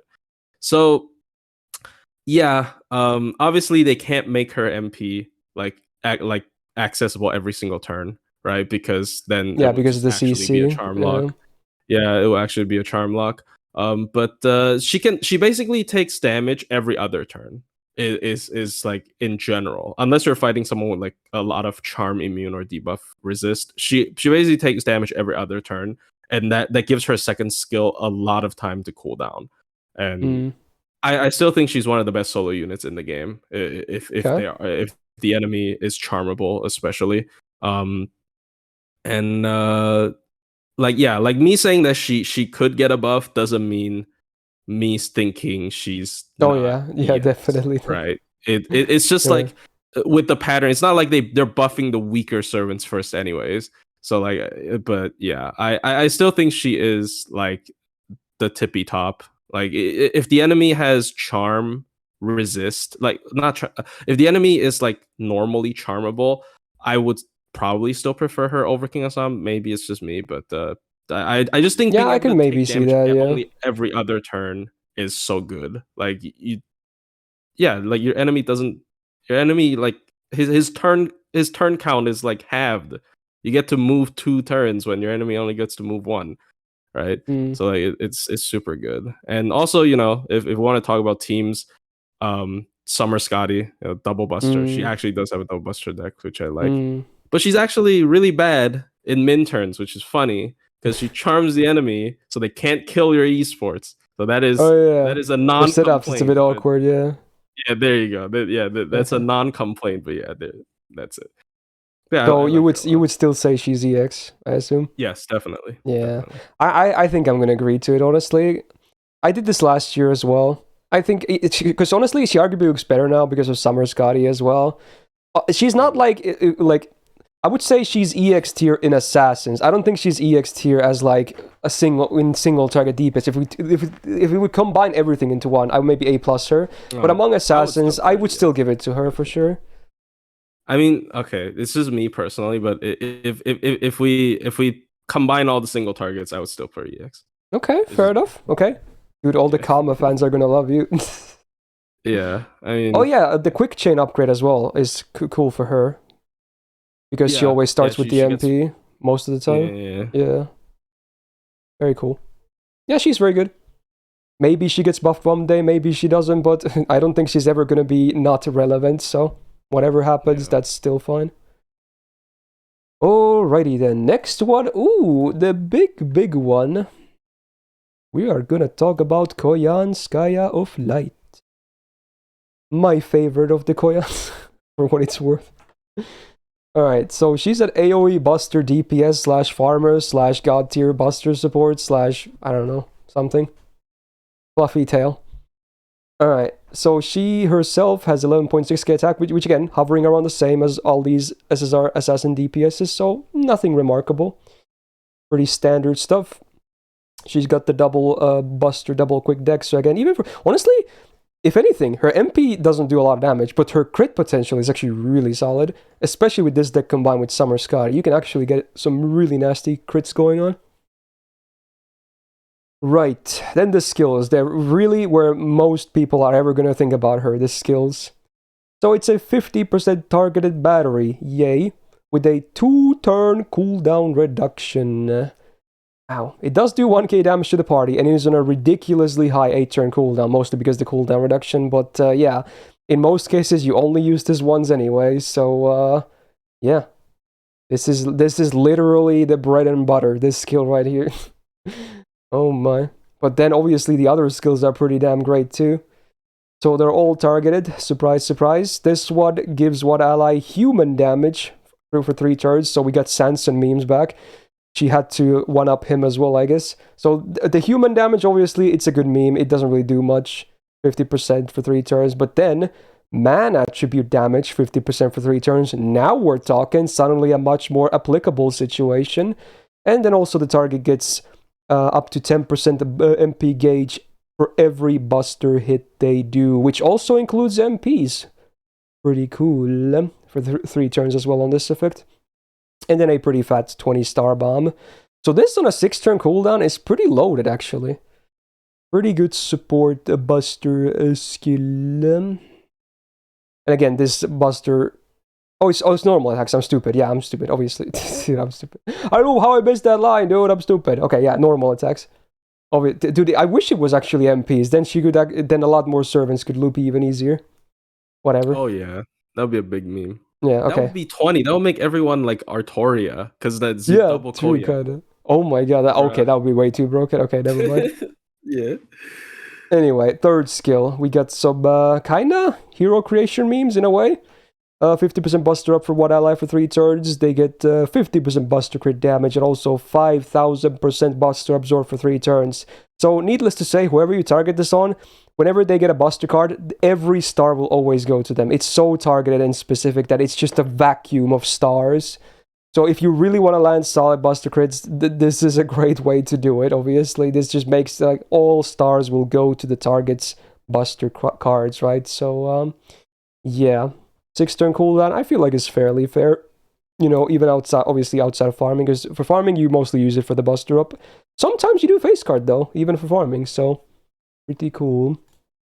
So needless to say, it's a pretty one-dimensional, but absolutely cracked, skill set. They kind of all complement each other as well. And it's so versatile, having everything targeted as well. Wow, wow, wow.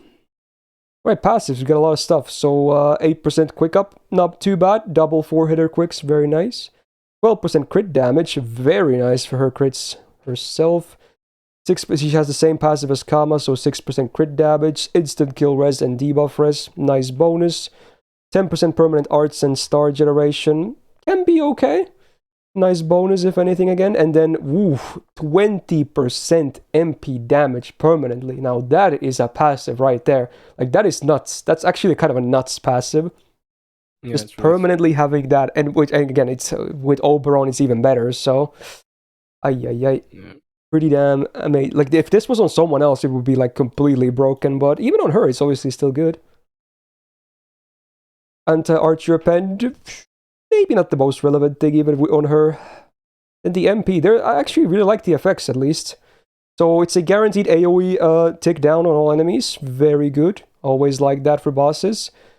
Self-attack up 20% for 1 turn before damage. Doesn't hurt. Very nice to have. And then after you get a 10% party battery. Ooh, I guess we should maybe mention her Bond C too, right? Yeah, because she's a support a lot of the time. So with her Bond C, your party gets more anti-human and man attribute damage. Against the human one, kind of irrelevant, but another plus 15% extra man attribute damage can actually be a significant amount depending on the matchup. So yeah, definitely worth mentioning as well. Let's look at her own numbers before we talk about other stuff as well. So she can obviously loop herself as well. No surprises there. And she can actually do a decent job at it too.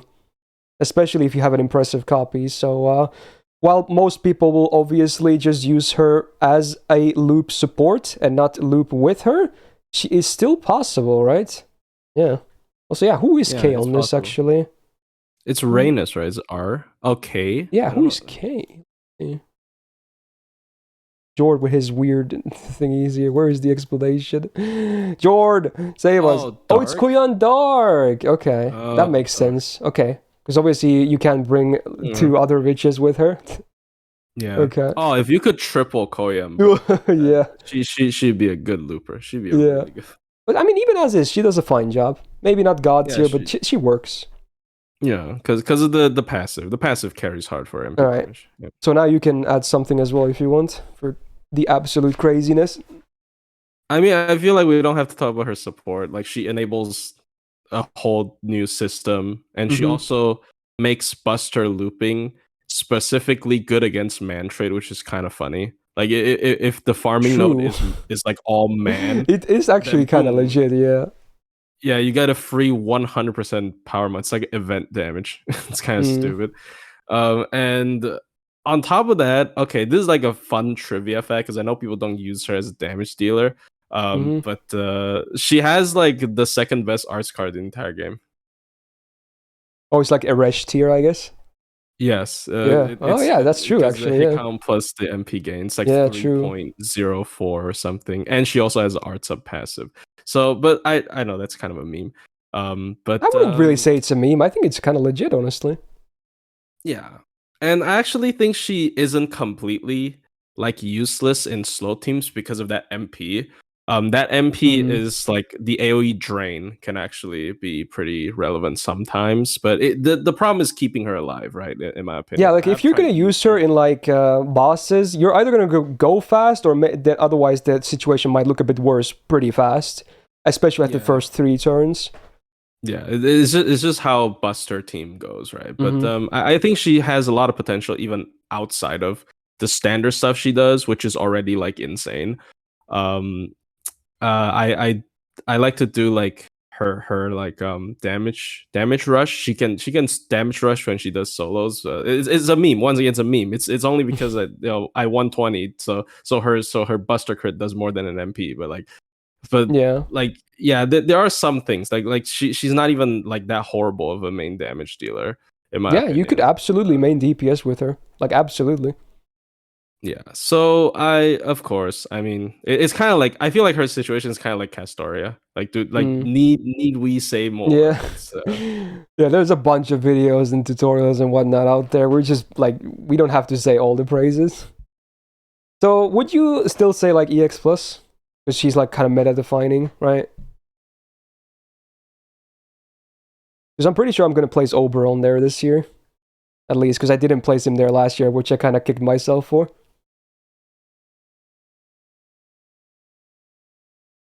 Ooh, did Plushie just freeze? Did I mute him or something? Interesting. Maybe it's just a bad timing. I don't know what this means. Maybe it's a hard agree or something. Maybe he's just coming out with something big. Okay, maybe something came up. All right. Yeah, Carmilla got him, dude. Oh shit, dude. Oh no, he can't comment. He's not legally allowed to comment on that. Oh no. All right, you know what? I'll still do it, dude. I have to. She has such a presence in the meta, dude. It's like absolutely an account changing servant. So yeah, we're gonna do it this year as well. Sure. There you go. Definitely an account changer to have. Yeah, I don't know what happened to Plushie. He's still in the call with me though, but I don't know. Oh, I think he said his internet cut off. Okay. He might be back soon. Okay, I'll message him back. Yeah, I think he might be back soon. Dude, that's so funny though. The timing can't be better. Okay. Yeah, 07 for Plushie. Fallen comrade. Okay, we might continue meanwhile though, and he can then give his take on this as well when he comes back. Alright. Let's move on for now. We're gonna talk about Ko and Shaku. Like, I kind of like her, but I'm kind of mad at the same time because of the thing them releasing Tez as a limited. She absolutely could have been permanent, but whatever, dude. Limited it is. So AoE quick assassin DPS / farmer. We got one of these again. Very cool. Her attack actually, I guess, is on the lower side of all the SSR assassins. which is kind of a shame, but you know, at least still barely an 11k, although with the class mod it would be under, huh? Yeah. She has the nice double buster, double quick deck, which again, great synergy with a certain Summer Scotty. Very nice. Okay, I'll give you your thighs, okay? There you go.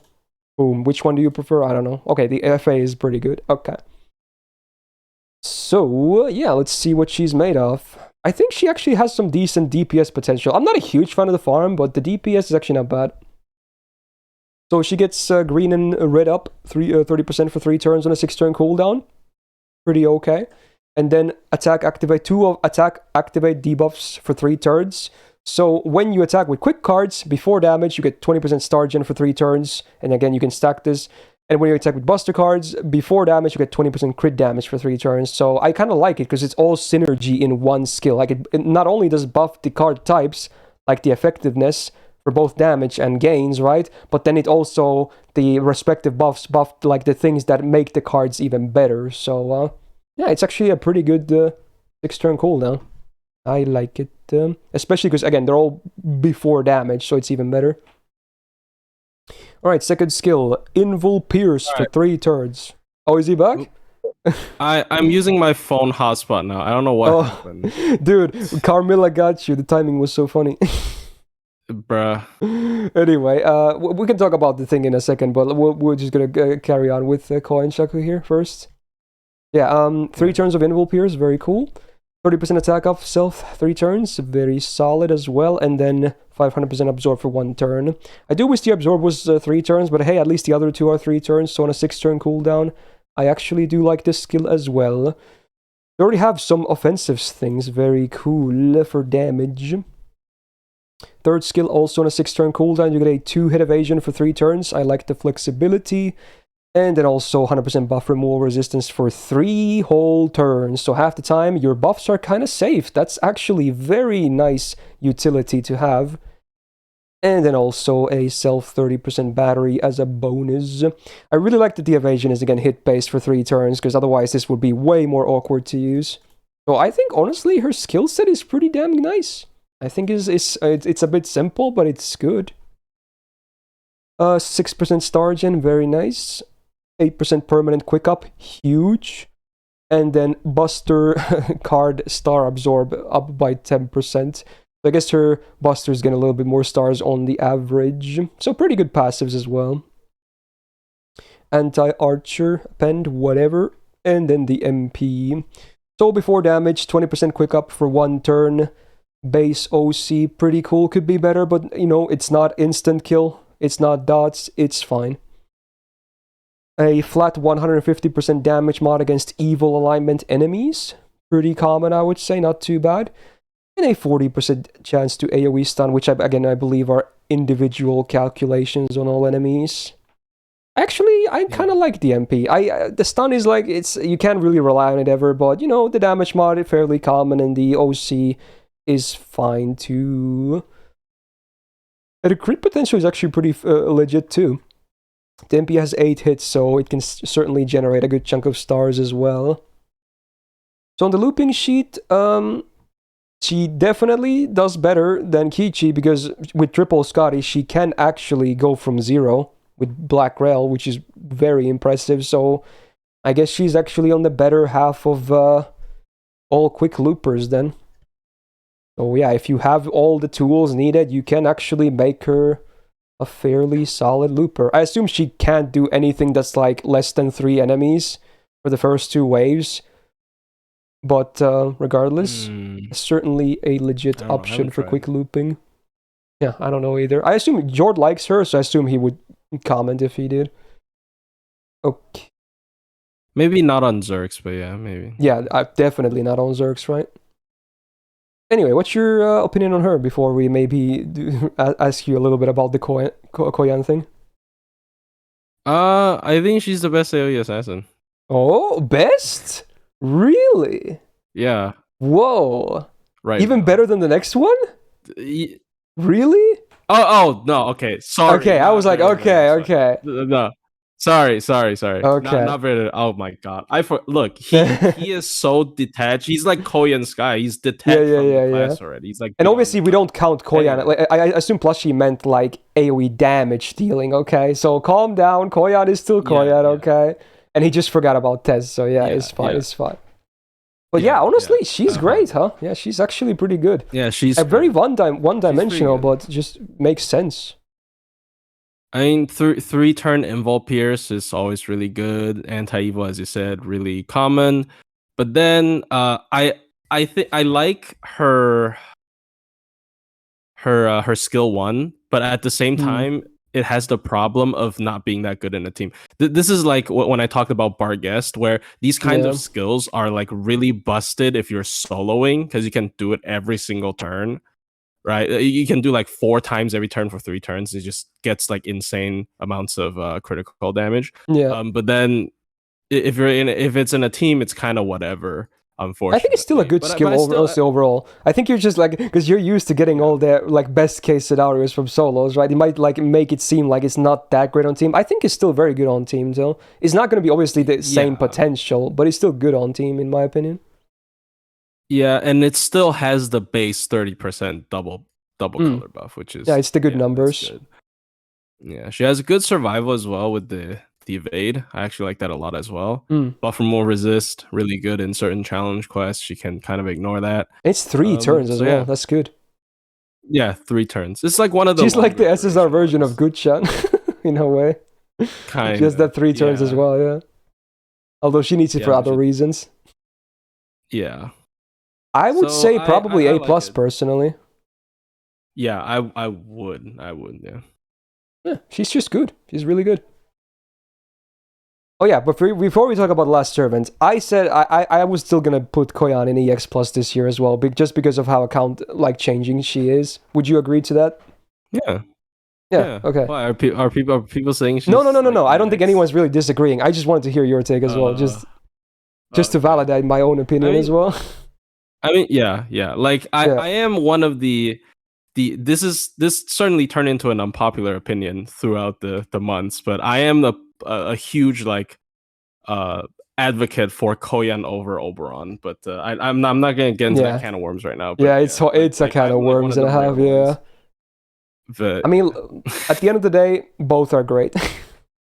yeah. Just pull both. Okay, that's kind of a ass thing to say, but yeah. Okay, I guess we have definitely not the least for last, because we're gonna talk about Tez now. Right. Oh baby, this guy is pretty damn good, huh? Okay, so we got AoE Arts, DPS Looper, Assassin, Mr. Tez. Woo! Okay, so his attack actually, fun enough, is one of the worst when it comes to AoE assassins. But don't let that fool you. This man can still pack a punch. Definitely. He has a double buster, double arts deck, so it was like this, as I thought. Okay, that's what I remembered. Okay. I kind of like it. Obviously, they're not going to semi-ramis him and give him triple arts, because, she's a special case. But yeah, you know what? This deck still is good, and also very rare for an assassin. Good numbers as well. Legend 2. Okay, there it is. Sure. Anyway, the skills. There's a lot to like here. I kind of like everything he has going. So it's a 20% charisma, very cool. And then another 20% attack up for all allies with guts for 3 turns. And then when you see some of the rest of the stuff, yeah, it becomes even better. So on a 5-turn cooldown, pretty good. It's basic, but it makes sense, especially later. So yeah, pretty cool. He himself, I can guarantee you, will be getting that 40% pretty much most of the time. Second skill, here we go, Self, 50% battery. Now, it's not a standard 6-turn cooldown like it usually is. They did up it up to 7, but you get some other stuff that's really cool as well, because you give your other allies 30% battery. Huge. And also give the other allies invul for 2 attack, or everyone 2 attack invul for 3 turns. Like, wow. It does come with an interesting demerit, though. It's an invul block for 1 time 3 turns. So in the next 3 turns, it will block 1 invul on all of your party members. So if it's like a Merlin-like, illusion, no one is going to get that. But if you do another invul immediately, obviously you can do it because it's a one-time 3-turn thing. And yeah, it can be removed, luckily. So, it sometimes might be annoying, but honestly, you still get his invul before this anyway.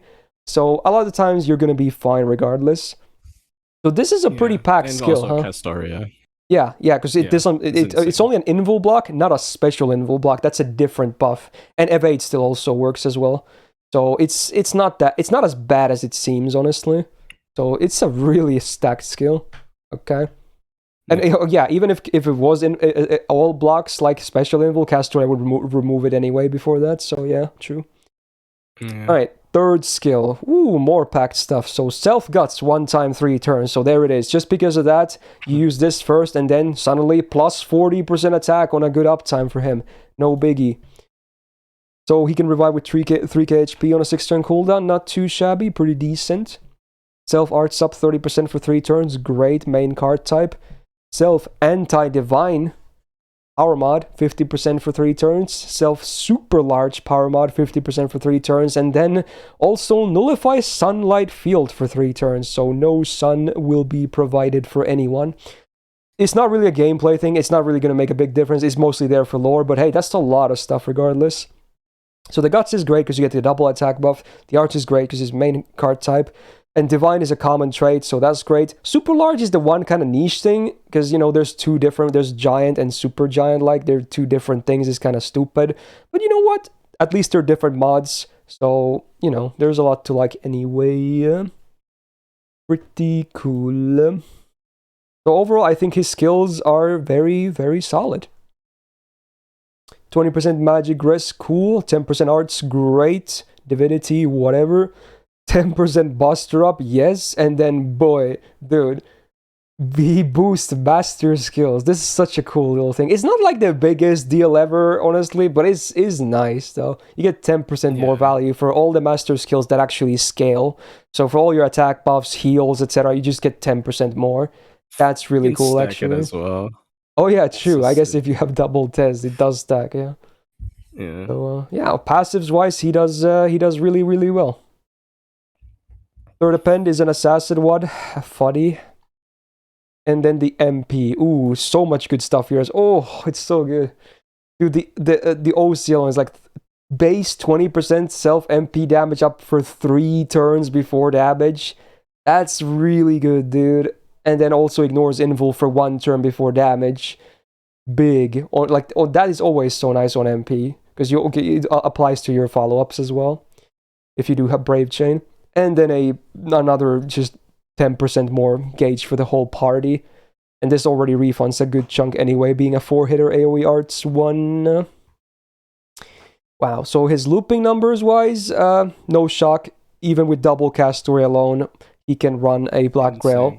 Now the thing is, this is a thing, like remember, we have Summer Valks, right? If you have an MP1 Tez, he will do similar numbers, which is kind of crazy. But yeah, maybe for the turn 1 damage, Valk is a little bit better, but that's only on MP1. That's crazy. Like, as soon as you get MP2, he already passes them. Like, no shot. He's just already better than one of the more cracked looping welfares in the entire game. And yeah, he's not only good for farming. Yeah, true. Yeah. He does peak a little higher there as well. But he's not just good on farming. He's good for everything. He's good for bosses as well, for sure. So yeah, that he really is like that good. I wasn't immediately sold on him when I read through him, but afterwards I started to realize that he really is like just like a top tier AoE servant. How's your comments on him? Okay, so this character, you're telling me this character has Space Ishtar's ramp up MP with an invul pierce, with AoE 30 battery for multi damage dealer farming, has a better illusion in general cases, and like the AoE 40% attack up that you can self inflict, right? So wait, am I still on? Because I'm using my hotspot. I'm so scared of disconnecting again. Yeah, right. You're on. Don't worry. So, in like higher end, I guess if you have like higher MP levels of these characters, a double Tez Kalipolka is actually a very common farming composition. Oh yeah, you can do that too. Yeah, double Tez Kelly Polka with Annie Blonde to give the middle one the guts to make a buster. Like he's very good. He has so much team charge for multi-core farming or like multi-damage dealer farming and like 90 plus non-standard farming that he is like he's actually one of the most used farmers, I would say, like these days. And it's so easy to slot him in anything. And if you take away all of that, he's still once again he's Space Ishtar with an Invul Pierce. Like at the very least, I don't understand. Like this. Like the one negative thing about him is that he's an assassin. That's the only negative thing, and even then, it's not like the end of the world. Oh, dude, if he was like Berserker or an extra class or something, Berserker, he would actually just like Ibuki's so good, right? But like Ibuki's already like the best arts looper, but he would still be better. If he was a Berserker, he would just destroy Ibuki. He would like break the game in every possible way, like possible. He is so good, and I don't know. He's been. It was too much. They had to nerf him. They had to. I actually believe that might have been. Yeah, honestly, like, they actually nerfed him. If he was a Berserker, he'd be like the best farming. I think it goes without saying that he absolutely belongs in the top tier. Yeah. Yeah. I might it might be overhyped. I am so tempted to put him EX plus, but I don't think. Oh, okay. I can see the argument. I honestly do understand it. Yeah. I am very tempted because he's so good. He is so good. He really is that good. Huh? Yeah. Again, the only bad part about him is the assassin class, but that's really it. Everything else, he just smashes, dude. Yeah, I still don't think is he Koyan tier? Because here's the funny thing, right? In a lot of modern 90++, you don't necessarily run double Koyan, but you also very often do run Tezuka. So like his farming numbers, his like appearance rates in farming. I mean, he hasn't been out for that long. I guess we have to see for this year. But his appearance rate in farming teams has slowly been creeping up to Koyan numbers. I mean, obviously, if it's not 90++, then Koyan still wins. But yeah, it's kind of. I don't think they should be directly compared anyway, because they're kind of like they're a bit different anyway, despite both being AOE. Definitely different. Yeah, and he's definitely like a better damage dealer as well. So I don't know. Should I do it? Should I just say fuck it, dude? Oh my god. Do it. Let's do it. Dude. Let's do it. Okay. Hold your ears for a second. Woo! Okay, I did it. Let's go. There it is. I did it, dude. I did it. Dab on the haters, dude. I did it.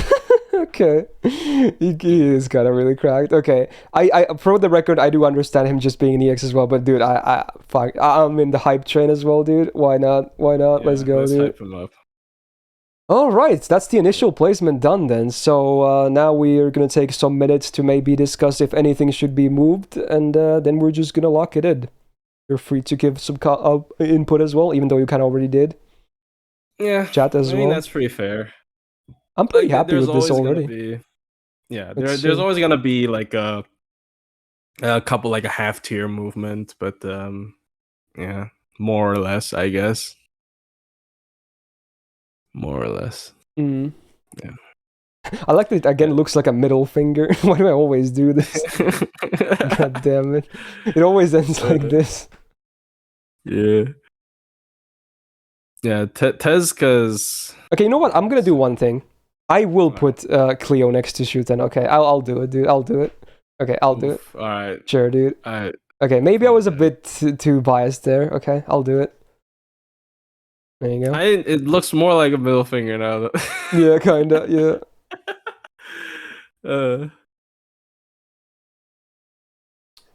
I think that's fine. Kinda. Yeah. There's not even that much disagreement on chat's side either, honestly. Would be crazy to say Yanqing would be A+. He maybe could be, honestly. I just hate his third skill. But he's actually very solid. Yanqing. I was like super high when I saw his buff. Because like his MP is like, bruh, you got a 50% crit up whenever you MP, and he like sometimes in challenge cards he can loop, but like I feel like some of his other stuff is a little bit still behind. Like I still wouldn't take him over people like Chiome for damage. Yeah, like I especially I'm on quick. I actually like Wu Zetian more though. Yeah, it's just like, do you need that much crit up? And it's not like it's like his only thing as well. Like I don't know. Yeah.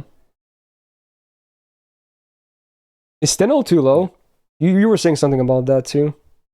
Yeah, I don't know. It's like she's such a meme that people actively try to figure out ways to use her, and I do think she is like actually like she does pass the test. I think she's at the very least like with you probably. I might even put her in V just because I like her utility. Whoa. And she's very good against male. Like she completely shuts down male bosses. It's just I might but be like willing to bump her sometimes into like C C plus, but I'm not sure if I can see this B myself. I mean, yeah, C plus probably because like it's still like most people would just like, why would you bother? She's kind of a why would you bother unit, but like if you do bother, she can pull some results. But yeah. Okay. Not too bad. Yeah, seems alright. Jekyll needs to be lower. Bruh. Come on. He has an 80 battery, right? Is it 80? It is. You know what's fun part? When I was talking about it, I at that point I mentioned it was the developers admitting that Jekyll is fucking useless. The assassin form makes no sense. You would never use him as an assassin. So it was like, yeah, just get to Berserker immediately. Like it's so bad. And even Berserker is not good. He would be so good if he had a damaging MP. No, he needs three things, right? He needs absorb to land his crits. He needs a damaging MP. And then what was the other thing I mentioned? Fuck. Shit. Some kind of survivability, maybe, because he just dies in one crit anyway, even with the max HP. Yeah. And someone said D Phantom. I mean, hey. Yeah. I agree, but that's just I don't know. Honestly, I think there's not even that much disagreement from the chat. I might already lock this in. Dude, I'm kind of vibing it. I don't think we need to do many changes, honestly. Wow. Yeah, let's get a nice full view here. Something like that. Can I make it full view on this? There we go. Okay. Alright. Dude. Again, I can totally understand if people want to see Tez just on EX, but you know what? He really is just kind of really freaking cracked, huh? Yeah, I believe because he hasn't come out for a very long, and of course the event frequency of JP has always been has also been a little bit lower. But I think throughout the year, you guys will be convinced he's EX plus. Like throughout the year, he will grow in popularity. It's also a thing that's really funny because I was looking about this. I was asking some members from my Discord because of Tiamat. Like there has not been a 90 plus plus that was Calvary focused. There's not been a single one. It's like all knights. True. So like if they start adding like riders and stuff, and yeah, I don't know. He's good. He'll grow in popularity. Yeah. Don't worry. Like people like make fun. Like people make fun of his art. That's the only thing. Like I don't know.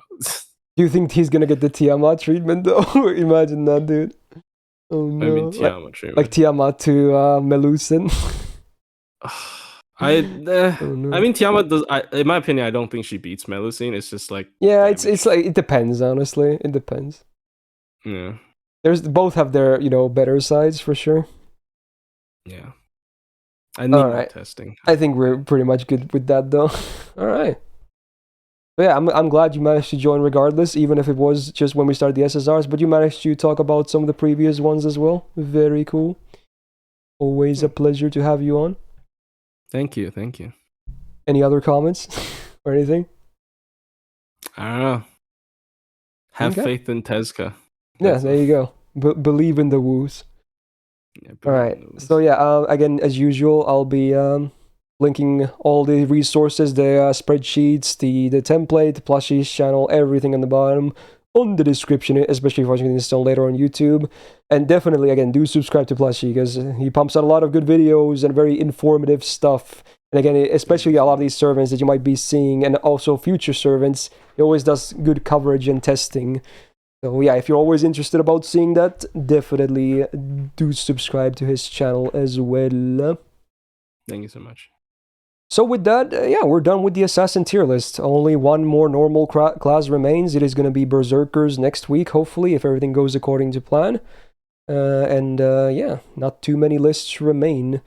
But if you enjoyed this and you're watching this on YouTube, again, really helps out if you press the like button. Even if you disagree, we still try to put a lot of effort into these lists, so, just for that would be cool. And yeah, subscribe not to miss out on future tier lists and other fun videos, because I am on a content grind right now. So yeah, lots of stuff on the way. And otherwise, I hope to see you guys in the next video and episode. Alright, There we go. That's a wrap right there. Nice. Another nearly 5-hour list. I thought it was going to go faster because I was soloing the earlier, but I guess not. And this was even the smallest of all the normal classes on 40 units, because Valks are 3 and 1.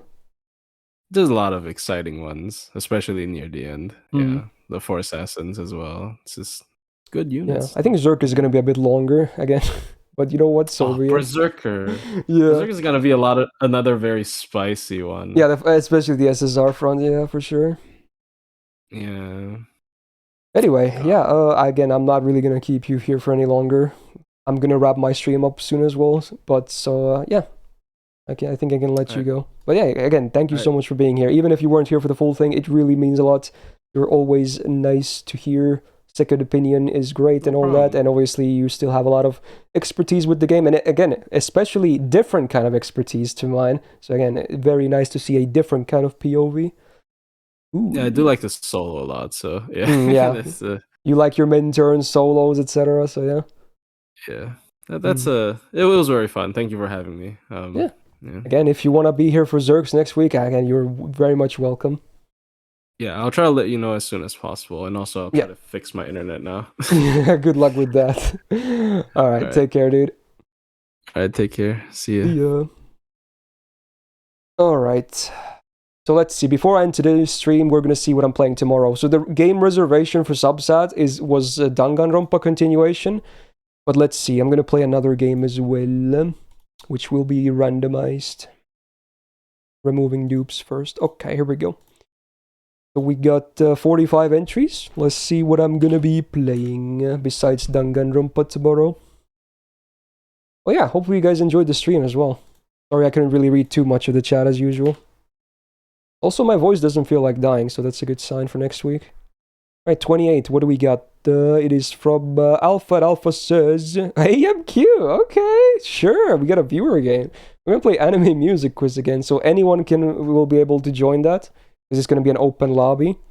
So there you go. Interesting. Pretty cool. It's a game you play on your browser basically. So if you already want to make an account, go to animemusicquiz.com and just make an account, and then you can play tomorrow if you want to join in. So it's that simple. It's a browser game. No souls this week. It's support reviews. Brokilis, that was last week. Anyway, before I end though, I want to check out all the resubs, because I definitely couldn't really,